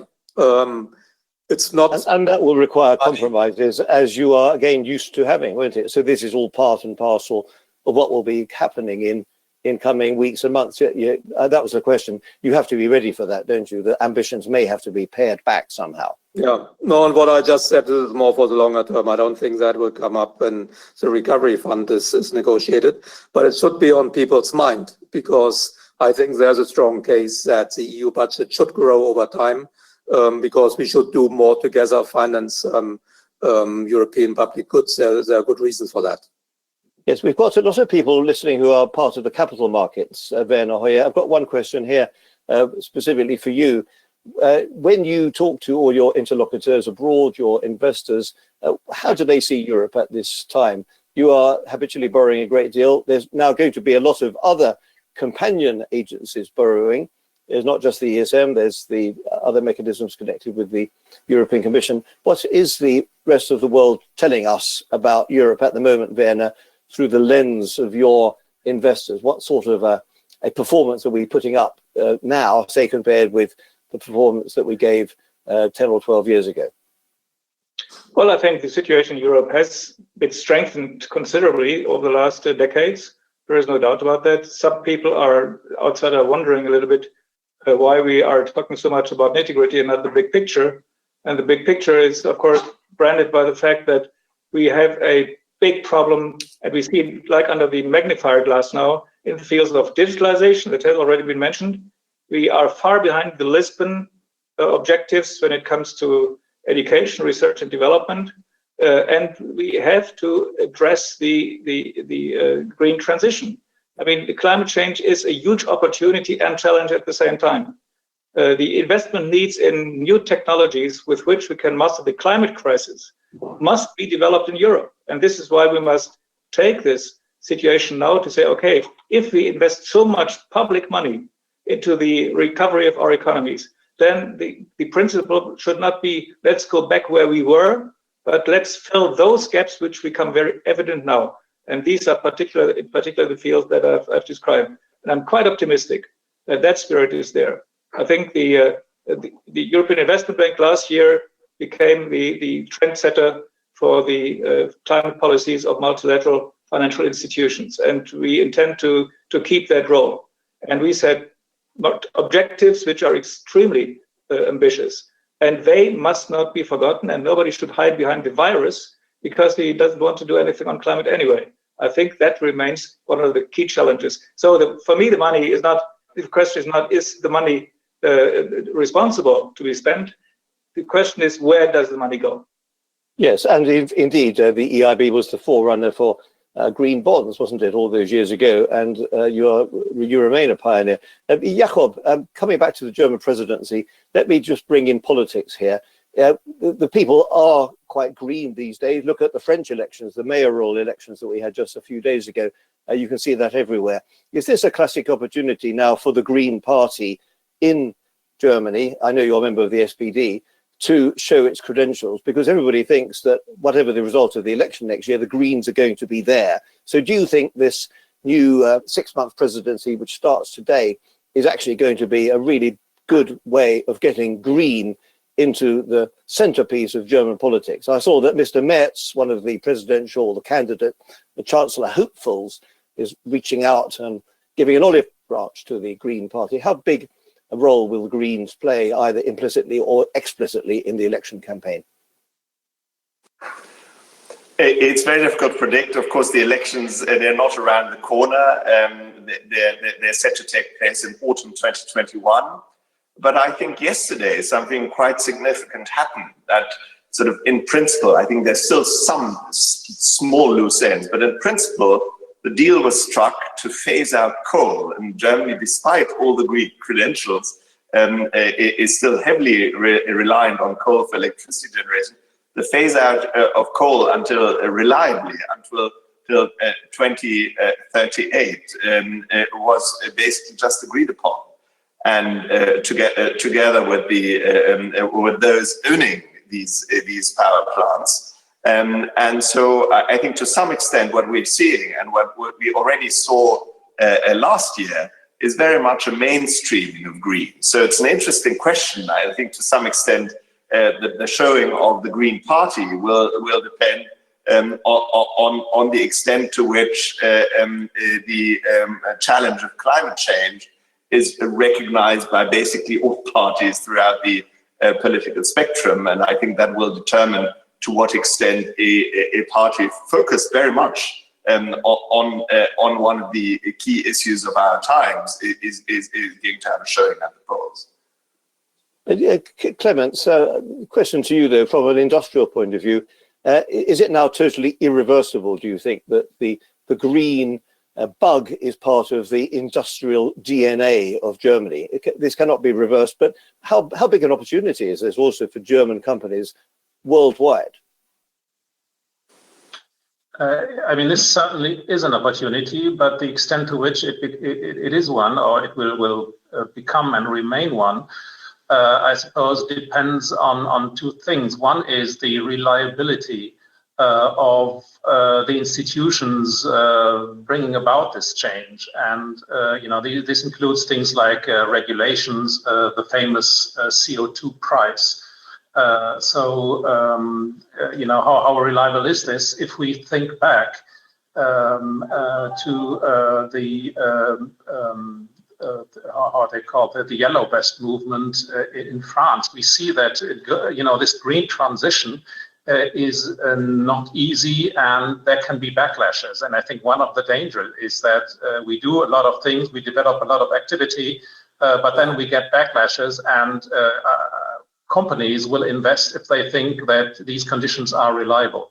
The other thing is that I think we need to be, because we want to be quick in this transition, climate neutrality in 2050, we need to do it in an efficient way. And here again, the CO2 price is key. Having a common CO2 price across sectors, across countries is key. And are we going to achieve that given the political resistance we have and the distributional issues? So a lot of thinking will have to go into this. A final point, I am a bit worried that Europe looks very much to the inside, and there is a danger that we become an island of climate policy while the rest of the world does different things. A lot of people in Europe seem to think things like a border adjustment can allow that, that Europe goes one way and the rest of the world another way. We shouldn't forget that climate policy will only work if it's based on global cooperation. I think there is no substitute for that. This is something we shouldn't forget.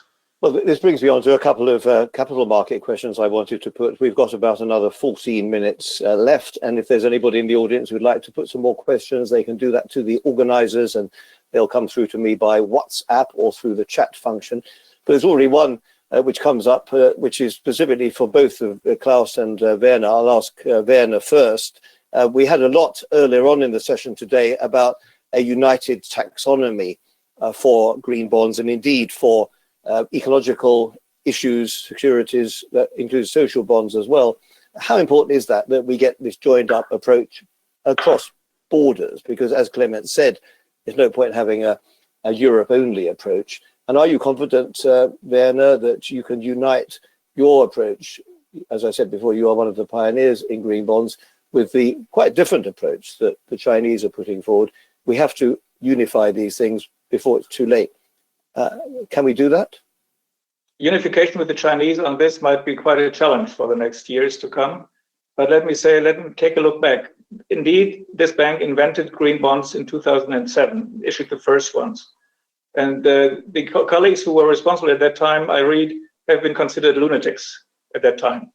And this lunatic idea has developed into a market of more than $900 billion. So it's not that lunatic anymore. But over time, we learned that the instrument can be terribly misused. And that is dangerous.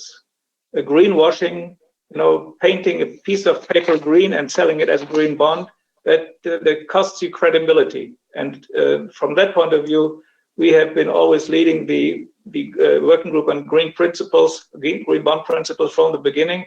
And this has led now to a legislation in form of the taxonomy of the European Union. That is an amazing progress, because the investor, and we need the private sector to invest into this, must be sure that what's painted green contains green. And therefore, I welcome the activities of the European Commission in this respect very, very much. I think, of course, we should try everything we can to lift it to the global level. But as I said, this is not going to be easy, because that is one of the instruments in the distortion of competition that is going to be used. But I think we should not get away from our ambitions there. The contrary is true. We have translated the experiences with green bonds, and also that what is now developed into the taxonomy, into the principles for the issuance of sustainable awareness bonds, because with the Secretary of the United Nations, the former one and the present one, I'm in full agreement that for the financing of key sustainable development goals, we need instruments like sustainable awareness bonds also. And it has begun well. We have issued the third batch 2 years ago for water projects. We are now in health and education, and this will expand. So having a solid taxonomy which rests on transparency, reliability, sustainability, and accountability is key. And I think we have the ambition to be the market leader on this as well. Thank you, Werner. Klaus, same question to you, with a particular onus on social bonds. I know that's something which is very important to you. Yes, of course, the EIB is clearly the world leader on green bonds. If our pandemic crisis support is requested by member states, which has not happened so far, but I will expect it will happen, then we will issue for the first time social bonds. And we will use the framework that we have agreed with ICMA, and we follow their social bond principles. I think that fits well into today's world. I wanted to make one comment earlier, because it's something where I don't agree with Clemens Fuß. Of course, it's clear that climate change, our objectives can only be reached if there's good global cooperation, but somebody has to be in the lead. And if it's not Europe, who would be it in the world? So I think we have a task here also for the world as a whole. We must be the leaders, otherwise nothing will happen. And if we do it well, it can also strengthen the European economy, because we would develop a competitive edge in certain products and industries. So here I clearly have a different view. I think it's good that Europe is in the lead, and Werner will continue with green bonds, and I expect the ESM to issue social bonds soon. I've got about 9 minutes left. I want to ask a fairly nitty-gritty question to all of you, which will take up about 5 minutes, and then a bigger, more magisterial universal question at the end. But first of all, I'd like to hear in reverse order. So starting with Jakob, just in a very simple way, it'd be very helpful for people in the audience to know, how are you coping with this crisis in terms of your ministry, Jakob? How does it work in terms of all your employees, your staff, the people who are working for you, your bosses, and how do you do your international coordination when you can't actually move around too much? Be very helpful just in a few pithy sentences just to hear how well you're coping. And then we'll go to Clemens, and then we'll go to Werner, and then to Klaus in reverse order. First of all, you, Jakob. David, I have nothing terribly exceptional to report other than the fact that I was delighted to find how many things can be done remotely, both with regards to our staff and with regards to European and international coordination. It seems to be working. It seems to be working rather well, and we're privileged in the Ministry of Finance in that we have a lot of space. From time to time, we were using some of our larger rooms more frequently in order to keep the social distancing while we were frantically working on the many crisis-related measures. So nothing unusual to report, and we got lucky, and that we didn't even have a single case in. Oh, good. Well, we'll keep our. I'm crossing my fingers here. Yeah, and of course, you, like Ludger, you are a keen cyclist as well. Clemens, how would you answer that very simply for your IFO Institute? Similarly, in fact. Of course, in academia, you can operate from anywhere. Also work a lot from home, as we did. So demand, of course, for our services and for the stuff we do has increased massively for the data we collect. So we have all worked a lot, and I'm really very happy that the team here at IFO was extremely motivated.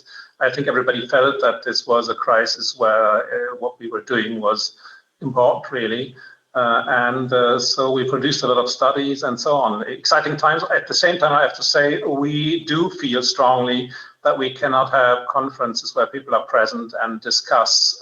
That does make a big difference in academia as well, as I suppose as anywhere else. We are really missing that, and we have put, as we have done it now today, a lot of stuff into the internet, and okay, that works, but it's a pity not to be able to have these informal discussions around conferences. We feel that strongly, but this was really a moment where there was also solidarity really in our organization, and a lot of work has been done under high time pressure, so that worked quite well. So, Werner, same question to you. Is it easier to deal with governments when they don't keep coming to see you? No, not at all. I must say, I moved with 99.5% of our 4,000 people out of our buildings 14 weeks ago, and we did not return until 2 weeks ago, and still the bank's staff is only here with roughly 10%. So it's slowly a restart, and it's a different work life now, and we have to see also the opportunities of that. And I share Jakob von Weizsäcker's view. I'm impressed what we were able to do with the home office only. It's an enormous achievement, our staff, but also it comes to limits. It comes to limits when I've been sitting 12 of these 14 weeks every day here in Luxembourg in my apartment. All my people know my living room now better than I myself. And now I'm sitting here since 2 weeks in front of two wonderful pictures of the bridge of Corinthos and the Panama Canal lock. I look into a black screen most of the time in 10 to 14 hours of video conferences a day. And you normally, in our meetings, including the big ones of the Eurogroup or the ECOFINers, where Klaus participates as well, normally you don't even see the face, the body language of your counterpart. This is coming to an end. So you get a bit fed up with it after time. Klaus, very quick, because I want to get another round of questions in, and we've only got 5 minutes left. Yeah, very similar experience. I was also pleasantly surprised that we were able to perform, because the ESM is in the market every day. That's still one half of the institution, issuing bonds, bills, investing 80 billion of our patent capital. That's a daily exercise, and it even worked from home. We had to give extra screens and laptops to staff, but it worked, and that's good, and it worked well. And on the policy side, we were able to develop a new instrument in record time, also good. Like Werner said, the meetings in the Eurogroup, particularly if they last through the night, as we had it in April, that's a bit painful. So I'm happy that this is coming to an end. Good. You all seem to have had a fairly good crisis so far. So we've got just 4 minutes left. So 1 minute per person, starting with you, Jakob. And the last question will go to you, Klaus. And it's going to be about the ESM and who's going to borrow from it, Klaus, just to give you warning. But Jakob, you mentioned the European Central Bank. The European Central Bank, they're not here. Is the European Central Bank still the only game in town? Well, clearly not. We have the three liquidity measures that I mentioned, ESM, EIB, and SURE, and we're going to complement them with a grant-based element. So I think there can be, namely the recovery fund. So I think we're doing on the fiscal front, together with all the national measures, we're doing what it takes, and the ECB is doing what it takes, and that's, I think, how it should be. Good. I'm going to put to you now, Clements, a question that's come in from the audience. You've just got 1 minute to answer, and it's really, can Europe develop sustainably on its own? The answer is very short, no. 90% of all CO2 emissions are coming from out of Europe. So the future of climate change does not depend on European emissions. It may be, as Klaus just said, that if Europe tries to lead, that other countries follow, but there are also reasons to think that other countries may even do less. If, economic theory, there's also work, academic work on this, showing quite clearly that there are these two possibilities. It may be that other countries follow, it may be that other countries say, well, great, they are doing something, we can do less. So it's been an open question. That's why I think Europe has to look at the outside. We need to lead, yes, but take others with us, not forget that. We have the immortal strains of Mr. von Beethoven coming up, but we're going to ask him to be quiet for a moment while we put two more questions. Werner, what innovations can we expect from you in the next 12 months? Well, of course, we have to adapt our product and also the way we bring our products to the people. I mean, digitalization is something that is still a challenge also for us. We are good at IT and all these things, but the full potential of digitalization has not been exploited here yet. And I think in these fields where we have climate, innovation, digital, we can really make a difference. And I add explicitly education to it, because we are all missing our education targets in Lisbon. Targets of education. Last question to you, Klaus. Will we need another country to go first before Italy in tapping the ESM? Last question. We have to stop in a moment. You repeated the question whether the ECB is the only game in town. That was never true, although it's often said. In 2011-15, without the 300 billion euro coming from the ESM, some countries have been forced to leave the euro area. So thank you. And the organisers are asking me to stop now. So just a very quick answer on: will we need another country to go first before Italy to tap the ESM? I don't know. It's an offer that is available. The ESM new facility. It will be used. I can say which country will do first. Well, thank you all very much indeed for taking part in this session. I think we've set the scene very well. So Klaus, Werner, Clements and Jakob, thank you very much indeed. I'm going to hand back to Mr. von Beethoven to take you into the topic 4. Thank you all very much, and have a good day where you are, and make a success of the crisis still. Goodbye.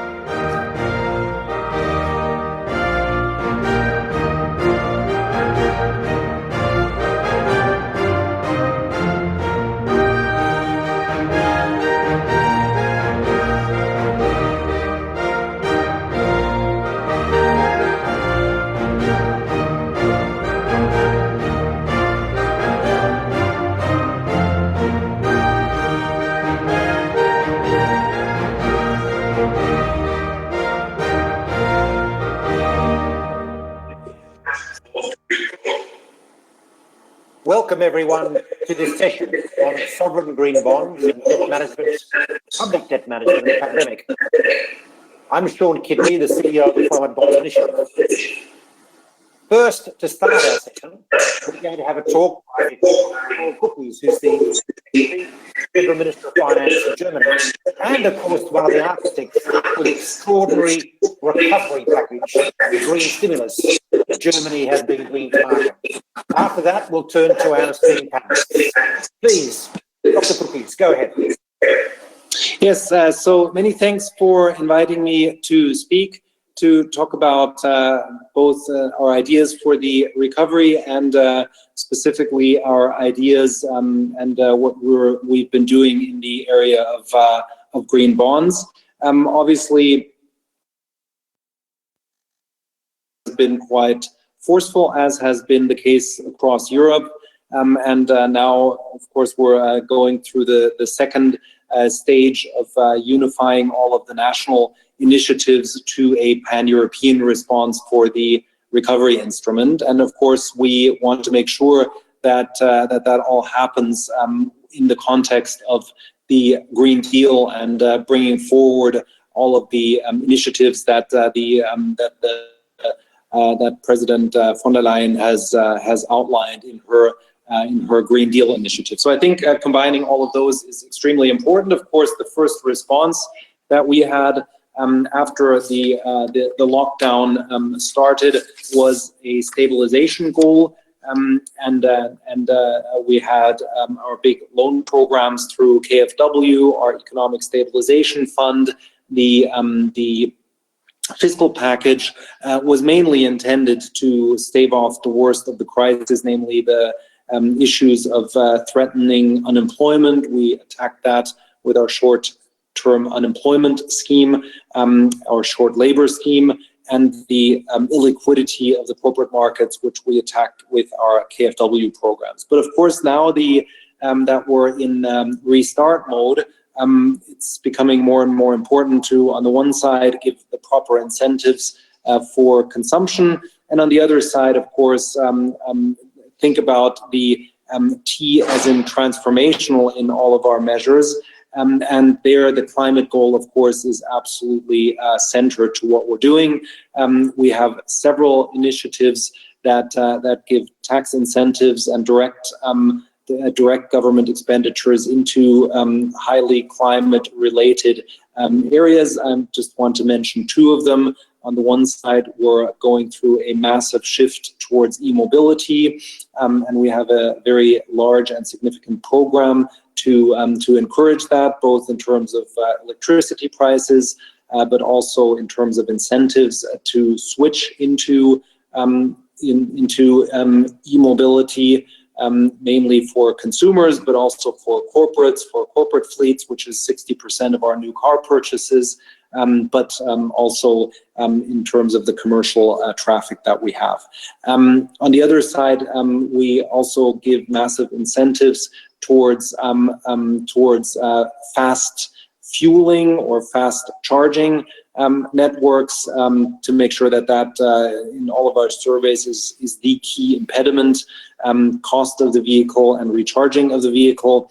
Both of them we're attacking through fiscal incentives, which are both on the one side direct grants for e-vehicle purchases, and on the other side incentives for fast charging.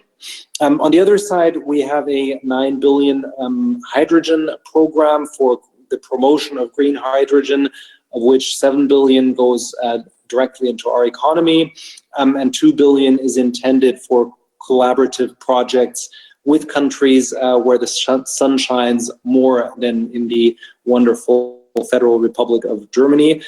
There are rumors that such countries exist. And so the idea is, of course, due to the large requirement of renewable electricity, to build cooperations with countries where the availability of renewables is higher than in Germany. We're pretty good on wind. We're not quite so good on solar, for obvious reasons. How do we fund all of that? And of course, that idea is very near and dear to our heart. And we just announced that we will become an issuer of green bonds. some have answered on my tweet, better late than never.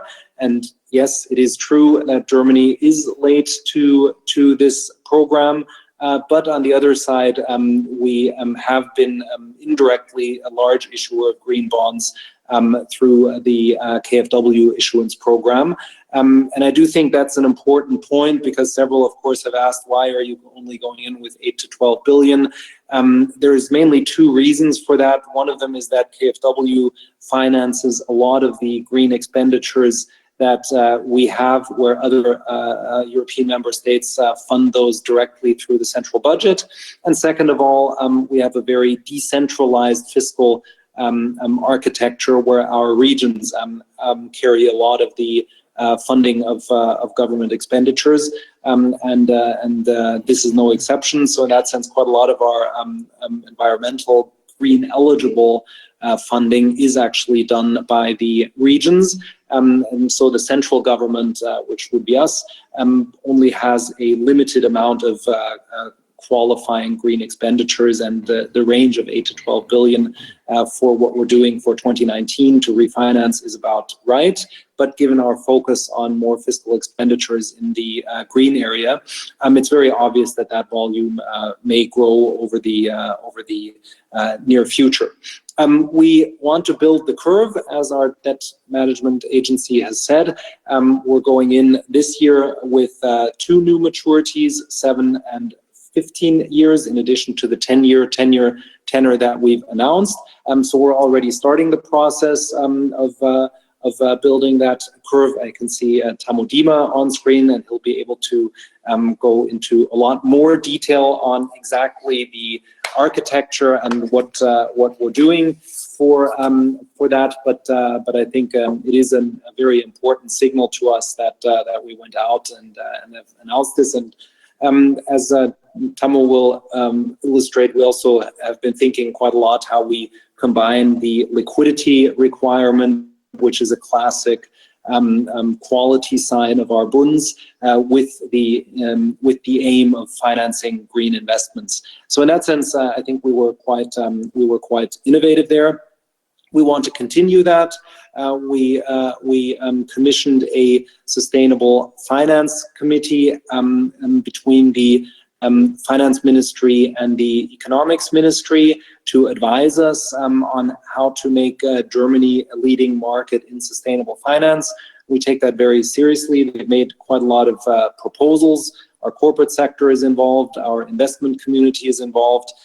So I think it's extremely important that those areas develop further. And of course, we have been and will continue during our presidency to be very focused on the European-wide initiatives that we have on green finance. Who knows, maybe of the 500 billion or 750 billion, whatever the number will be at the end of the day, that the European Union will issue to fund the recovery instrument. There certainly are a lot of ideas around, and our voice will be strong in favor of making a part of that also compatible and compliant with the green bond standards, and potentially, I mean, at least we won't be the reason it doesn't work. If there's an idea in the Commission to issue some of the several hundred billions in terms of green bonds, we would of course be supportive for that, but of course the Commission needs to make that decision. What we definitely are in favor of and are making good progress on is further development of the taxonomy. I think that's extremely important. We can see that also in the discussion that we're having about the definition, what is green eligible in terms of our issuance. So in that sense, I think it's extremely important during our presidency, and we will be very focused on that, is to carry forward all of the level 2 work that is going on right now. Technical screening criteria is very important there. So I think we are completely on board and in favor, and really want to move forward in terms of promoting this agenda. With that, I can see that it's 11 minutes past 3. I've been told to stop at 10 minutes past 3, so I'm almost on time and look forward to the discussion. Thank you very much for those comments, and thank you especially for your comments about taxonomy. I've had the privilege to be a member of the European Union Technical Expert Group for the last 20 months, and that's music to my ears, what you're saying. We've got a lot of work to do. We're in the middle of a crisis. This is a COVID crisis, but I'm going to argue, we come from the global NGO for the green bonds market, I'm going to argue this is also a climate crisis. The IPCC has been predicting for now the past 20 years that there will be a series of pandemics this century as a result of pathogens jumping between species from degraded environments, which is exactly what's happened with this. That's the origins of it. So in a sense, learning how we survive and recover from this crisis is also an example of climate resilience learning that we have to do. There's a linkage here. And I'm going to come back a little later for our panel to that linkage, because I think this has potential impact or import for thematic markets. But first, may I introduce everyone to our fantastic panel.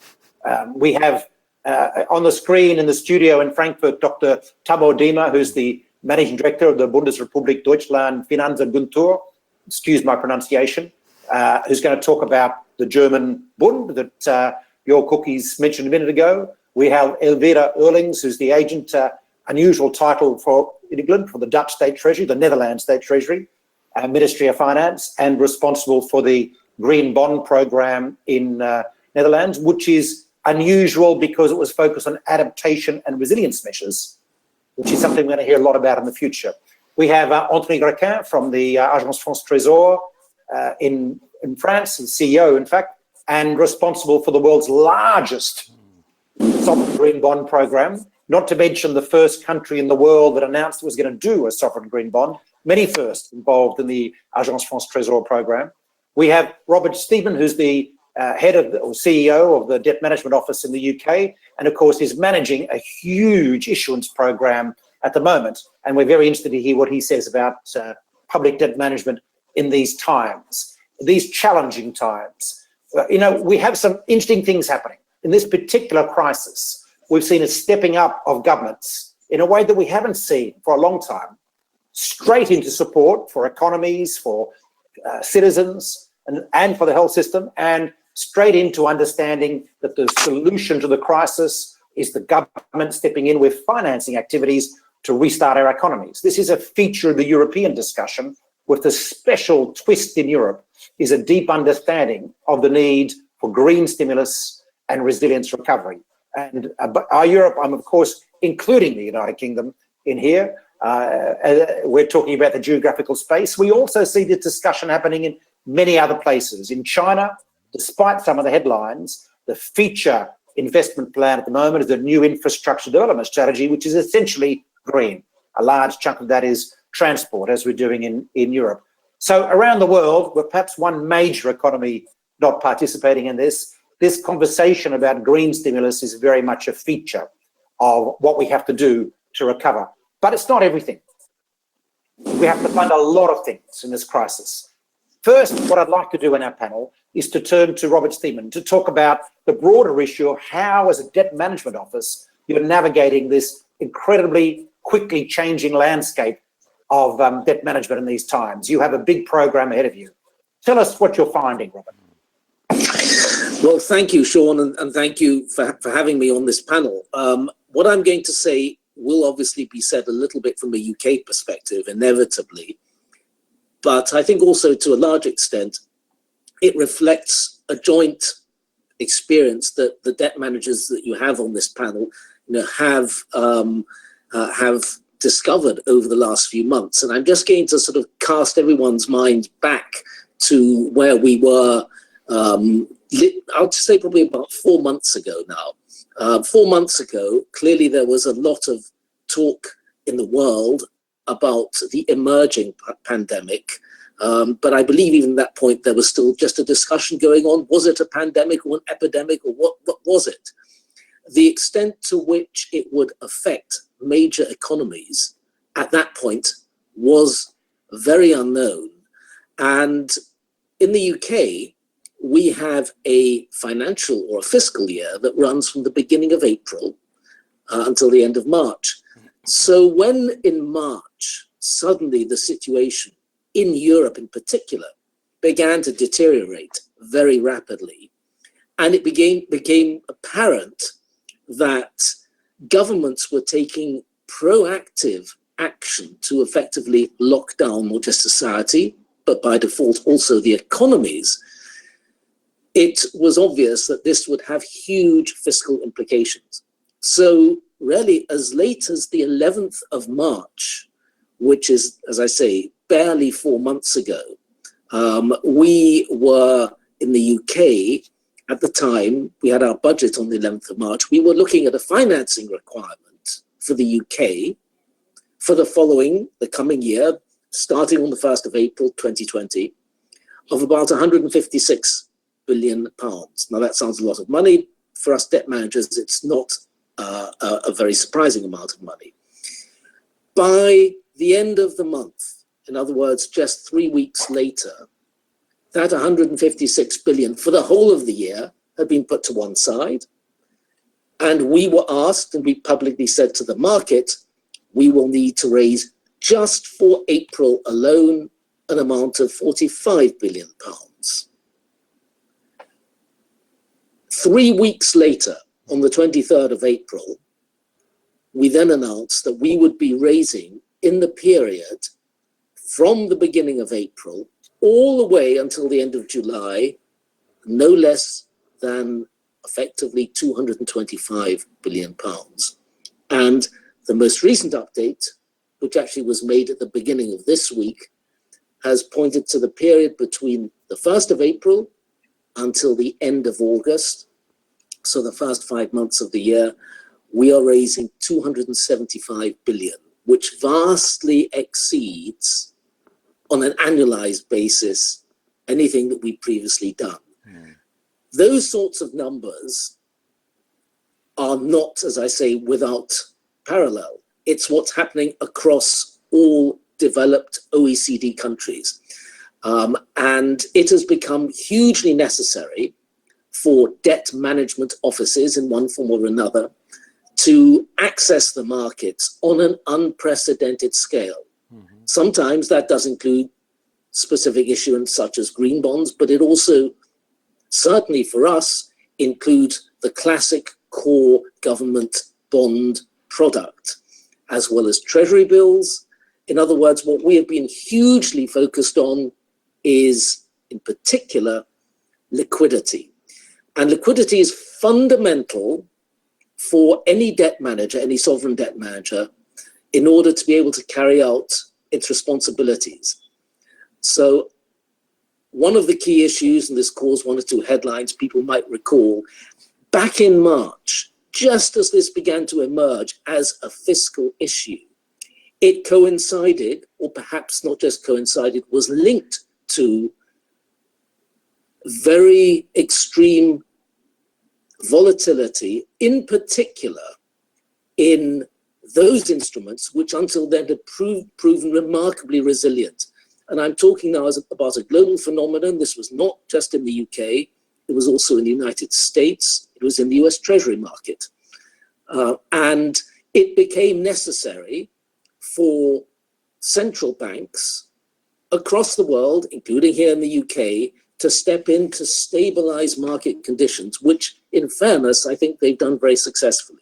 And I think it's worth emphasizing that the actions of central banks over the last few months has not been directly to facilitate the ability of governments to borrow or to finance directly government borrowing, but in particular, they've been there to stabilize markets, to allow markets to do what they need to do so that we can fund ourselves, so that the corporate sector can fund itself. And that's been a key theme throughout this period. So to sum up, huge increase in borrowing requirements, and this will stay with us, in my opinion, not necessarily the high amounts of financing, although they will probably be elevated for some time, but also in particular refinancing over the coming years. That is likely to be a major feature going forward. Interesting point, and that refinancing is also an opportunity, I suspect, Anthony, for green bond issuers, apart from general Can I go to you next, Antonio in Paris? You have had this pioneering green bond, thematic bond program. You actually tapped it again in March. I'm interested in your thoughts about the role that will play in this significantly enlarged program that every country is doing, whether you see it being important or just a feature. And I'm also curious about your experience at the tap in March. But over to you for your remarks, please. You're still on mute. Not on mute anymore. Thank you very much, Sean. Well, thank you for inviting me to share what we have learned about managing sovereign bonds, and in particular in this very particular environment we are living through currently. And as Robert mentioned, we are also in this process of having to test the extreme end of what markets were used to swallow in terms of bond issuance. So we are testing sometimes I have the feeling that we are testing the limits of what the markets can absorb. Let me turn back to the experience of creating this green sovereign bond back in January 2017. Maybe share some lessons with my fellow companions, since there are obviously some challenges that are attached to this innovation, and I'm sure they would not deny for those who have been engaged in this in a similar process. One major source of uncertainty for us was to know whether the creation of this green OAT would result in a discrepancy in our OAT curve. And Sir Robert just mentioned the importance of liquidity for all debt managers, and for liquidity to be there for every bond we issue. And so we were one of the risk we ran was to find some sort of discrepancy with the issuance of this bond. Clearly, we didn't want, from a public debt management perspective, we didn't want the green OAT to be subject to any specific treatment from part of our investor base. So right from the beginning, we tend to brand it as representing the best of both worlds, which is to say, being in line with the environmental best practices, indeed, and at the same time being just like OAT, like an OAT like any other. And so looking at how this bond has evolved in the market, and how in this particular environment we are going through it react, I think we can say very clearly that this green bond has not been discriminated in any sort of form by market participants. And on the contrary, I mean, the demand for it remain dynamic. And I would even say it's particularly when markets are shaky, that primary dealers tend to advocate and to recommend us issuing this green bond. So we have now, after several taps, reached an outstanding of 25 billion euro for this bond, which is very similar to the surrounding bonds of the OAT curve. And so this outstanding contributes to the good liquidity of the bond. We tap, as you noticed, Sean, in fact, already twice this year. It was in February and in March, and it will also be the case this very Thursday, which is a sign also that the appetite for this bond remain intact. And each time we have issued it, it appeared that the relative value perspective showed that we did it in a way that was very positive for the taxpayer. So I would say that this bond, and you know that we like to portray our bonds market as a safe asset, but I would say that this bond within the safe assets basket is seen as a particularly safe bond for market participants. So I would say that from its market behavior, I would say that this innovation has been quite a success. Of course, this bond is constrained by the amount of eligible expenditure, which is defined on a yearly basis based on the state budget law. But I would say that looking a bit forward, and let's say in the same vein that Mr. Cookies has pointed out about the increasing support for green public policy, we are looking forward to maybe larger and an extension of green eligible expenditure in the future budget. And so we will probably be in a position in 2021 to consider issuing a new green bond on our curve, according, of course, to market demand.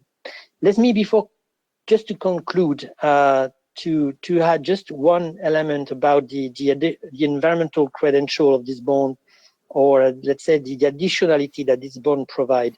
The green dimension is just not a marketing material for us. The additionality is also linked to the specific studies and commitment to report that we have before investors on the environmental impact of the green eligible expenditure we are financing through this bond. And in terms of impact reporting, we have been establishing a specific independent body with international experts who devote a lot of time and energy to assess the environmental efficiencies of this of the expenditure. Sean, which is an active and always, I would say, a thought-provoking member of this council, can testify that this council produced hard work and in-depth analysis that, in fact, proved very useful in the management of our environmental public policy, more generally speaking. So I will then it over to you, Sean. Interesting point. Interesting point too about your news about issuance. I'm sure investors will be very excited by your words today. I want to now go to Elvira, who's got an exciting story of her own about investors being keen on this. Elvira, take it away. Thank you, Sean. Well, before telling you all about that, let me first also congratulate the German government and Mr. Cookies and Dietmar with the issuance of their green bond program. I'm very excited that we can welcome them in our green sovereign bonds circle. And I heard Mr. Cookies say that about the comments that he received, but I think you can be very proud on the innovation that you've also introduced by including this twin bond structure and to give a lot of, I think, choices to the investors, but hopefully also see some price differentials there. So great to hear this news. Yeah, as I think my colleagues has already mentioned, and also Mr. Cookies thought about a forceful response from the governments also within the Dutch context. We have seen our funding need from the beginning of this year, which was 40 billion euros in an era where we had budget surpluses, which is good for the country, but for a debt manager, not necessarily an easy situation to manage if one of your pillars is, as Sir Robert said, liquidity. We are finding ourselves now looking at a funding need of 140 billion for this year. So it's more than a threefold of our funding need that we're heading and looking at ourselves, measures to support the economy, support employment. Within that significant funding need, we're very happy that we have also included the green bond. Now, we tapped the green bond last week, and within 4 minutes, we had 1.4 billion euro coming in. And I can also echo a lot of comments that Anthony also made on the appetite of the investors looking, well, I hope AAA is always a safe haven for investors, but particularly this bond, this green bond is so much an appetite with the investors. And also I think research has shown that the yields on these ESG papers are still so solid and strong. So we were very happy that we could tap it. We have 9 billion euros outstanding right now. We would love to do more. As I said, the appetite is huge, but we also need to be accountable that we have matching eligible expenditures, as also Mr. Request said. So we also need to be accountable for that. We issued our first impact and allocation report, so to make sure that the money that we raise, that we're also accountable for the investments and the expenditures. That also the Dutch government is very committed to make. maybe already detailing a bit on what we've spent the money on. We have a climate mitigation part, so boosting and stimulating renewable energy, solar, wind projects. We are using the proceeds to help rental housing corporations to make sure that there's better energy efficiency within the housing. We've also used it to maintain and invest in the infrastructure and transportation area. And what we also are very excited about is that we have included expenditures in the climate adaptation part, because as Sean said, this is also the climate change is also a global threat to our economy, meaning for a country that's so vulnerable for flooding and sea levels may rise much further and higher than we have expected and earlier assumed. We also need to be very much protected against that. So we've also really put the spotlight on those investments that we need to make sure that our feet remain dry, that we have safe dikes, that we have a robust water management system. So that's the climate adaptation that we've also introduced within our green bond framework. So still very excited to have the green bond in our toolkit. As Mr. Riquet also said, very much satisfied about the liquidity of the bond. It's not an outlier in our curve. So I think that's it for the notes.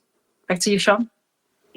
Thank you. I know placing 1.4 billion in 4 minutes may sound normal for the people in the debt management offices, but I'm going to tell you, for the issuers I speak to in emerging markets, when they hear that, they literally sit bolt upright in their chairs. Now, how much of that is to do with AA in chasing safety? I'm still also amazed. It's still amazing. It's still amazing. Tamo, from the studio in Frankfurt, I'm hoping you can join us. I can't see your picture at the moment, but we're keen to hear now a little bit more about the German program. Jörg has already given you the baton to talk in more detail, if you like. Elvira has given away one part of the story, but over to you. Tell us what the plans are. Thanks indeed. As Anthony mentioned, there was this landmark transaction out of France in the green sovereign bond regime. The green OAT has a large volume right now, high liquidity, safe asset, as Anthony rightly pointed out. And then from the Netherlands, we have seen a high quality green framework, a top rated issuer with an excellent debut in the green sovereign bond market. And the question to us was, how can we as Bund, how can we as Germany can add value to the development of the green financial market with those two excellent examples already executed. And we came to the conclusion that we may want to add value by offering a yield curve very quickly. So in fact, as Jörg rightly mentioned, we start this year with a 10-year green bond and with a 5-year green bond. And for 2021, we will continue on that pattern and offer other points on the yield curve, say a 2-year or a 30-year green bond or 7 or 15 years, so that quarter by quarter, year by year, we will actually fill our yield curve with green sovereign bonds out of Germany.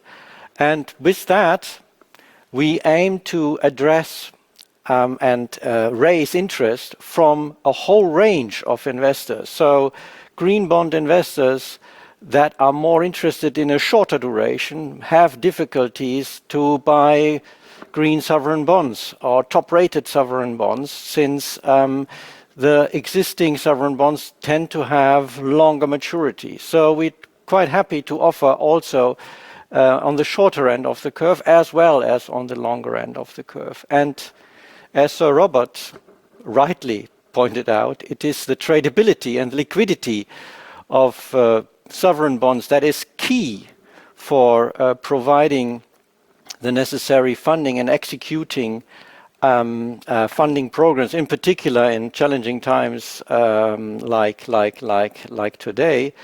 So we raised also the question, how can we achieve or carry over the liquidity of the conventional bond market to the green bond market?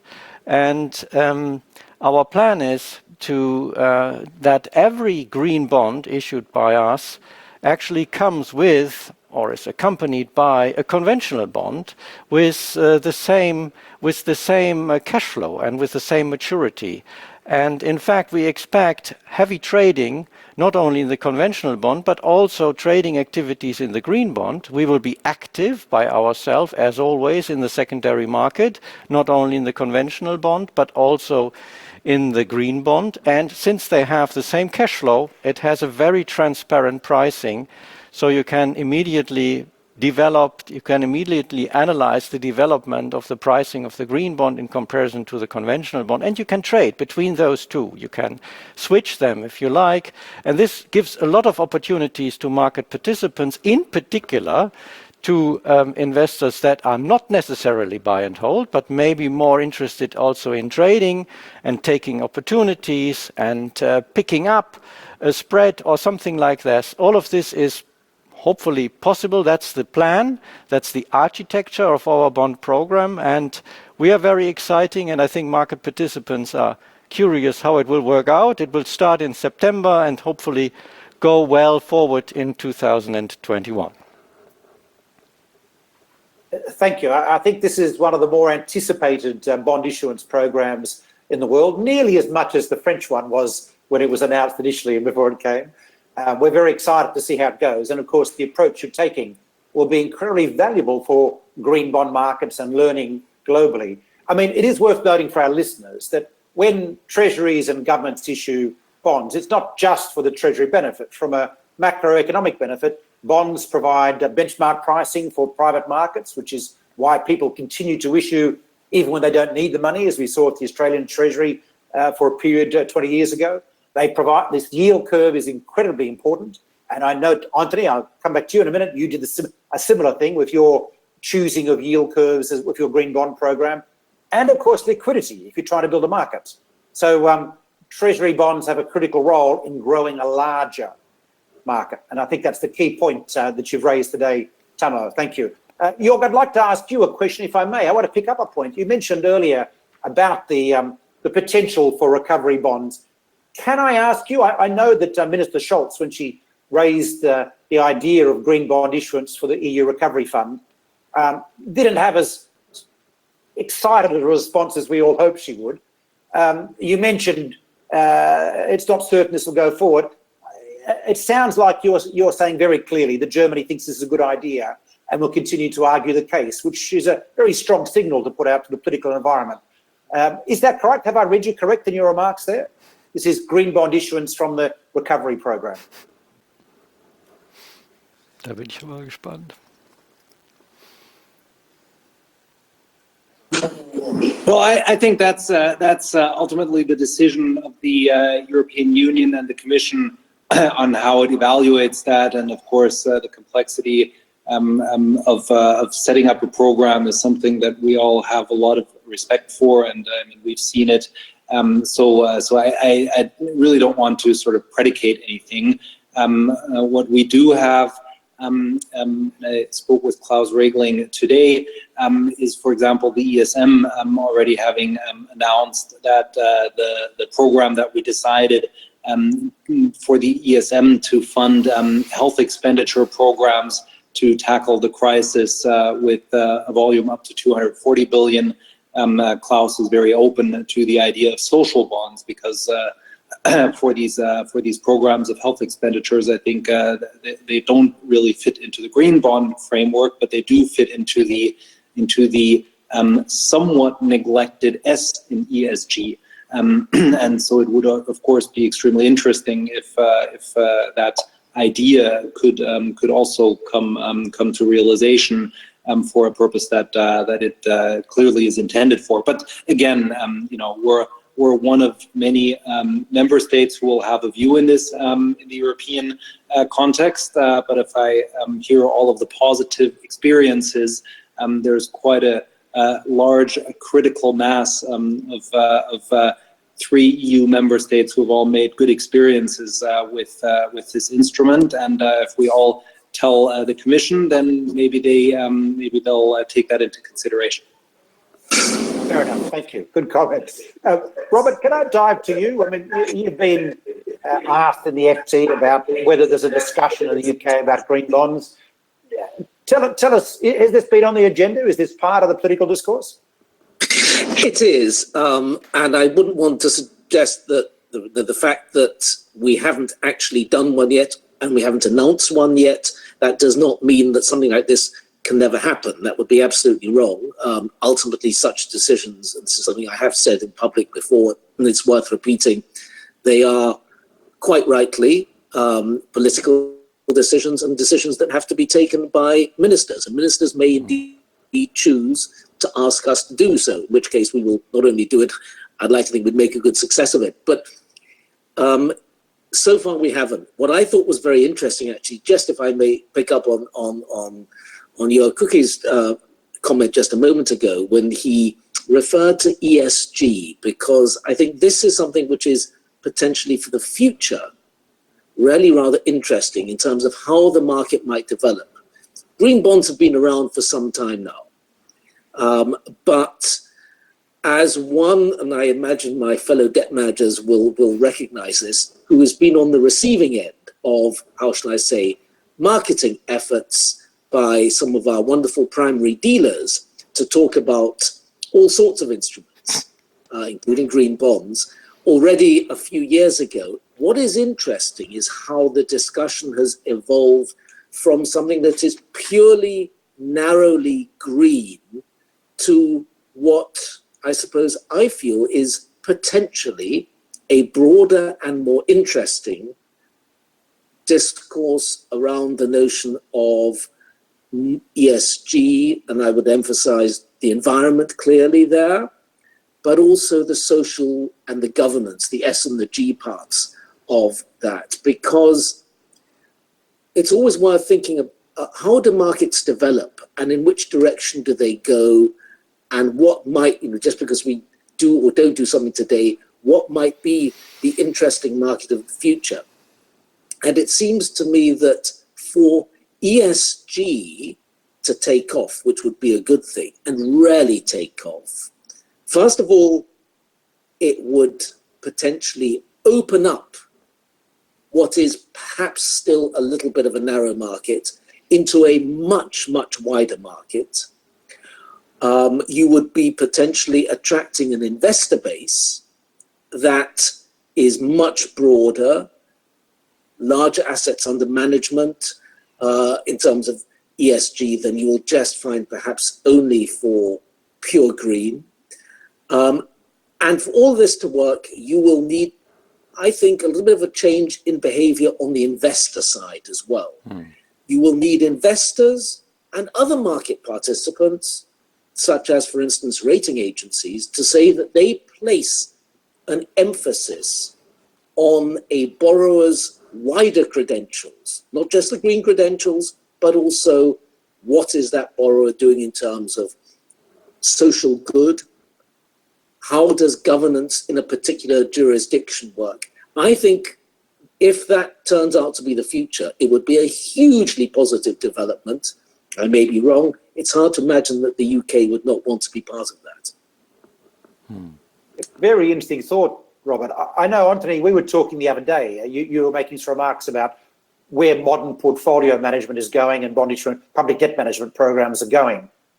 You know, as a pioneer of this particular thematic issues, what do you think about this issue? And I guess picking up a halfway point to what Robert said is we have seen this growth of recovery, pandemic bonds. Indonesia issued a pandemic bond just recently.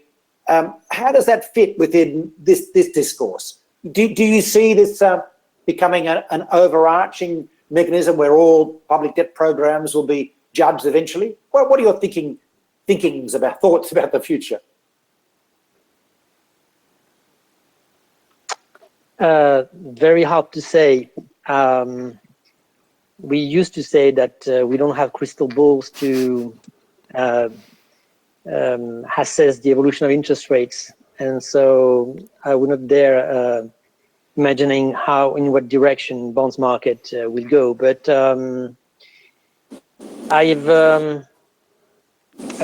we have to also, to take markets in the structure as they are, and our first mission remains to fund the state and to fund the most appropriate way, the most cost-effective way to fund the state.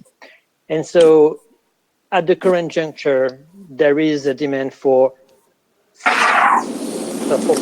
thematic bonds like green bond. Then it's my duty, I think, to tap this pocket of investors and to issue it in the best interest of the state. If there is a shift in the market to, let's say, consider more a multidimensional identity card of an issuer through an ESG rating, then I think there will be, as always, we will follow the market, and we will probably enter this kind of approach. But I must say that so far is not yet in place. The latest development seems to be more on the same idea of developing thematic bonds around COVID-19 or social bonds. I mean, we have recently a French public sector issuer called UNEDIC, which is the French insurance system that have been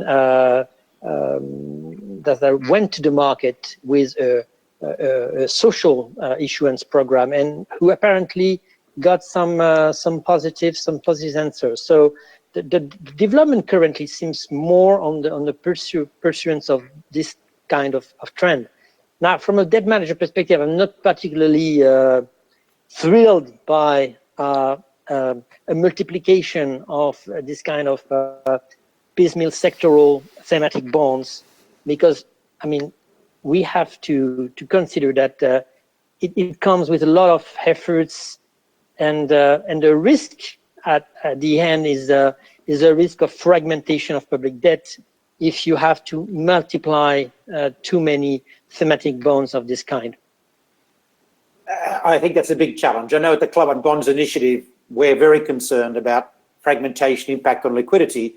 But I want to posit an argument to Elvira, because in a sense, she's broken out of the mitigation story and added adaptation and resilience to the universe of projects and investments that can be made.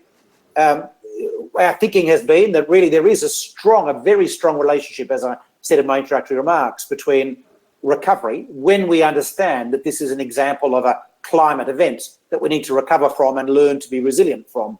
So we're sort of thinking about this narrative of embracing the pandemic and COVID bonds into one large liquid universe as a way forward. Did you have any resistance when you issued your bonds into adaptation and resilience? Did investors embrace them immediately, or was it a tough education event? Thank you.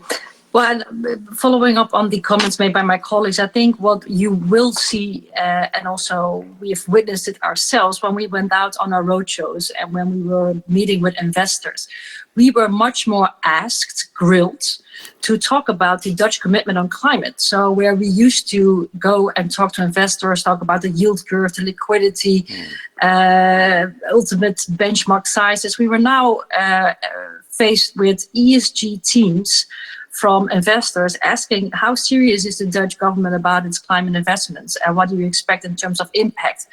What kind of indicators will you be showing that we can then also include in our annual reports to our customers?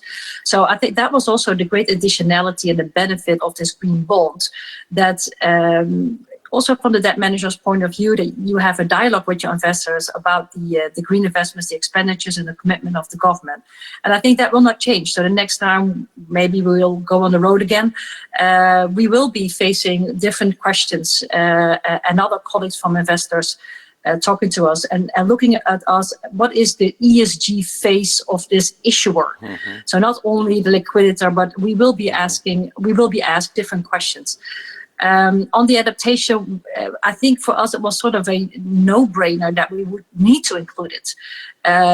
of course, it was nice that it was a sort of an innovation compared to other categories that we've seen included in other bonds.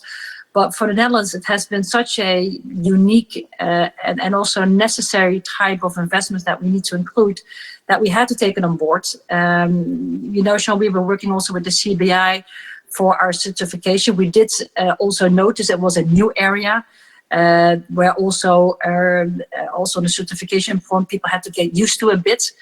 We also had to work on our indicators, our impact indicators, where normally we report all megatons that you are avoiding because of the investments that you're making. Now you need to talk about resilience. How can you make your countries safe to a level that by 2050 the fatality rate is only 1 at 100,000 of inhabitants? So these are completely different indicators that you need to report on, that we had to educate our investor community on.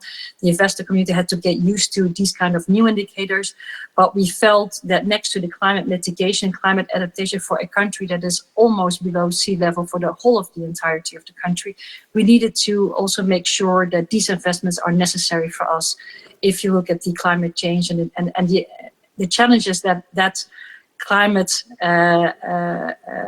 discussion is having for us as a country.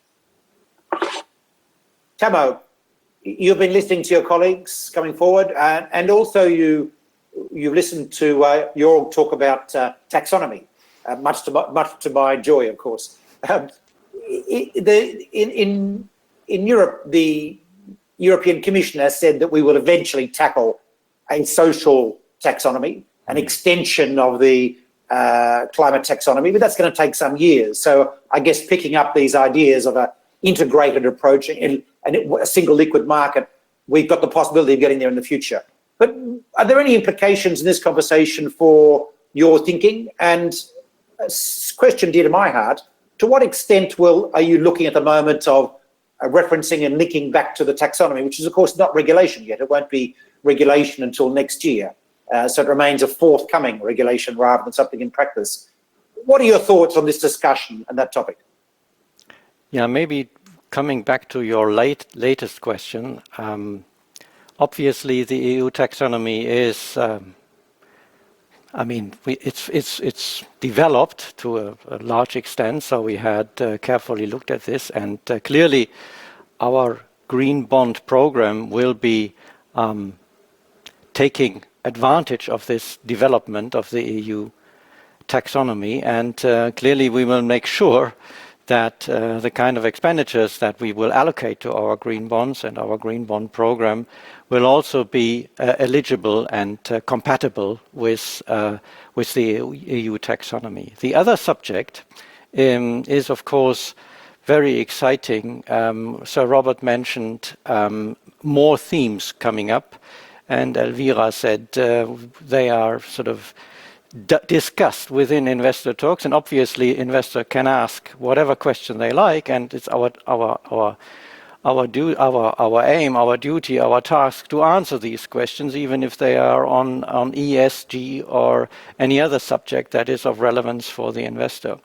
And the challenge is that clearly the functioning of the bond market and the functioning of the bond market in general, but in particular the bond market, needs to be secure. So as an example, we have every day a trading volume of 100 billion euros in the bond future market. So every day there is a huge turnover in buying and selling future contracts, and the important is that the underlying market is functioning and liquid, and that everyone and every person can rely on the functioning of the future market, in particular the achievability and accessibility of the bonds that are underlyings of these future contracts. And the more and more subjects, the more and more themes may enter into the picture demanded from investor side, will certainly lead to a fragmentation of the existing portfolio, of the existing bond portfolio. And this comes with the challenge that a fragmented debt portfolio, or slightly more fragmented debt portfolio, then the fungibility of the various bonds is more challenging, and therefore the functioning might be reduced. And this is a big topic, in particular for us, since our bonds are traded in a large extent, and our future contracts are traded in a large extent, and therefore these theme bonds are something that we have to analyze very carefully. And we follow clearly the ideas from our colleagues in Denmark. I mean, they come up with the idea that a green bond in that case is two things. It's a conventional bond plus a statement about the expenditures that were allocated, plus a reporting about the impact of these expenditures. So we have two things combined in a green bond. And the Dutch idea is, sorry, not the Dutch, the Danish idea is to separate those two and make them traded in different ways, so that you actually have two securities instead of just one security. And with that, you have the underlying market is still fungible because these are all conventional bonds, but you have these additional securities, these add-ons, which have no cash flow, but really they sort of securitizes this statement that there are green expenditures in that case. They separate this, and they therefore overcome that challenge. So more themes may come in a way as long as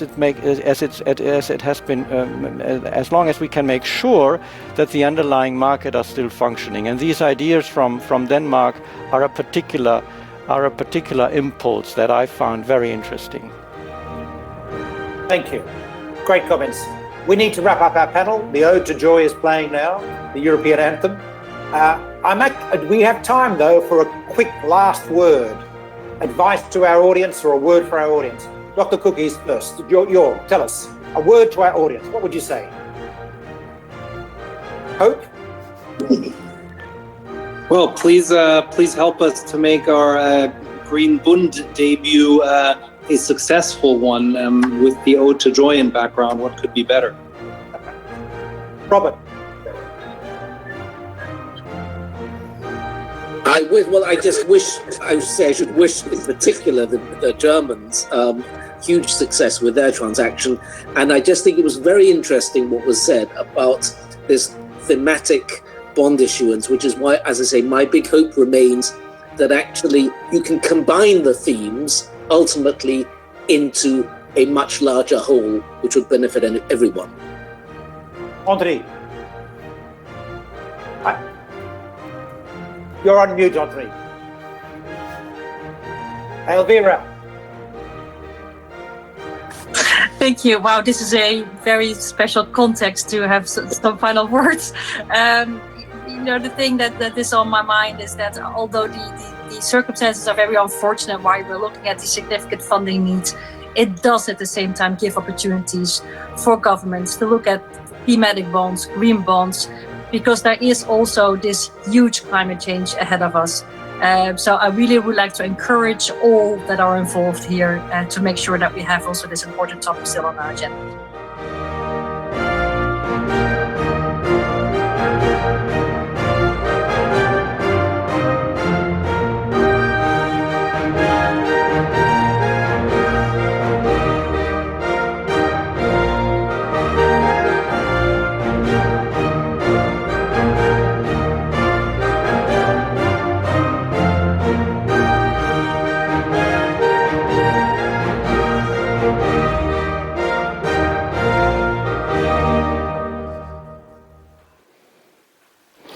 Ladies and gentlemen, good afternoon. In recent years, the global fixed income market proved to be a central role in mobilizing capital for the sustainable transformation. In recent years, we have also seen a trend, green goes rainbow, which means the market has moved beyond the pure green perspective. Hence, I'm very delighted that I have today 5 experts on sustainable finance discussing with me the increasing importance of social and sustainability bonds on the sustainable bond agenda. So I would like now to introduce my fellow panelists, and a very good morning to Denise Odaro. She's Head of Investor Relations of IFC, and a member of the executive committee of the Green Bond Principles since its inception in 2014. She's also a chair of the Social Bond Working Group and has created the Social Bond Principles, and she has structured IFC's Social Bond Program. Hello, Denise. And I would start with a statement I'd like you to complete. So in 2020, social and sustainability bonds proved to be? A fascinating joyride. Thank you. So next, and hello to Luxembourg, to Ayla Kaivi. She's head of capital markets at AIB. And they have opened more or less the green bond market in 2007 with the first climate awareness bond. In 2018, they extended their program to sustainability awareness bonds. And Ayla is also a member of the technical expert group of the EU. So welcome, Ayla. And in 2020, social and sustainability bonds proved to be? Yeah, thank you, Markus. In 2020, social and sustainability bonds proved to be a fully fledged sibling of the green bonds, not just a poor distant cousin. Thank you. Then good morning to Paris, Dr. Rolf Wenzel. He's governor of the Council of Europe Development Bank. The Council of Europe Development Bank has an exclusive social mandate, and since many years it's a credible issuer of social inclusion bonds. Dr. Wenzel, in 2020, social and sustainability bonds proved to be? Proved to be just the right thing, both for investors and issuers when the COVID crisis hit. Thank you. Then hello to lovely Helsinki, Alexander Ruf. He's Director Funding Investor Relations of the Nordic Investment Bank, the international financial institution of the Nordic and Baltic countries. The Nordic Investment Bank is an issuer of environmental and blue bonds and has recently established a special response bond program. Alex, in 2020, social and sustainability bonds proved to be? The right and fast instrument to address the challenges of the crisis and to respond to investor wishes to get more transparency on the use of proceeds. Thank you, Alex. And last but not least, going back to DC, good morning, Eusebio Garret, Head of Funding of IDB Invest, the private sector arm of IDB Group. Sustainability is core at IDB Invest, and recently their board of directors have approved a new environmental and sustainability policy. So Eusebio, in 2020, social and sustainability bonds proved to be? The most popular kid on the block, definitely the sector which has received the most focus both from issuers and investors, which has received the most focus both from issuers and probably the most useful tool to get the capital markets to focus in helping mitigate the horrifying effects of the COVID-19 crisis on the economy and on lives across the world. Okay, thank you very much. So let's go a little bit into the discussion. I would like to start with Denise. Denise, can you give us a quick overview of IFC's role in emergence of social and sustainable bonds, please? Absolutely, I'd be pleased to. Can you hear me okay? Yeah, it's fine. Thank you. Okay, that's better. All right. Well, so I think because you have over 2,000 registrants to this, it might make more sense for me to begin with what we actually define as sustainable bonds. And so for us, sustainable bonds is following the green, social, and sustainability linked principles. So essentially green bonds, social bonds, and sustainability bonds, which are a combination of the use of proceeds being green and social. And so for IFC, this is a market that we've been in since 2010. But we actually kicked off the public benchmark market on the green bond side in 2013. Thereafter, we've been heavily involved in social bonds, and we became the first issuer to bring a USD labeled social bond to market in 2017.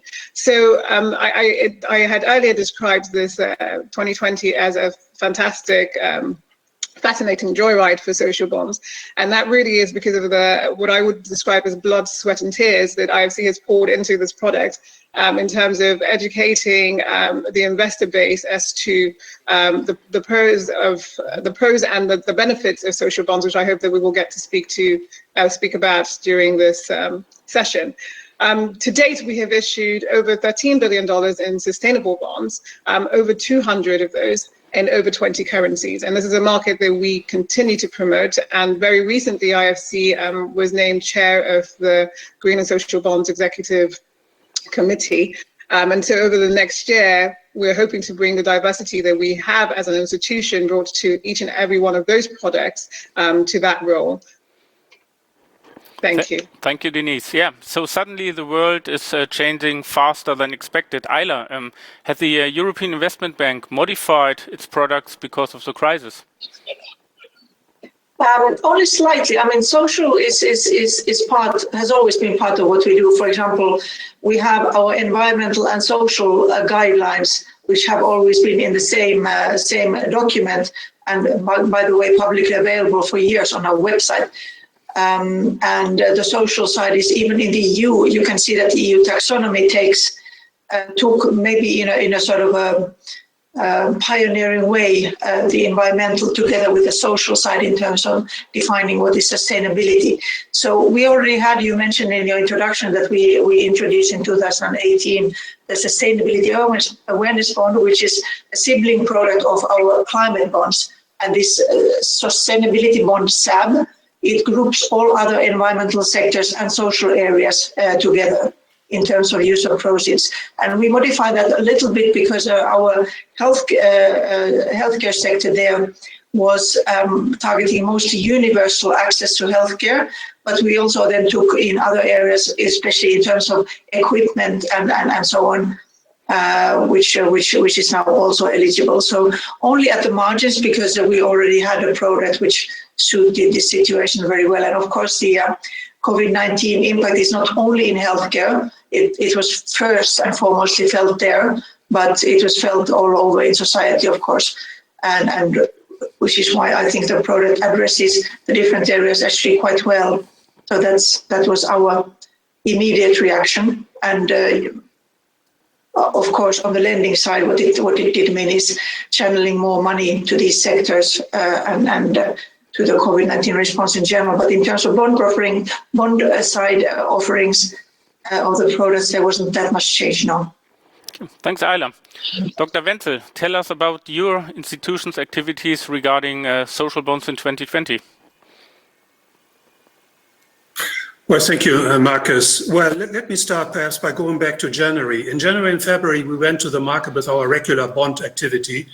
So when March came and we had to close down the bank and to work from home, we saw also a strong demand for our financing, in particular then for hospitals, turning hospital units into intensive care units, helping countries with the financing of simple things, you might say, with masks, respirators, and so on.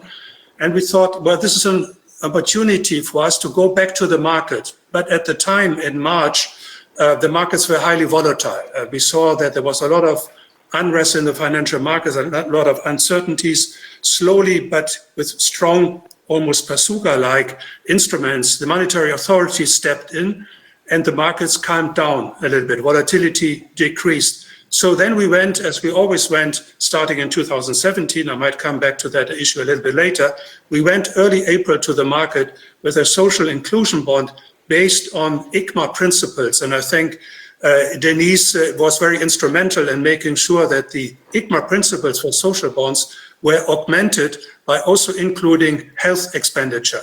I think that was a very welcome move. So we issued an early April bond.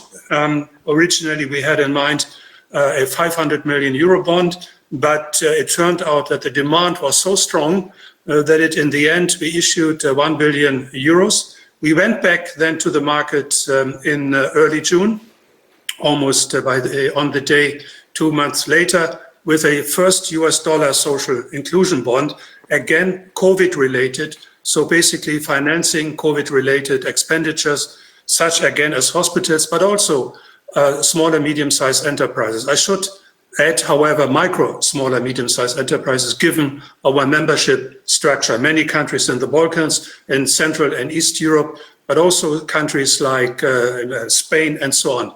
We were lucky in the sense that while Brussels, Europe was discussing what is the appropriate response, we were already there. We were helping our member countries, and we had a very strong demand from our member countries for financing, but also from the investors who were interested in our bonds. And that was, as Denise said earlier, I like that expression, a joyride for social bonds, because all of a sudden the attention was on social bonds, not only on green bonds, which is another issue, but on social bonds.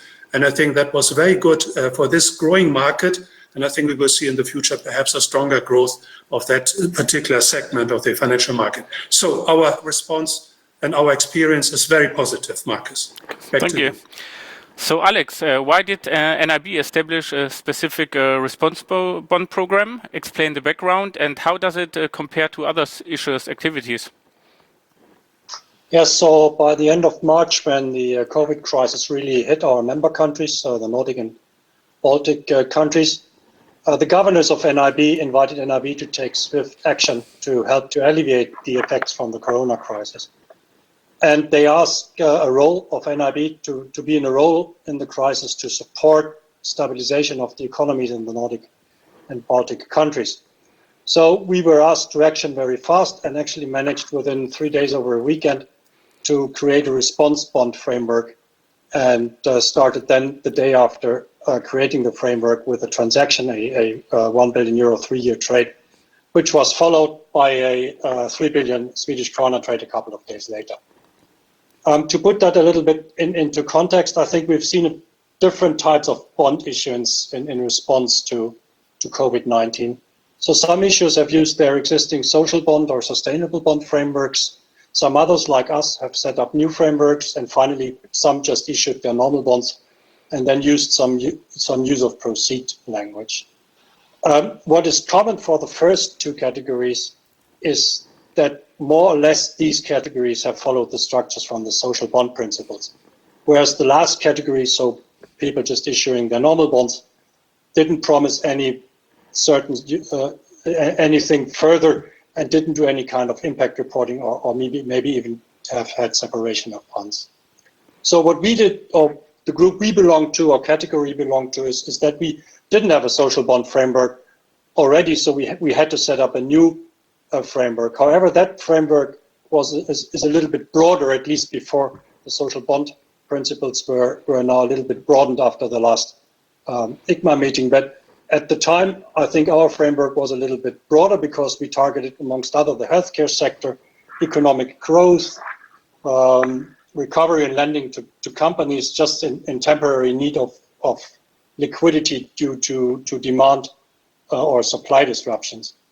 It was very important for us to react fast and to offer these measures to our clients to tackle these short-term challenges. And we felt then the best way to achieve this is to establish a framework outside social or sustainability bonds.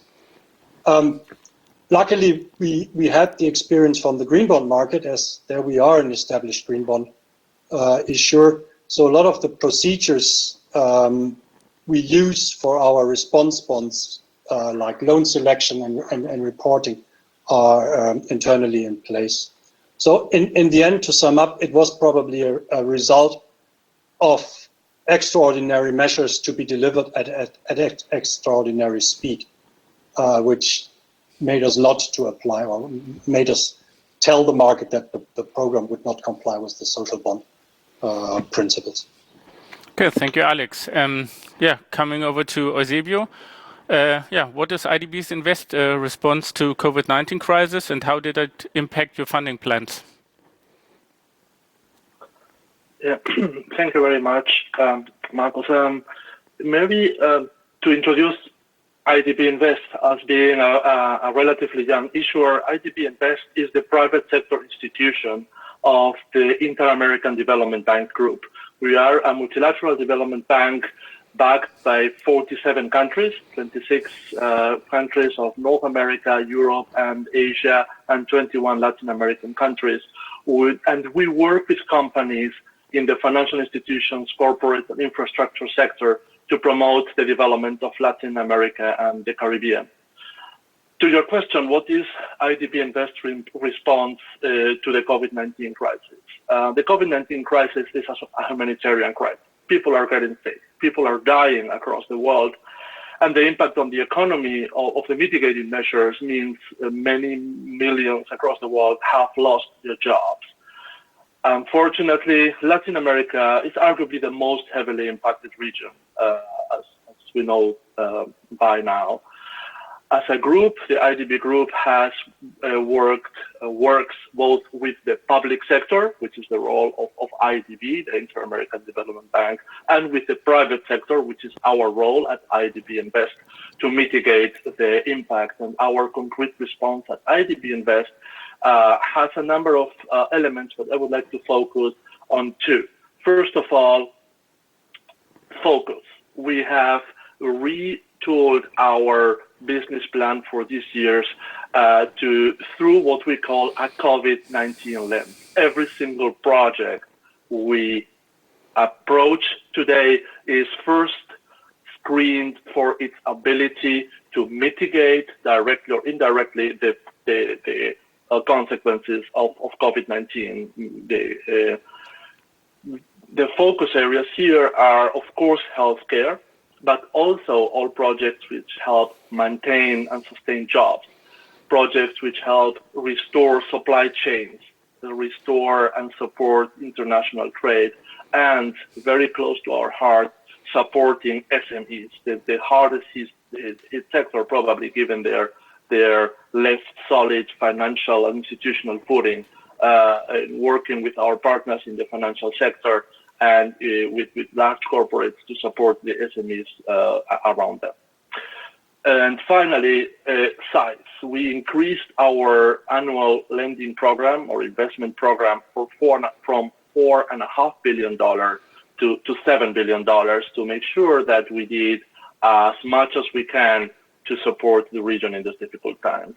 The implications on the funding side is that we increased our annual program, funding program, to $2.3 billion compared with $1 billion in 2019. Okay, thank you, Eusebio. So moving a little bit to the market again, Denise, you are a frequent issuer of social bonds and the sustainable bond market. So how does COVID-19 has impacted the sustainable bond market in whole? So I think the onset of COVID has impacted particularly, I'd say the sustainability bond market, but particularly the social bond market, in the same way that you can draw parallels to COP25's impact on green bond issuance. I'll add to that the benefit of having the quick response from the executive committee of the Green and Social Bond Principles, in that we were able to put out questions and answers, case studies, etc., to help facilitate the interpretation of the principles, certainly helped the issuance that we saw thereafter. I mean, I said last week that COVID-19 is like, turning on the lights early morning after a wedding party. You see all the debris from partying and imbibing. Now, not in our lifetimes have we seen any such factor that brought the global economy to a near standstill. And the standstill essentially has exacerbated what, in my opinion anyway, were underlying social issues and perhaps poor governance decisions. And that's the S and the G, right? Because we've been focusing a lot on the environmental up until this point. Again, seeing all of that, it's tragic, but it is an opportunity, and an opportunity for us to, as we say, rebuild better. So the growth in the market this year, I mean, the social bonds, like we said earlier, we've already, I think as of today, in fact, exceeded 50 billion. An issuance which last year was 17.8 billion, if I remember correctly. Investors are showing that there's continued demand. They continue to state that they want to see their money going into areas that have embedded E, S, and G into it. And IFC was the first issuer to bring a social bond market after COVID-19 was declared a pandemic. In fact, we priced the 1 billion, our largest social bond to date, on the same day that the WHO declared the virus a pandemic. The challenge, in fact, in getting the timing right, because the market volatility the week prior, it was a go, no-go decision every day up until when we actually launched.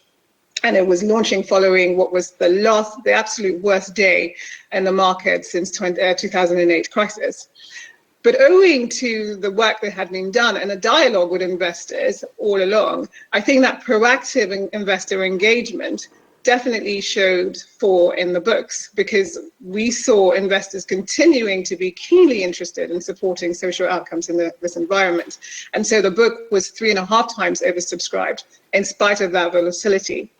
And what I want to end this question with is that I think that what has happened in the last few months is that issuers, the financial markets and investors in general have seen the benefits of focusing also on the S and the G. And I don't think that there's a question of one being ahead of the other, but I do think that the benefits are that you can, as an issuer, show that you are incorporating those risks that investors are saying, well, up until now, we haven't seen that.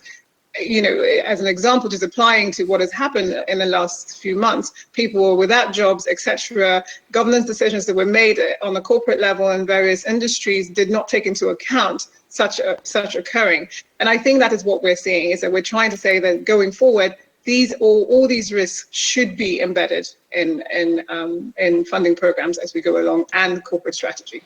Okay. Thank you, Denise. Ayla, what role does social and sustainability play in the IPE crisis response?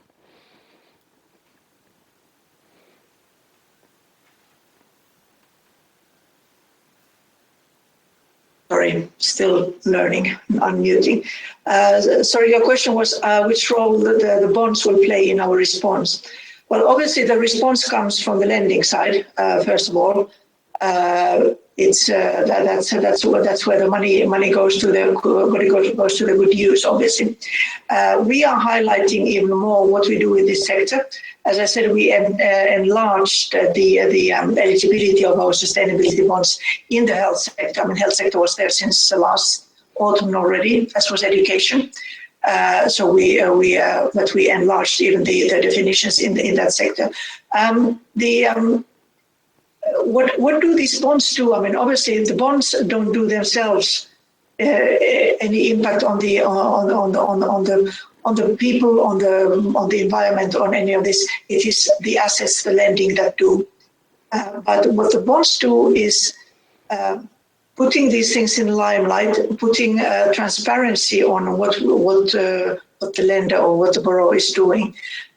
Giving you much more details what we are doing. It's not a secret that the EIB has not been very fond of the idea of saying that everything that we do is sustainable. Not that it isn't. I mean, like I said, we have had our environmental social standards up publicly on our website for years. We have been contributing to this market and also to the European legislation. So we have as much claim to that kind of a statement as the next people. But my problem is personally that I don't think it adds much value to the market if you just say that, because what we need is, this is what is being done, this is what is the impact on the population in detail, this is what this kind of loan can do, for example, improve people's living standard, improve the communities, to support the communities. This is what these bonds are doing. So I think we have to keep those things separately. And that is why we continue to put a lot of resources into these kind of products to provide that transparency, because if us multilaterals don't do it, then I don't know who should we expect to do it. Thanks. Thank you very much, Ayla. So, Dr. Wenzel, what kind of projects did you finance with the proceeds of your social bonds in 2020?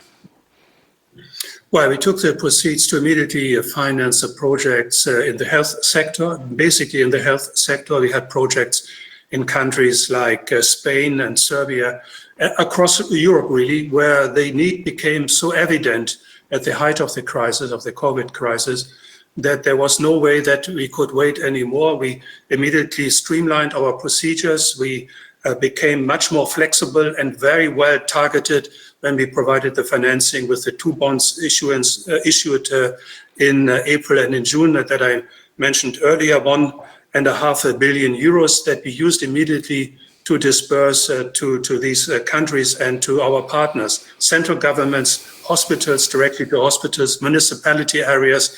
So that was very much needed at the height of the crisis. As you all know, when countries were struggling with financing respirators, turning hospital beds into intensive care units, and all that. So we were quite successful, and now other instruments are kicking in, more instruments, financial instruments become available. But again, I appreciated the flexibility that we had. because we wanted to maintain our credibility with the issuance of our bonds. The bonds should be giving clear assurances to investors that these bonds would be in line with the principles developed by ICMA, because investors wanted to know exactly what we are doing. And we will issue, as we did with all the other social inclusion bonds that we issued in the past, we will issue in 1 year time an impact report. We will lay down and explain for investors, for the international community, what we did with the proceeds. Thank you. Alex, you mentioned that your response framework does not comply with the social bond principles. What was the feedback of the investors? Did you experience any pushback? It's correct that we state actually in the framework itself that investors should not consider our response bond framework to be compliant with the social bond principles. And there are basically two reasons for that. We asked ourselves whether or not COVID-19 response measures is a social mandate. And a lot of people probably would claim it is, of course. But we think within the use of proceed language we employed, that this lending is perhaps not fully aligned with more long-term social targets of the social bond principles. So, for example, we can tackle short-term liquidity needs within our use of proceeds. And it is just important to us that we don't jeopardize our own integrity by putting a label on something where we're not really convinced, or indeed jeopardize the integrity of the social bond principles. The second reason is that it was simply too short time. So we didn't have the time frame or the time available to obtain a second opinion for the framework, for example. However, I would say in many aspects, our framework follows the spirit of the main components of the social bond principles. So, for example, there will be impact reporting. Also, we matched the use of proceed language with the UN's SDG goals. And I think these 2 points, the closeness to the social bond principles and stating the contributions to the SDG goals, made investors comfortable. So in the end, I would say we didn't see any pushback. The inaugural bond was more than 3 times oversubscribed, so it went basically all fine. Okay, thank you very much. Eusebio, why should investors buy IDB Invest COVID-19 response bonds? Marcus? Yeah? Marcus, if I may, Rolf here? Yeah, sure. Eusebio, if I may.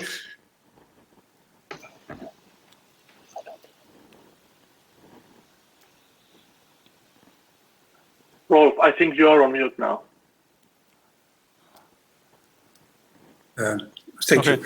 No, I think the observation, I mean, we had the same internal discussion whether using the proceeds from a social inclusion bond for COVID would be still called be social. But the situation that we faced was that in many of our member countries, and we have, of course, all the EU countries, but more of them, we have 42 member countries across Europe, we know that the supply of medical services and indeed the situation in many of these hospitals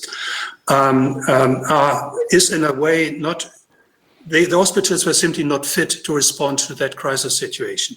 And when we are talking about large parts of the population not having access at the time of a crisis to appropriate medical services, and if we could make a difference to allow large parts of the population to have that needed access, when it's really about being dying or living, then we thought this is the right way to do it, to provide the financing for turning, as I said earlier, hospital units into intensive care units, to make it possible for the poorer segment of the population, if you like, to have access to the appropriate medical services. That was our consideration, and this is why we think that issuing a social inclusion bond that would using the proceeds for providing hospital financial support would be the right response from us as giving our social mandate.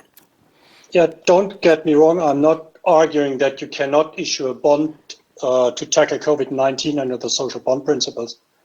We just felt it doesn't match the use of proceed language we employed. So our use of proceeds language is somewhat broader than healthcare, and we had the time factor as well. So I think with the update of the social bond principles, which happened quite recently, we probably would feel somewhat more comfortable. That would probably still leave the topic of having a second opinion open, for which you also need time. But at least from a use of proceeds language, I think the social bond principles have done a great job to enable issuers to stay under that label. But I think it's important to be honest there with investors and also to protect the social bond principles in a way by not employing them when you don't really feel it's appropriate. Understood, Alexander. Thank you. Yeah, thank you. Yeah, Silvio, coming back to you. Why should investors buy IDB Invest COVID-19 response bonds? And on the other hand, you know, everyone is focusing on COVID-19 mitigation currently, but what does it mean, for example, for environmental or other social issues? Thank you, Marcus. Well, the topic with COVID-19 already everyone else in this panel has already mentioned. First of all, triggered how do we approach this? And for us, that was exactly the same question. And it's especially relevant for us because at this time, IDB Invest does not have an established social bond framework. So how do we go about it? And for us, time was of the essence, and I share there Alexander's view. And we decided, as our CEO put it in a different context, to put speed before elegance. So what does that mean? Instead of going through a more or less lengthy process and involved process of establishing a social bonds framework in the first place, we decided to focus on the use of proceeds and our current reporting framework. So the use of proceeds, given our focus on COVID-19, I mentioned before, the COVID-19 lens investing we are using assures investors that their money will directly help fight the crisis. Investors familiar with our annual impact report, we call it the Development Effectiveness Overview, know that we will deliver transparency on the impact of our operations down to the level of impact indicators, including job creation, support to SMEs, etc. So we felt that those existing elements were enough to assure investors that by putting these clear elements in the use of proceeds, they would be supporting the fight of the crisis. So we decided then already in April to issue our first COVID-19 response bond with the elements I mentioned before, and it received a great response by investors. It allowed us to raise $1 billion, which made it our largest bond issue to date, and which helped us raise over 40% of our funding needs for the year. Now, you asked, why should investors buy our bonds? And I would like to rephrase the question. Why do investors buy IDB Invest bonds? Why are they attracted to those? And I think of three main elements. First, specifically the COVID-19 response funds, because they trust us to effectively put the money to work and fight the crisis. And I don't think we are unique there. Probably everyone, or certainly everyone in this panel, can argue that their institutions are as credible and as we are in putting effectively the money to work to achieve the intended impact. The second element, because they know and appreciate our strong financial profile. They know that we have one of the strongest capital positions of any multilateral. And this is not least underlined by our recent affirmation of our ratings by Standard & Poor's a few weeks ago, including the affirmation we have a AA rating by S&P with a positive outlook, and they maintain the positive outlook even in the current environment, which I think highlights also S&P's confidence in the financial strength, but also in the ability of IDB Invest to manage what is going to be a very difficult year in any economy in the planet, and of course also in the Latin American economies.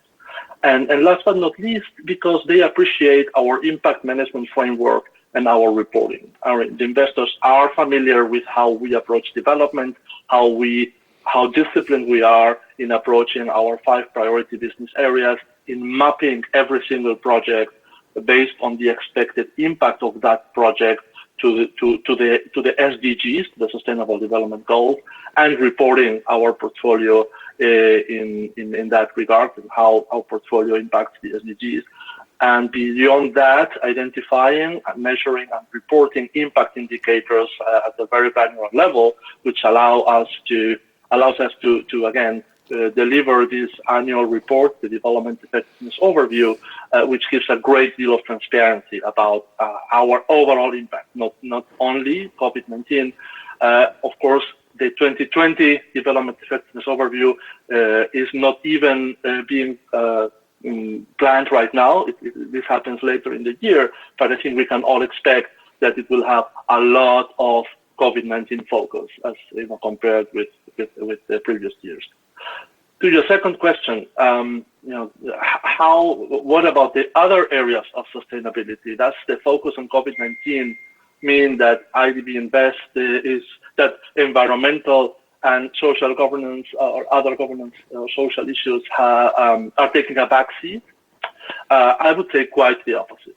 I think we certainly believe that sustainability cannot be compartmentalized. You cannot compensate climate change with better healthcare or more equity. We feel that sustainability is a comprehensive approach to the economy and to society.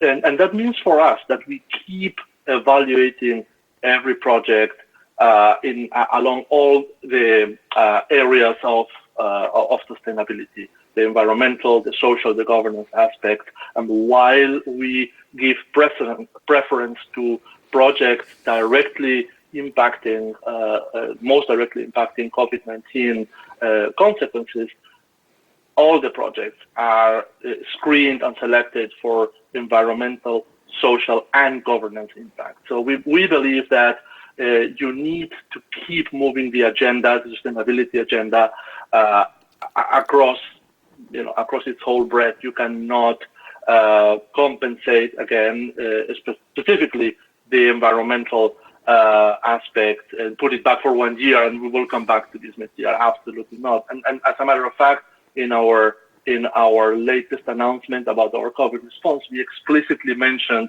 that, of course, beyond focusing on working capital lines for agribusiness, tourism, manufacturing, and technology, before focusing, apart from focusing on trade finance and supply chain finance, we will also focus on infrastructure, specifically on infrastructure projects which have a positive impact on the environment. We believe that this belongs together, and on the long term, it's the right approach to develop.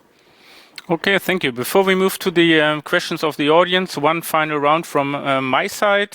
So Denise, what do you think? How will the market develop further, especially the social bond market in the nearby future?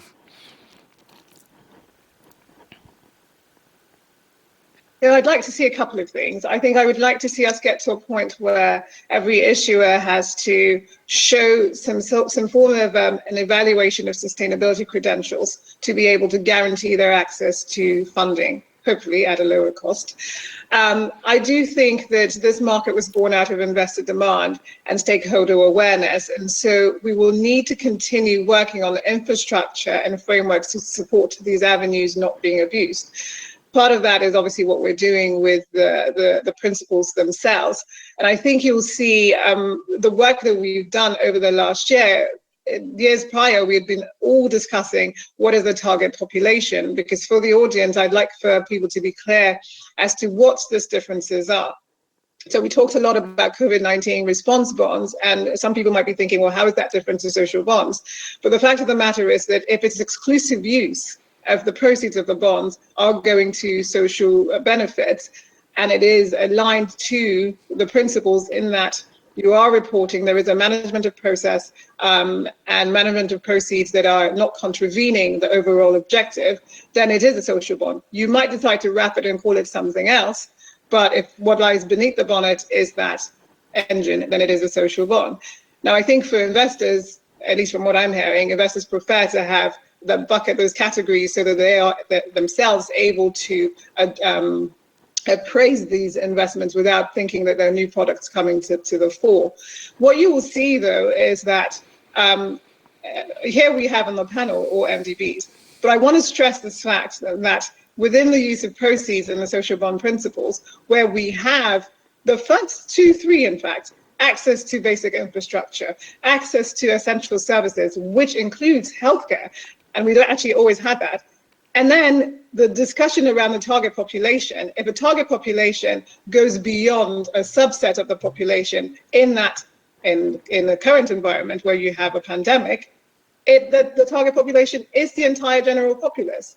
And I think that is a strong message to close this with, and that is that this is not something that is only philanthropy or something that only exists with MDBs. I mean, IFC, as the largest development institution exclusively focused on the private sector in the world, this is what we have been doing, is that you can have commercial activities that take these things into account. And that is what the premise of the social bond is. And so we ought to continue to build the infrastructure to make that the new normal. Okay, well, thank you very much. So Ayla, do we still need use of proceeds models when talking about social and sustainability bonds? Yes, I very clearly believe that we do, a bit for the reasons that I mentioned before. This provides the transparency at this stage. I mean, we can't say that every finance transaction today is green or sustainable or social. It's just simply not the case. So we need to show the cases when it is, and we are moving the needle. One day, when every financing transaction will be green and social and sustainable, we don't need these labels anymore, but we are certainly not there yet. And we need the differentiation for this at this moment to give that understanding, to give that information to people, to investors, and even wider stakeholders, if you like, that this is what is being done, and this is how we are doing things differently from the how it was done in the past. So I think we need this. It may be a transitory period, but this transitory period is not a few months. I mean, we are talking about many years, hopefully not 50 years. Hopefully we get a bit sooner than that. But this is showing the way. This is like the instrument to show that we are moving the needle, and we needed the instrument in this moment very clearly, both on the environmental side and the social side. And we need to make sure that every transaction becomes one where these aspects are looked into. We have seen with the green bonds that investors who are not particularly profiling themselves as green, they also ask this question nowadays.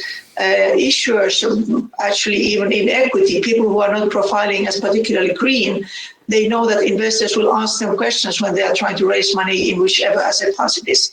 And I think we need to do the same on the social side, that we push people to ask the questions, and we push the people to be prepared to answer those questions. And for that, we do need these labeled instruments for a while.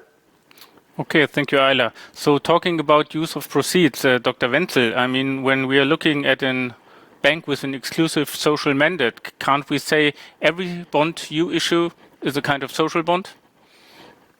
Well, that's an interesting discussion, but I think that's also our view, in particular since our shareholders make sure and control our activities. However, we have seen that international investors generally speaking, they want to have some assurances that we are not just putting a label on our loans and saying this is a social loan.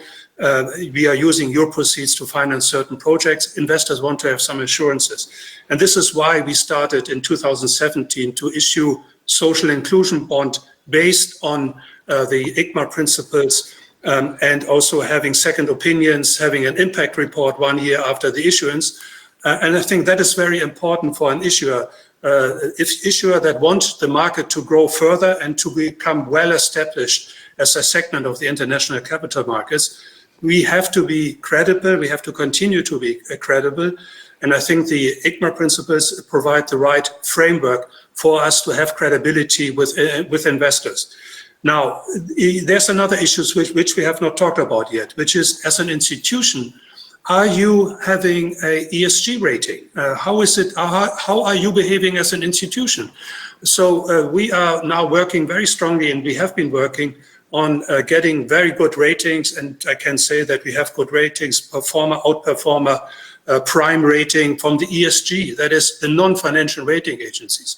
And more of the classic financial rating agencies are moving into that part of business. We already noticed this year when we talked to the traditional, the big three, you know, Moody's and Standard & Poor's and Fitch, and they said, what is you as an institution, what are you doing to meet certain criteria as an institution? So I think that is also important, and more investors will look at that part of our business, not just saying we finance social project and we are using your proceeds from the bonds that you are buying, that you are investing in to finance these social projects. But we as an institution, we will behave and we will work in a way and in a manner that is good for the environment. We are meeting ESG requirements. And I think that is also an important element. Having an exclusively social mandate, yes, indeed, you would assume that everything that we issue is a social bond. But the reality is that you need to get better. And our advantage in the current situation was that we started in 2017 to have all the internal mechanism in place to issue year after year a social inclusion bond. And when the crisis hit in 2020, and we went again to the markets in April, it was for us relatively easy, so to speak, relatively easy to issue a bond, and a bond that was much bigger than we anticipated, and to meet all the criteria that investors wanted to see, that the ICMA principles wanted us to meet, to have a social inclusion bond that would also not just, I mentioned earlier, health sector, which was clearly the most important part of how we use the proceeds, but you will use the proceeds to finance education projects and social housing, just to mention two. Thank you, Marcus. Thank you. So, Alex, how does COVID-19 affect your blue and green bond agenda? The blue and green bond agenda stays as it is, so we haven't seen any impact by COVID-19 on the amount of blue or green loans, and we will issue green and blue bonds in the amount we communicated beginning of the year before the crisis hit. I think what I maybe would like to say as well is I very much agree with Ayla that of course the heavy lifting, if you want, is done on the loan side. So it is of course important you select the right assets for all the bond issuance you do.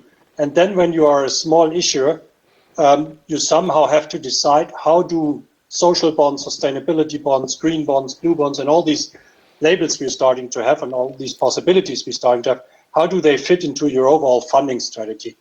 And with a limited amount of issuance, that can be a challenge for some issuers, as it is for NIB. So that's one of the reasons why we maybe didn't start putting in a social bond program already some time ago, which we could have utilized now. Okay, thank you. Eusebio, how about you?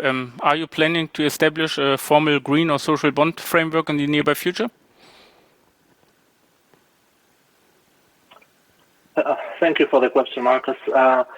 As IDB Invest, we have closely followed the development of the green bond, social bond, and sustainable bond markets, and we are especially interested in the different approaches, use of proceeds and segregation versus alternative approaches by, say, issuers like the World Bank or AIIB, which do not segregate specific portfolios back in their SDG bonds. But we see this space as kind of fluid, like institutions keep innovating and trying to find products which help them, but also appeal to investors' need for transparency and clarity. So we certainly appreciate investors' interest in having these clearly defined labels to categorize their investment. This is green, this is social, and I think ICMA and the institutions in this panel, not least Denise in person, have done a lot and have done a great job in providing standards which are guiding and supporting the growth of these very interesting asset class beyond the type of institutions we are, beyond the supranationals. We see governments using them, we see corporates applying the ICMA principles, and I think this is an amazing job which has been done there to provide this guidance. On the other side, as Alexander already mentioned, smaller issuers like IDB Invest have to be mindful of the implications of segregating smaller portfolios and how that impacts their ability to effectively implement their funding plan. And at the same time, often the impact of a single project actually covers several areas. A single project can have a positive environmental impact, positive social impact, and positive social governance aspect. And as a matter of fact, we do try for every project to cover as many areas as possible if the project and the client allows for it. And that's something which is not fully reflected when you assign a project to a green or a social bond. So you have to kind of decide what is the main area you want to highlight. We believe that the appearance of sustainable bonds, which can in principle cover several areas, is a very interesting way for us, for institutions like us, which have a comprehensive development mandate. As our funding program has grown from $1 billion or less than that in past years to over $2 billion this year and in years to come, a formal sustainable bond framework becomes increasingly relevant for us. And as a matter of fact, we are working on this year on establishing such a framework, and we are of course discussing all these aspects, the pros and cons, and this will take us the better part of this year to put in place something which is solid and which is a good instrument to convey to investors the strength of our approach to development and sustainability, which including the impact management framework I mentioned before, the ESG safeguards, our ESG policies, as well as our impact reporting. So stay tuned. You will see something from us not too late this year. Okay, great. We keep an eye on this. We have a couple of questions from the audience. I think two are very interesting. The one is about additionality. So do social bonds really create additional projects, or is it just a matter of refinancing? And the second question we have is the external reviewers are very experienced when it comes to green bonds and green financing. So how is the quality with regards to social bonds? So up to the party, whoever wants to answer these questions. So any views? Hi, Marcus. Can I comment on the additionality? Yeah, please. Yeah. So the additionality, I mean, we have been talking about this additionality a lot, or even in the green bond, social bond principles, and in lots of different forums. And additionality of all these with social bond, with green bonds, it's the same issue pretty much. It doesn't come from creating new projects or creating new use of funds. It's not about refinancing so much, because sometimes it is refinancing, sometimes it is new projects, but the bond does not create loans and projects. I mean, they come from other sources. Obviously, somebody decides to make this investment, needs money and hedge. That asset is a base for the social bond or green bond. The additionality comes from the increased information, the increased transparency, and this creates, as we have seen even with the green bonds, and I think with social bonds we are getting on the same track. This creates kind of a virtual circle that the more information we have, the more we know to demand from the people who do need to borrow the money, be it multilaterals, be it municipalities, be it corporates. So the additionality comes from this, that ultimately the tail starts to wag the dog instead of the other side. It's not about creating projects, because financing instrument doesn't create the demand, sadly. Mm-hmm. Okay, looking at the time, maybe one last comment on the SBO providers. So how about the quality of the SBO assessments in the social bond segment? I can attempt taking that. Okay. I think that you're quite right.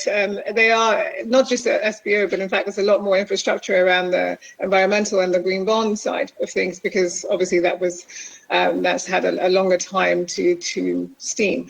I think that with you are seeing more and more of external reviewers coming into this market, providing those services. There are a couple of them that I think are dominating the market.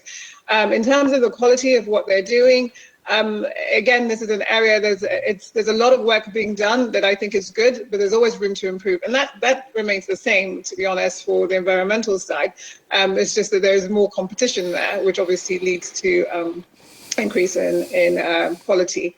For certain investors, so for IFC, for example, given that we're a member of the World Bank Group and we have this luxury on your panel today that we're all MDBs who have a kind of a similar mandate, and so the barrier for us is kind of lower than it would be for a corporate. In our case, we did not, whilst we have a social bond framework which we created, we do not have an external review, because at the time when we looked at the options that they were, there didn't seem to be out there an independent reviewer that would use data that wasn't provided by either the World Bank Group or Bretton Woods institutions or our cousins. So it just didn't seem to make sense. But to answer the question succinctly, I would say that there is room for growth, and certainly they are making strident steps towards being perhaps more, shall I say, inclusive of all the data that exists, which does exist. It's just putting it in one place and putting it in a material